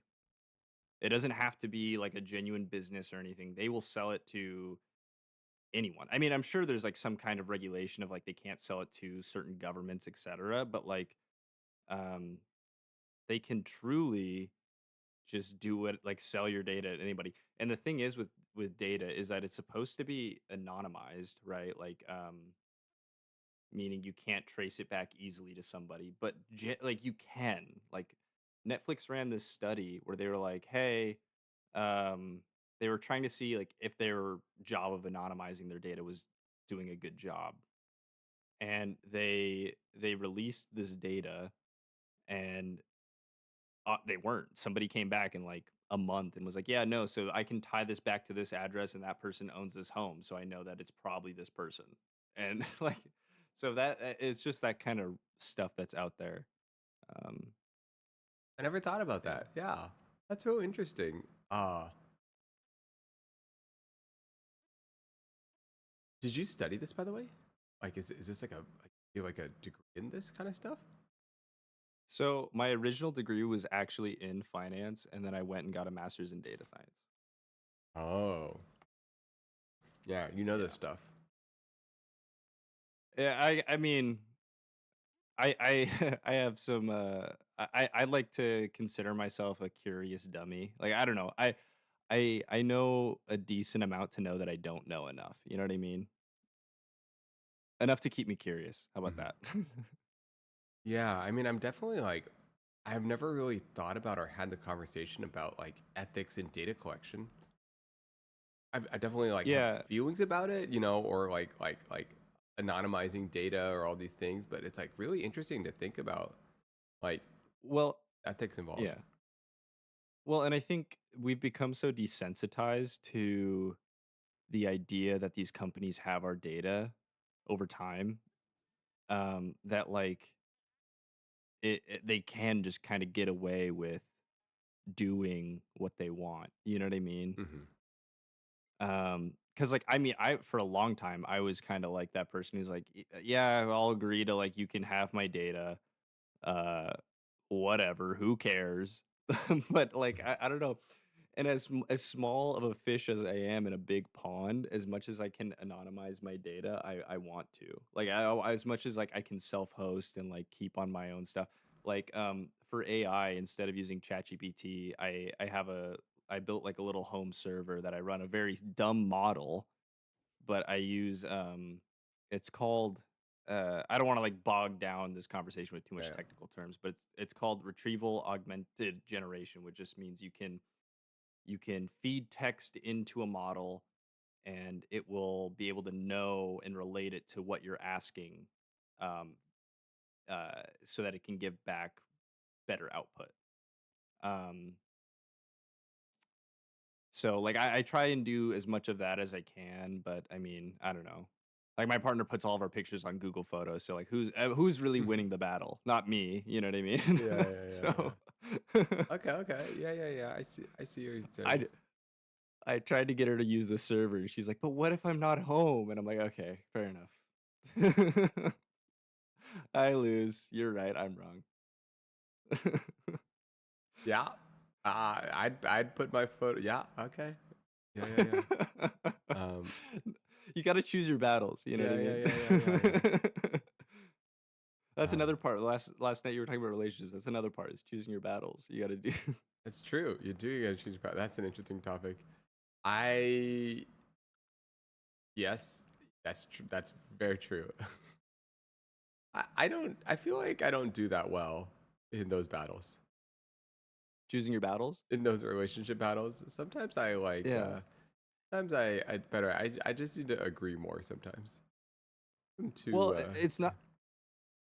I don't even know if it's about agreeing because like I will like say I disagree, but I will just go along. I'm very like easygoing when it comes to my at least with her. I don't know. Maybe I'm just like maybe I'm just like what the boys call whipped.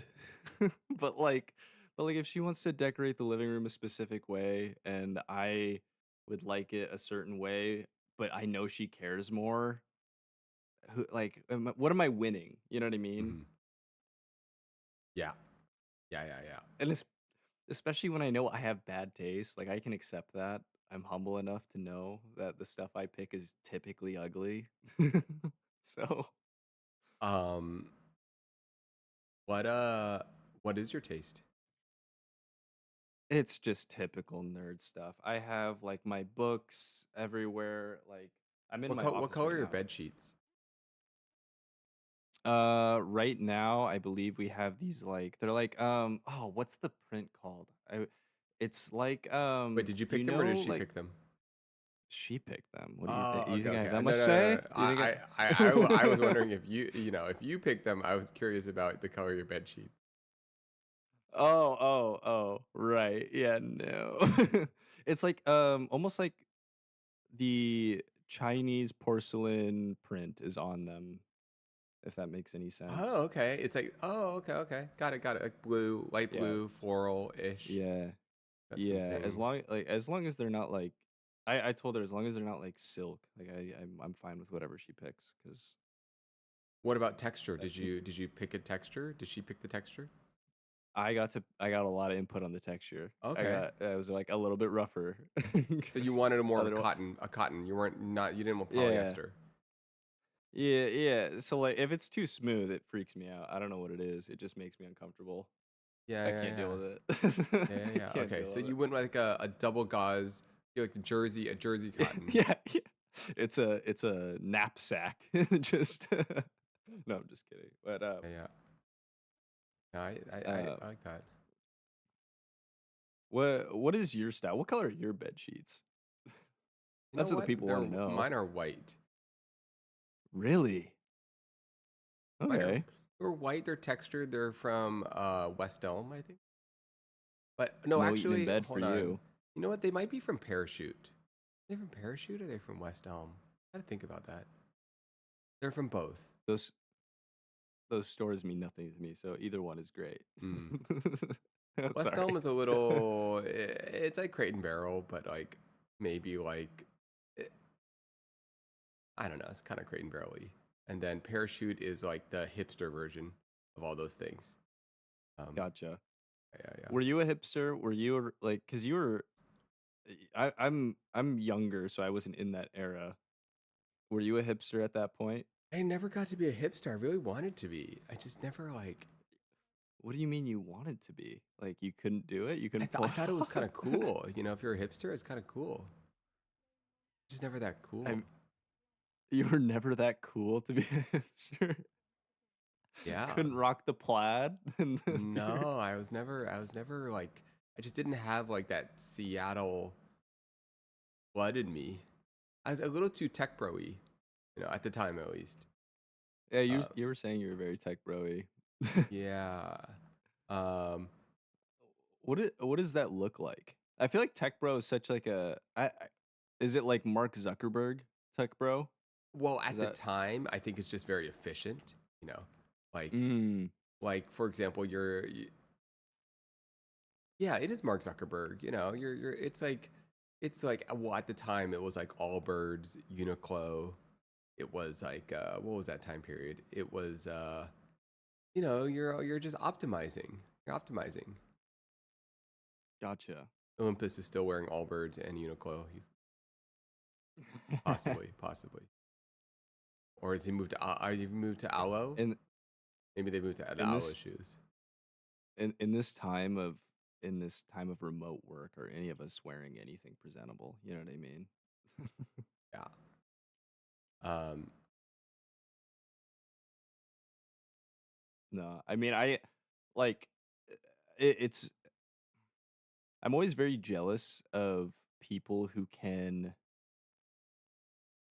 I guess, identify or like pull off a style, I guess, because I feel like I have no style. You know what I mean? For Mm, most of my life, I was playing sports, so like most of my style was like gym shorts and a t-shirt.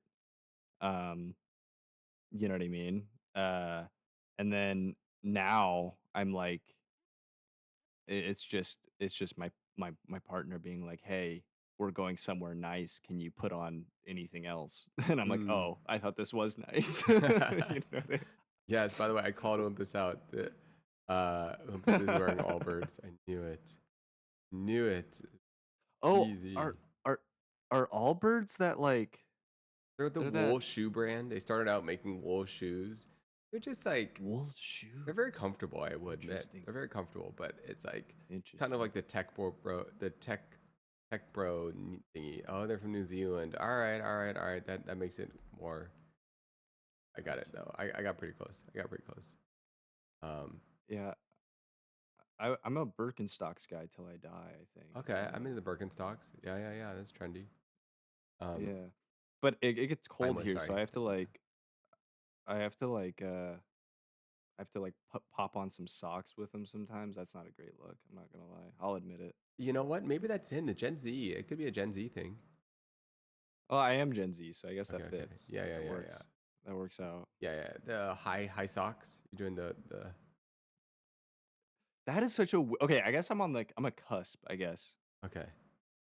but You're that's doing annoying to say, so I don't want to say it. You know what I mean? yeah, yeah, yeah. But like, I grew up in a house with a millennial. Like my sister was millennial. Yeah. My older brothers were millennial. I come from a very big family, so we're actually pretty spaced out, but it doesn't matter. Hmm. Uh, So um, you're doing the low socks in the Birkenstocks. I have both, and I've done both, and I'll probably continue to. Yeah, Smokeopotamus, yes, socks and sandals. It's the comfiest you'll ever be. I That's only during the winter. During the summer, the dogs are out. hmm. Yeah, yeah, yeah, yeah. Ooh, I found something. Even though I got ugly feet. That's just a Ooh, me ugly problem feet. though. What makes ugly feet? Mine are just like same with my hands. Like I have so many like from like jammed fingers and stuff. Like I have like calluses on like the side of my toes and stuff, and like my hands, like my pinkies, I can't straighten all the way because they've been jammed so many times from playing basketball and stuff. Um, that I just not manicured, pedicured type of thing. Yeah. Yeah, yeah, yeah. Wait, so you're a fan of basketball and Hmm. you play basketball. I used to growing up. Like everyone in my family did, so it's kind of like one of those things. Uh, yeah. Uh, I have you do you watch yeah. do you have a favorite team? Yeah, so I kind of got handed down the Celtics, so they're my favorite team. Okay. Okay, okay. Yeah, yeah, yeah. Yeah, yeah. Oh, for to set the record straight, I was being called 5'4.5" in the Discord today. I don't know if you saw this drama that was happening. Got it. And you're I 5'5". You're not five I four and a am half. 5'5". No, I'm just kidding. Got it. Yes, No, yes. 5'5". no, I am the shortest in my family, but I am 6'5". What? But You're the shortest I in your am family at 6'5"? yeah, like out of all the guys, like my mom's 6 foot, my sister's 6 foot, but the guys are all taller than me. By a decent What? amount. That's crazy height. Wait, Oh what? yeah, How I tall are know. they? No wonder you're playing basketball. They're like 6'7" plus. The tallest is like 6'11". That's like very tall. Yeah, he's a waste of height though. He didn't even make the league, so I'm just What's the league, by the way? I actually don't know. oh, the NBA, the NBA. Oh, okay, okay. Yeah. Wait. Was he going for it? No, no, no, no, no, no, no. He played basketball. Like okay, he was so funny because he played basketball because like he's 6'11". What else are you gonna do? But he also played soccer, and that was like the sport he loved. But like he looked so goofy out there being 6'11" playing soccer. Like nothing his uniform just didn't really fit because they didn't have a uniform that was like made for somebody of his size. And Wow. so yeah, but that was like Six. his one true love. It was Huh. soccer. Yeah, yeah, Yeah. yeah. 6'11" playing soccer. Yeah, that sounds He looked ridiculous. yeah.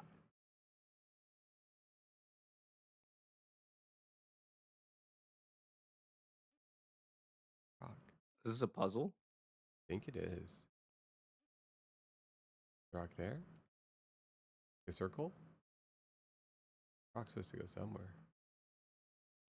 Um, what's it like watching a game while being on stream? What's this experience like? Uh, um, I don't know. Like, I mean, it's fine. I do like. I appreciate that the pie chart's not up because I'm sure, like, when I was talking about data and stuff, that like it was like 99% me. Because I get really into it when I talk about that stuff. So, Yeah. so The data is good. I think the data is fun. I think there's like fun things that could be. Well, okay. You said you're into data analytics. What would you do with this data? What could you imagine this? What could you imagine of oh this? jeez. Oh geez. I mean, if you like really truly gathered it all, you could make some kind of predictive model that showed like what chatters produce the most words per minute. If that's like really what you were after, and like that could like if you use words per minute as like um a proxy for stimulating conversation, if that makes sense. Um, you could do that. You would have some weird stuff with like when there's more than one person, but like in the like more than one person plus you, I guess. Yeah. But you know Oh, what I mean? Sample rated us. Welcome, Sample. How's it going? We are playing. What are we doing? We're playing Zelda. We're talking with chat verbally, and we got our chat bot up here, as you can see. Um, yeah, welcome. Wait, what were we just talking about? I spaced out. You asked me what we could do with the data. Oh, yeah. Yeah. Um, yeah, I don't know. Like what I was I don't know if you saw this, but when you were asking about feedback on like the pie chart and stuff, Hmm. my main thing was I think it's a good tool when there's I mean, I guess even when it's just you, if like that person's just like fully just like shutting you out. But I think it's a good tool to have like on the side to kind of like gauge the engagement of everybody. But I don't know if like having it on stream is good. You know what I mean? I Because know what I don't you know. mean. Yeah. I don't know. I think it's like interesting to look at for sure. But I also like worry that like somebody like for me, if like there was another person in here and the pie chart was on there and I was like really into like what I was talking about, so I'm talking a ton and I saw that, I would get a little self-conscious, at least for me. But that's like I don't want to speak for everybody, but that's how I would react. That's fair. Yeah. That's fair. Um, I yeah. Yes, it would. It would. Yeah. I'm trying to think. Like for example, if I'm on a stream with okay, there's some.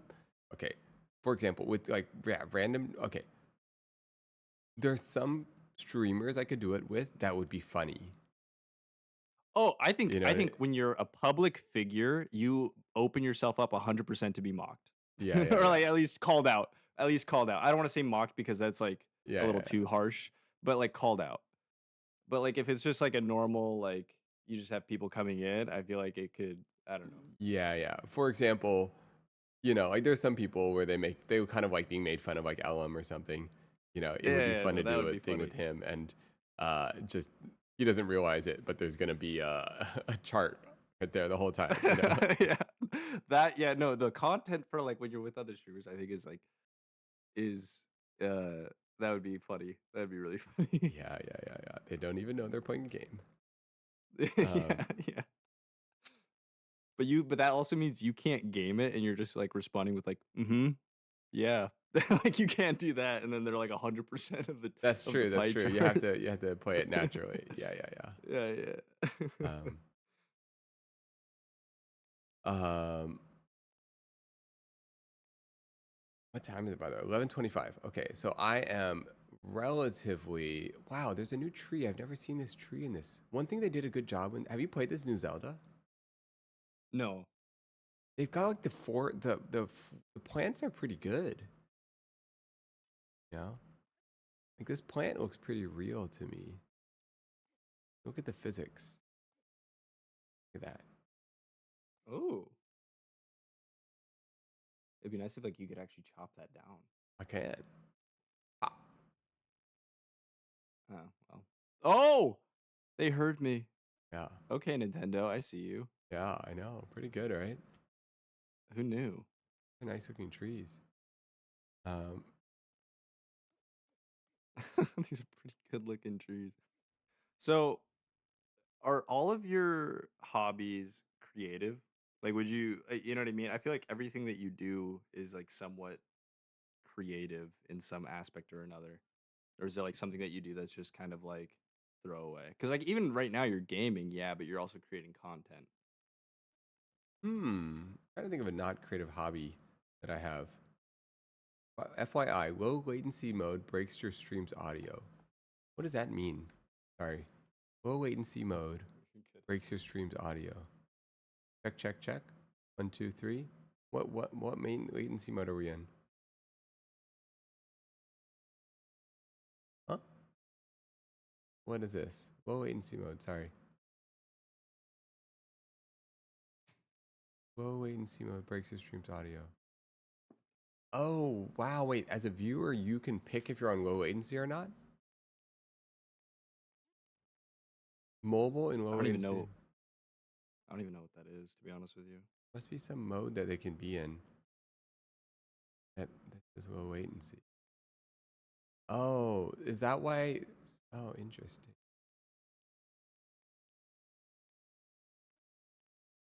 How's the stream been?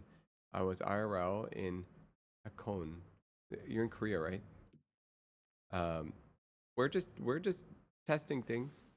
I saw you on the plane, I think. Fancy, fancy. That was a cool shot. That was very fancy. I know. Yeah. Oh, Japan, Japan. Um, I've never I've never traveled internationally, but when I travel nationally, I'm very much uh I'm so cheap. Like I'm just in Allegiant and like the yeah, have you ever flown Allegiant? no, what's What I'm that? talking about? Oh, my knees are up to my face. Oh, it's not nice. Yeah. Like No, yeah, Spirit. yeah, yeah. Yeah, yeah, yeah. Yeah, imagine Spirit, Yeah, yeah, like where yeah. you're traveling with the hope that you land kind of vibe. Yeah, yeah, yeah. The one time that I ever paid for extra leg room and like actually a nice seat, I was just sat next to really like tall people as well, and it was just like, what's the point? We're all scrunched now. Like I don't, I don't know. Yeah, yeah, yeah. Um, that's fair. You're not doing the fancy flying life. No, I think I'm too cheap, and that's why I let my partner decide decorations and like style and everything like that because I will just not. I don't know. I'm too cheap. Yeah, yeah, yeah. I feel like I've experienced pretty much all of the fancy versions of those things.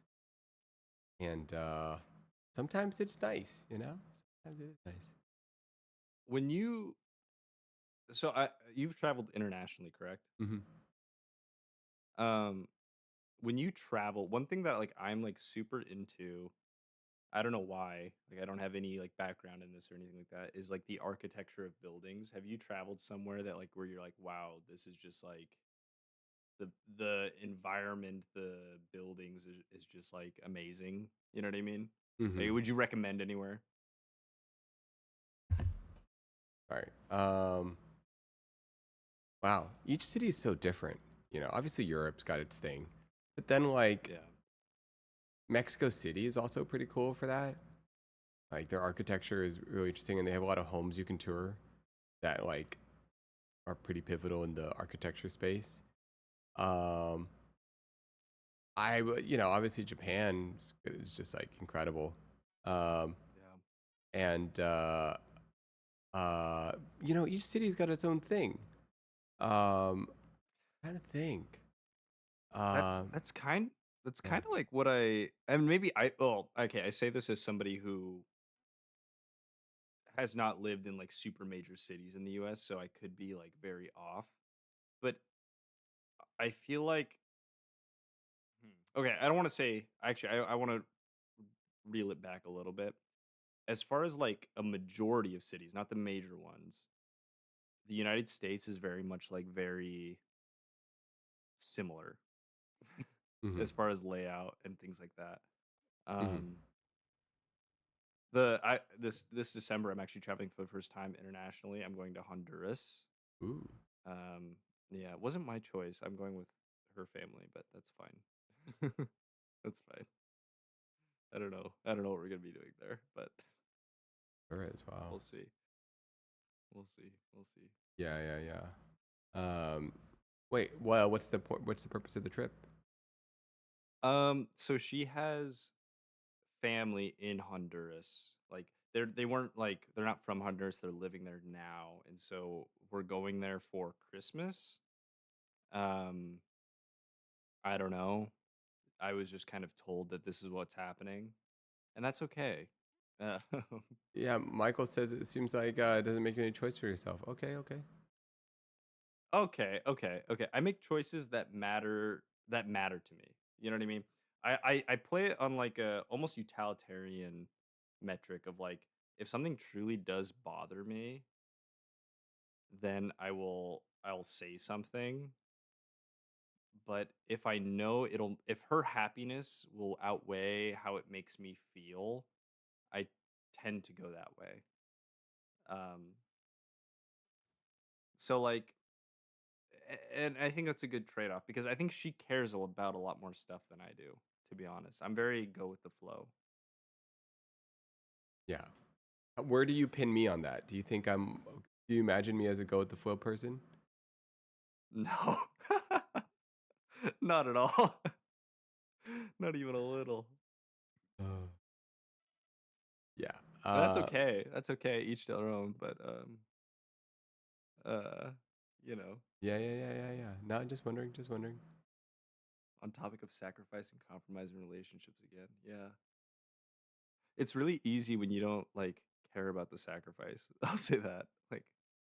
Like she wants this rug. Okay, that's fine.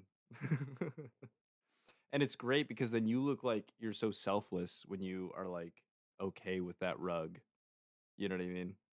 Yeah, yeah. I dated someone that actually had. You know, most of the people I date usually have really good taste. Now that I Mm. think about it, almost everyone I've dated has great taste, like genuinely really good taste. Maybe Um, that's something you subconsciously are looking for. hmm. I've gone on dates with people that don't have good taste, and that's like jarring.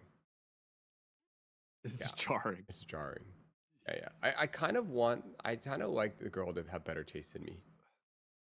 I hate to say it, but we would not go well on a date. I have really bad taste. We would you'd cancel it immediately. Yeah, yeah, yeah. No, taste matters. I don't know why it matters. It just kind of, Well, okay, I think it's okay to have bad taste, but if you care about your taste, like your opinion on it mattering, you know what I mean? That's the issue. Like if I have like cuz I know I have bad taste in a yeah, lot of yeah, yeah. stuff.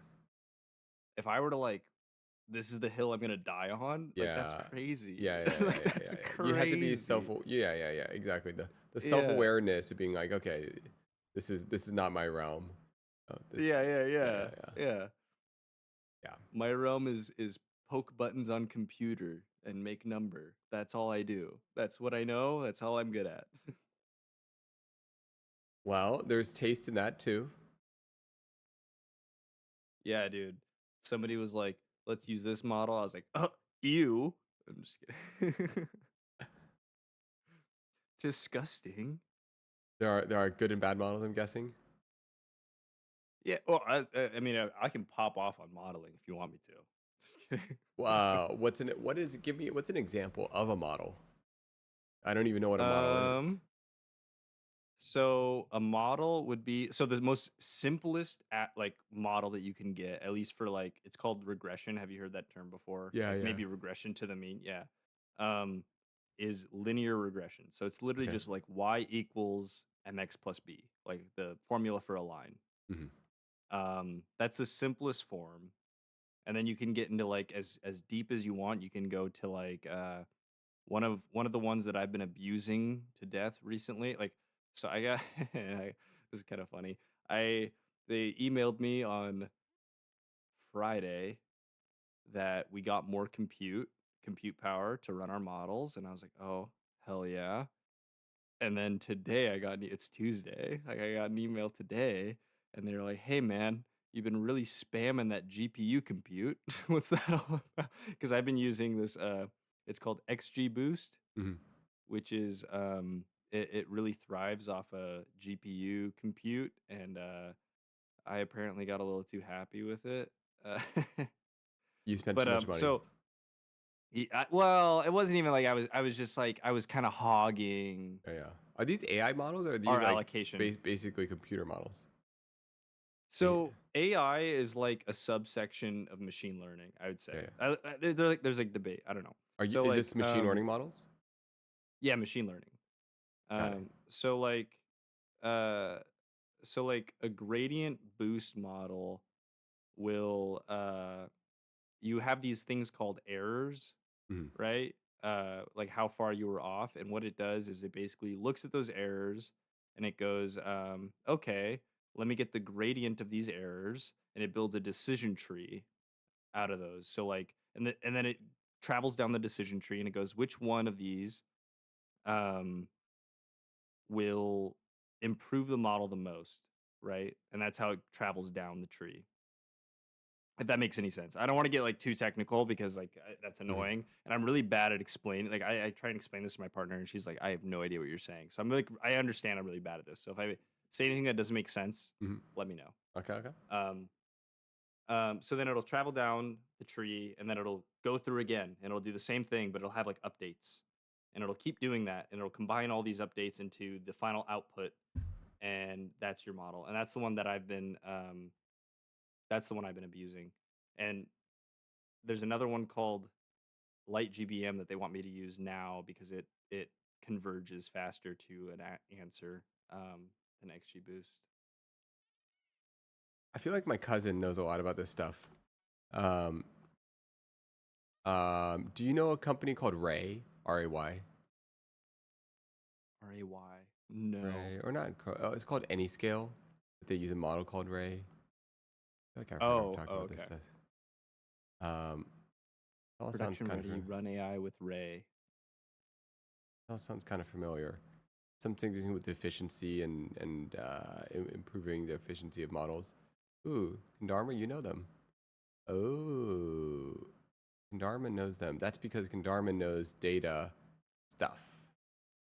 Yes. Ooh, maybe we can have Robert on the podcast. Yes. Ooh.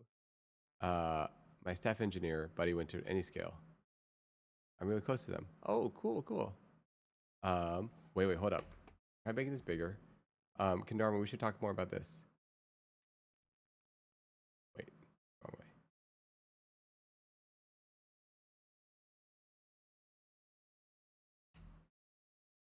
Oh, check this out. It's dynamic. Hey. It's Hey. dynamic.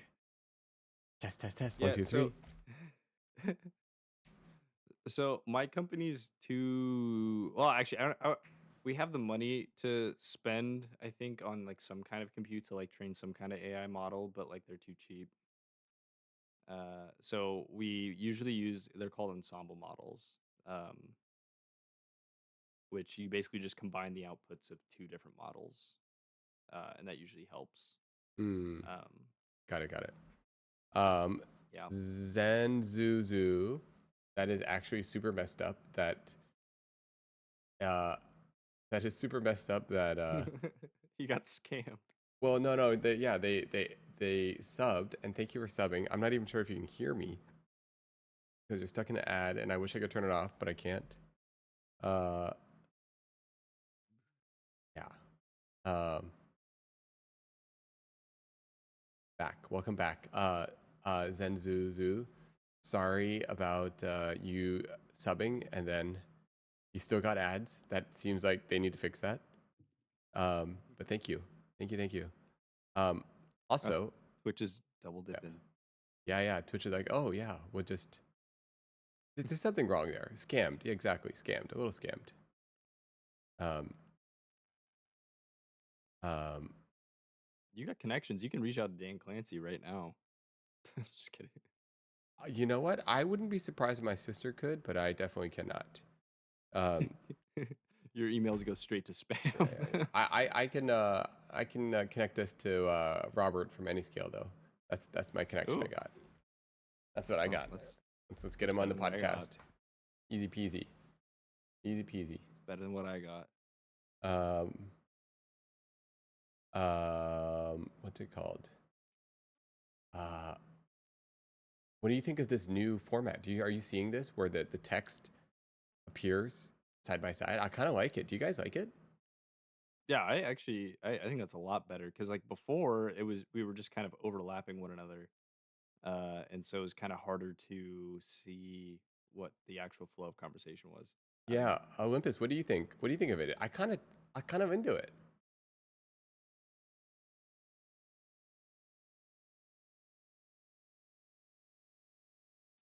Anyone? Anyone? What do you guys think? You guys got opinions on this? Well, it's like easier to read. I think this is way easier to code for. Oh, well, great. Yeah, Yeah. that makes it even better. No, but it's like, oh, because you have to pick with the other one, you have to like pick and choose what's going to be in the front, right? But Mm, this is like kind of nice. Oh yeah, with the other one, you're like, which one when it flips? Sorry, you had to code that. Sorry, you had to go through that. But I mean, there are also yeah, some use cases where that's useful. he is just you're cracking that whip at him. Get to work. That would be crazy. You know what? You know, the thing is, this is Olympus. This is Olympus's little project. You know, and Yeah, yeah, kind of cool. I think it's super cool. Um, yeah. The sorry if I'm boring you with all the data talk. By no, the no, way, no, no, no. I was I'm just just kind of. I'm also kind of a little zoning out just because of the time of day. So I'm into whatever comes up. okay. I It's just not want boring. to I just want to make sure because I understand I'm way more into it. You know what I mean? To me, I'm like, hell yeah. So, uh, Yeah, yeah. No, no. I like it. It's where we're just we're changing. You know, we're. I think the whole thing that's fun about this is everyone's got like different. You know, every conversation. I like how different every conversation is. It's yeah, midnight. Yeah. yeah. I wanted to come into this chat a lot more serious than I did the last one. I don't know. I don't know why necessarily, but I felt like to give you a better perspective of who I am, I guess, and the chat of who I am. Yeah, Um, yeah. Wait, can you remind me when was the last time we talked? Which where? Oh, oh, it was a chaotic wh- call where like we talked about skincare and yeah, yes, I remember yeah, now. Yeah, yeah, yeah, yeah, yeah, yeah, yeah, yeah, yeah. yeah, Ah, yes, yes, yes. That was chaotic. That was good. That was chaos. yeah, yeah. Yeah, The it was boys' call. chaos. Yes, yes. Yeah, I it was remember. the boys' call I which know. inspired the girls' call. It's true. True. Yeah, Um, for better or for worse, it was the all boys call. yeah. Um, no, I think that think I don't even know what I think right now because it's what time is it for you, by the way? 11:45. Okay, same time, right? Yeah, 11:45. Okay, well, I'm Yeah, definitely I'm in the PNW. nice. Oh, nice, nice, nice, nice. Is it cold right now? Yeah, yeah, it's getting cold. Yeah. But I mean, I guess it's a big state, so I can say where I used to live. I used to live in Montana, so it's not nearly as cold as there. But Hmm. um, Yeah, yeah, yeah. You guys get a lot of rain up there, right? yeah, it's like raining this entire week. Yeah, yeah, But yeah. I I'll take can't. that. So like I visited Montana this past week, and it was just all snow. And I'll take rain over snow any day of the week. Like I can't. Really? But rain's so romantic. Sorry, snow is so romantic. No? Yeah, you think that until like when I was growing up, we had like negative like 17 days, dude. Like it's not that romantic when you're freezing. All right, fair, Like fair. at that point you hate the snow. Or like I drove this little Mazda 3. Uh-huh.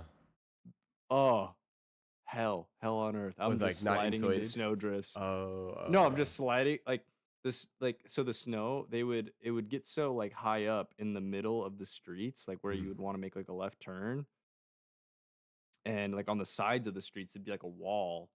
So like if you mess up, you're just kind of you're just stuck. Yeah, that's just your life now. Yeah, yeah. And people are usually pretty good. Like people in Montana are usually pretty good about like helping you out, but it still sucks. Like Yeah. I don't know. Have you ever lived anywhere with like a lot of snow? No, I never. No, never. Hmm. Yeah, yeah.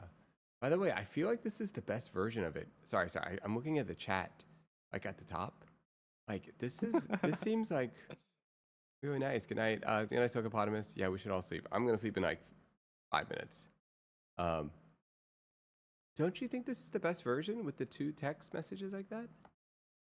Oh yeah, 100%. The only thing I think that could be, well, this is be like I think too complicated. I think probably to have, but if it was like if there was some way that it was numbered so you could kind of keep track, because the one thing that was better about the on top of each other is you kind of got the flow of conversation. With this, you're kind of like who spoke first, if that makes any sense.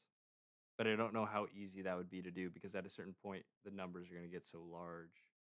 Uh, I don't know. Yeah, yeah, yeah. Whoa, Crystal's awake? Crystal, what are you doing? We're about to go to sleep. Jump in here. Jump in this Discord call.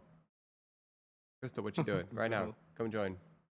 he's calling in reinforcements. Here, go in the Discord stream waiting room. I'm packing. Oh my goodness, you sound stressed. You sound like you're struggling. Packing for what? That's the Who question. knows? Who Honestly, well, knows? okay, this is the thing. She can pack after, no? Mm, You don't think so?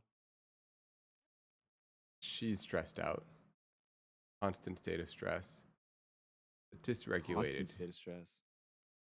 See, there we go. I have a con this weekend. I'm unpacking. Well, if it's a constant state of stress,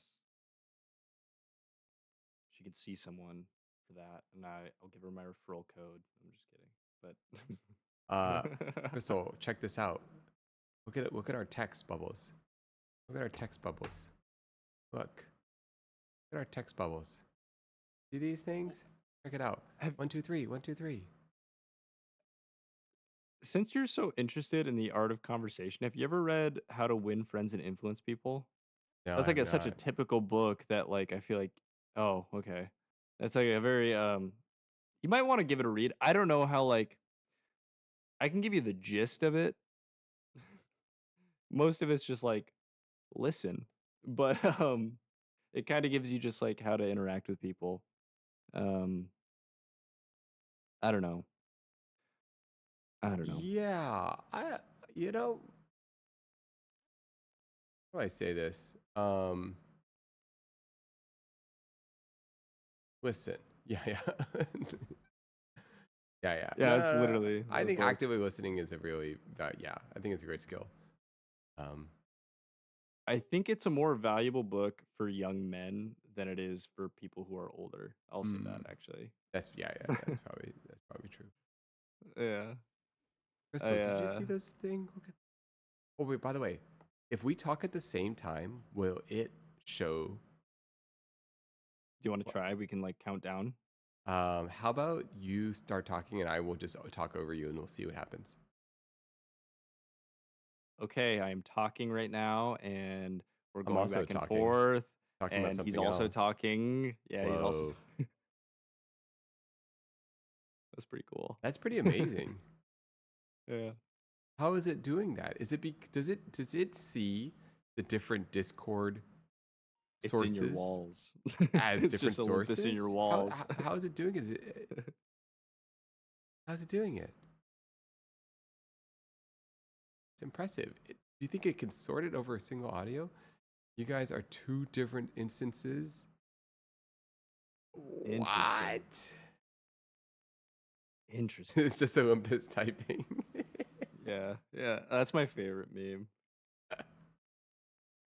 I wonder Speaking of AI, I wonder if anybody actually like found the book that I recommended about AI helpful in the book study. Hmm. It's a understanding deep learning. It's a very math heavy book. If you just ignore the proofs, I think it's like very a decent, easily to read book. But like the proofs are very intimidating. I'll give them that. Yeah. Yeah. Wait. I gotta ask. So then, if three people are talking, what happens? It's probably 3 instances, I would assume. Oh, pretty amazing. And up to So the more 50. so the more people, the more money you owe him is what is what's happening. That's okay. It's all an experiment. We're funding these experiments, whatever it takes, man. Whatever it takes. You got that bankroll. Okay. All right. Yeah. Never Oh, mind. we don't, but it's worth it. We don't need to. Oh my goodness, I forgot. I gotta sleep. We gotta sleep. That's what we gotta do. Um, only if they talk all at once, though. Can um, I ask one more question yeah. before um how engaged are you? Like, I know in the Discord in general, you probably see like what's going on, but are you always checking out like the other channels and everything like that? Or, Uh, you know, I, I'm. It and depends. it's fine if you're not, because like I don't think that's like a standard for most streamers, but I was just curious. I, I probably cook on the Discord once a day, but Yeah. I would generally cook on the general one and maybe cook on one other tab. But but then some days I don't. Um, and I would like to. I just you Well, and I know, don't think that should be an expectation of you. You know what I yeah. mean? You have a life. No, So yeah, I would like to. I think I sometimes I just get busy. oh yeah, everybody gets busy. Yeah. It's fine. But I would like to. I I think it's worthwhile to like cultivate and come up with ideas and whatnot. But then every time I'm yeah, about to do that, I just stream instead. well, and I think that's probably more impactful. You know what I mean? Yeah. If I I'm think like, having these conversations with your community is more impactful than you reading something in a Discord. yeah. So yeah, every time I'm about to do it, I'm like, oh, I should stream. Let's stream. Done. Um, Do you think you'll ever do I'm sorry, I know I said one more question. Is yeah, it okay no, if go I for it. ask Yeah, another? of course. Do you think you'll ever so I was the one who recommended the early morning streams. Oh, yeah. Um, do you think you'll ever actually do that? Because I know, like, you also are running a business, so I know it's, like, kind of a weird, tricky schedule thing, probably, I'd assume. Um, No, I would definitely do early morning streams. I prefer early morning.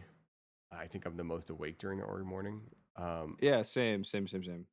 Yeah, I prefer the early morning. I think the only issue is oh, do I have to stream earlier? So oh yeah. Okay, we should all be sleeping. Sorry. Um, and please, guys, always feel free to log off. Like prioritize your sleep, prioritize your life. Um, use this as a secondary thing, but I do.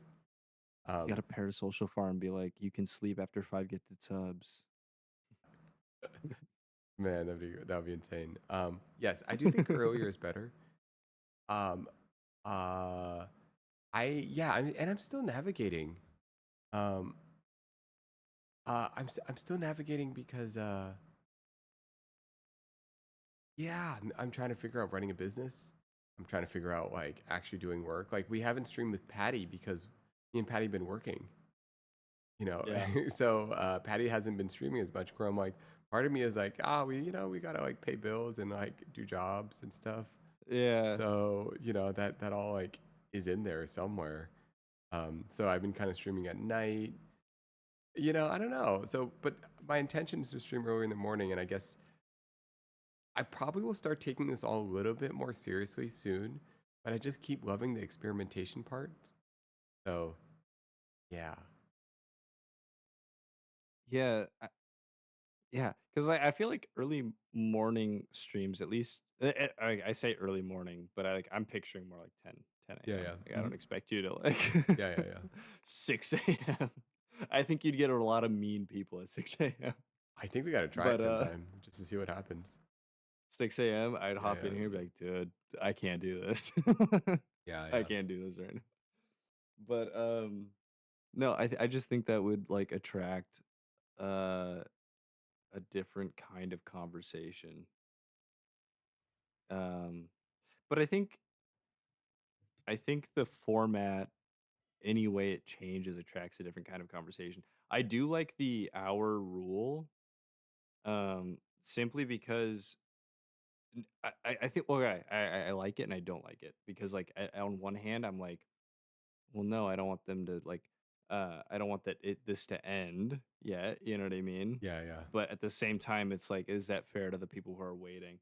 And that's why I suggested maybe just like have if somebody's in the waiting room, then you start the timer because like if the conversation's going well, then do you really need to end it if it's you know if Mhm. um if no one's waiting? But I don't know. Yeah, yeah. That's an Uh, interesting way to do it too. Yeah. Um, yeah, that's an interesting point. Uh, yeah, I'm sure there's a hybrid. You know, like you said, I think yeah, there's some hybrid there. There's some hybrid. Um, and it is fun to like. I think you know, I just kind of pleasantly surprised by talking to all sorts of different people here. Um, did you think we're all gonna be like degenerates? Like what? What did you think? you know, I, no, but I think maybe people are like, really? Or I no, it's like it's not so much degenerates. I've gotten a lot more out of seeing different perspectives. Um, uh, I don't know. I guess I just like it's been really, even if it's, I don't even know what I'm trying to say. Um, what I'm trying to say is, sorry. Um, I've gotten ever. I'm trying to say. Maybe I'll I'm. say this Yeah, yeah. Go ahead. while you think. Um, One thing that was told to me that by my grandfather a long time ago was it's better to wait to think about what you say than to say something foolish. So it's don't take your time about how you want to phrase it. You know what I mean? Hmm. Yeah. No. I guess I've been like I've been enjoying.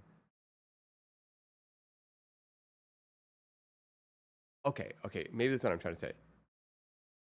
I'm meeting new people, and you get to know new people in a setting that like how often do you get to have this like relatively like intimate conversation with someone new just at the flip of a switch, and it's like you kind of you kind of have enough context in which you kind of know each other a little bit. It's just like it's just been nice to like get to know people, and Yeah. like I don't expect people to be like, people don't need to be quote unquote good at conversation. People don't need to be like any of those things. It's just nice to like see different perspective and see different people and get to know and get to uh, feel that. You know? Yeah.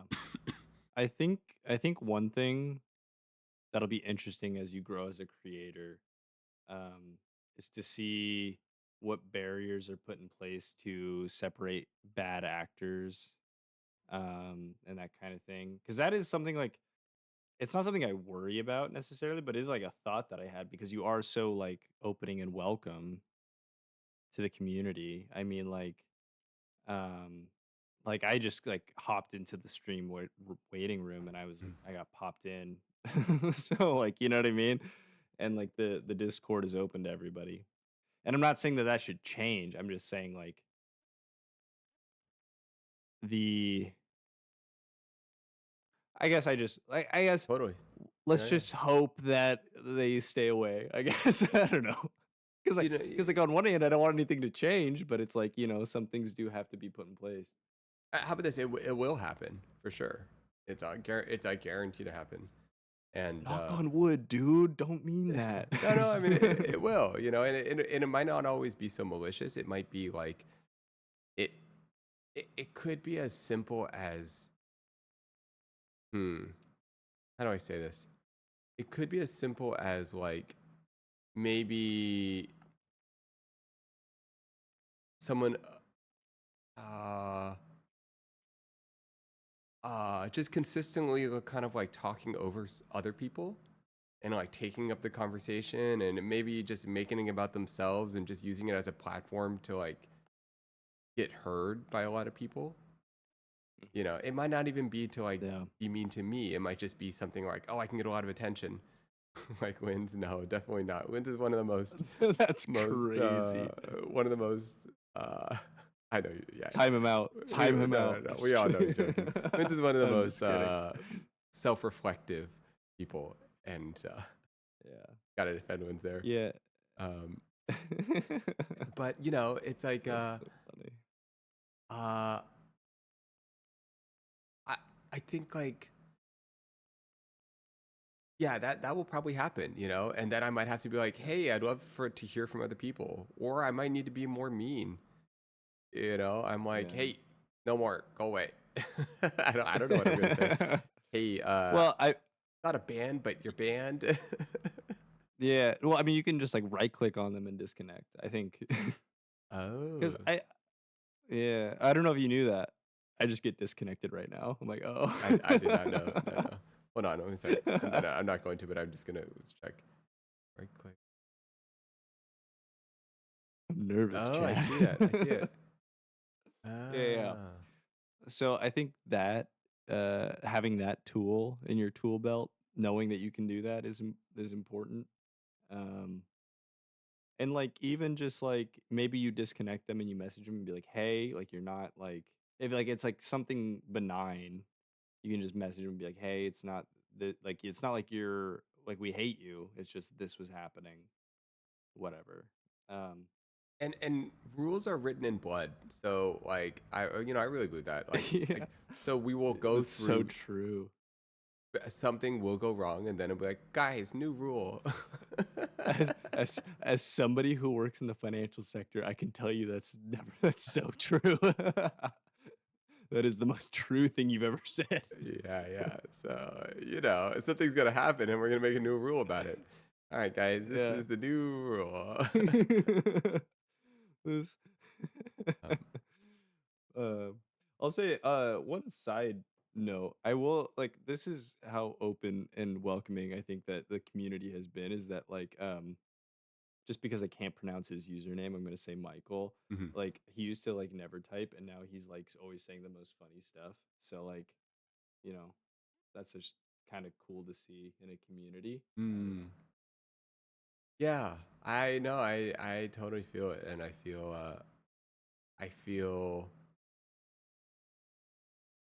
it. You never would have expected it. It. I never would have expected it to like. I don't know. I've never made an online community before. I've never experienced This on. is your this is your village. I've never Just experienced one. I've never even been in one. So I'm so like, yeah. it's just Well, it's really cool. neither have I. Before your streams, I was mostly a VOD watcher. So like, I don't know. I don't know what to tell you. hmm No, I think it's really cool, and it's all an experimentation, and I kind of like. Well, to me, I mean, at the core of it, it's just like I just feel like I've had such a profound experience with the chat aspect of this that like to me it's like, well, how do I react off the chat? Like that is Yeah. what is so interesting. So how do you create tools to react to the chat? And to me, the highest fidelity is voice. But Oh, 100%. um, and it doesn't have to be. But it's just like so. I'm like, oh, we gotta go start talking to people. Well, it's either that or like you become a speed reader, I guess. Like, I don't know. Yeah. Like, just Well, and it's also like I think there's a specific art to choosing what to even engage with in chat that I think is like tricky to come up with. Hmm. Um, because I mean, like, and this is like, I'm not gonna be like sitting here like holier than thou. I say some troll stuff that like, yeah, like I'm just saying it to like be a jokester and Hmm. like, uh, if you're talking about something that you actually want to like have a correspondence with, like, yeah, probably don't read my stuff. Like, you know what I mean? And that's fine. And I understand. And that's okay because I was trying to make a joke Yeah, and yeah, you were yeah, trying to have a conversation. Um, but I think even getting to that point of like understanding, like, okay, do I need to read everything? yeah, Uh, is it offensive if I don't read this and that kind of thing?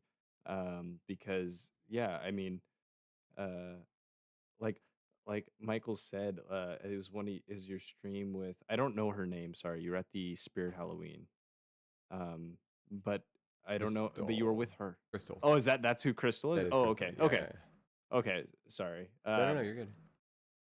Um, but I was talking about how gambling has become like so ingrained in like consumption, et cetera, et cetera. And he was like, first serious Lubriderm chat, and it's like, yeah, yeah, you caught me. Like 90% of the time, it's Yeah. not.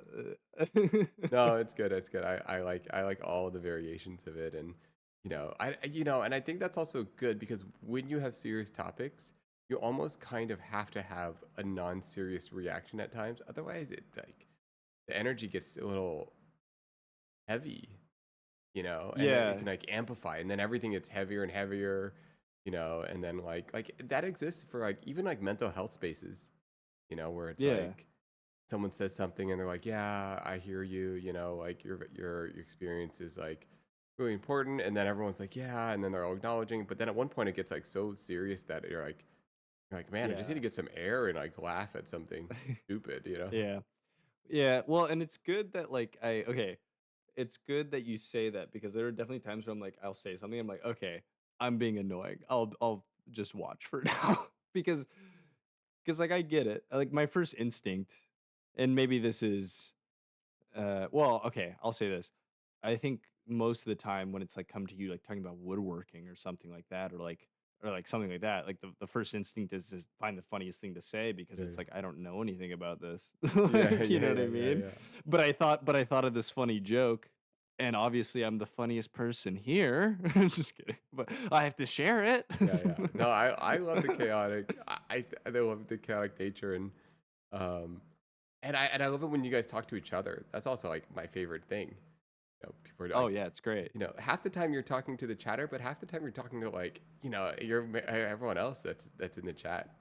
Um, Yeah. I'm always bugging people with opinions about stuff. exactly. So, um, no, that's great. Oh, I should sleep. What's the time? It's 12 o'clock. Yeah, yeah. Yeah. Dude, that was awesome. Thanks for joining the last minute late night. And Michael, time for you to sleep. Thank you for staying up and listening to us chat away. And yeah, shall we call it for Yeah. now?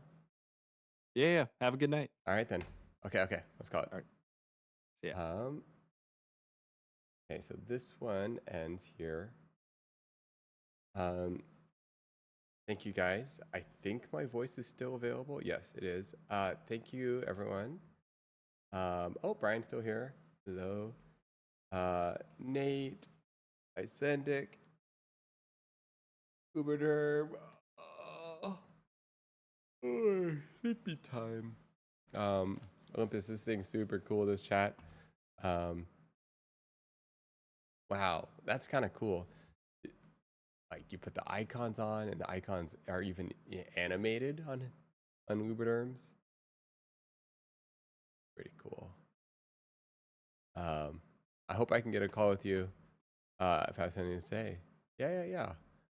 Um, I am sleeping right now though, so we will go to sleep.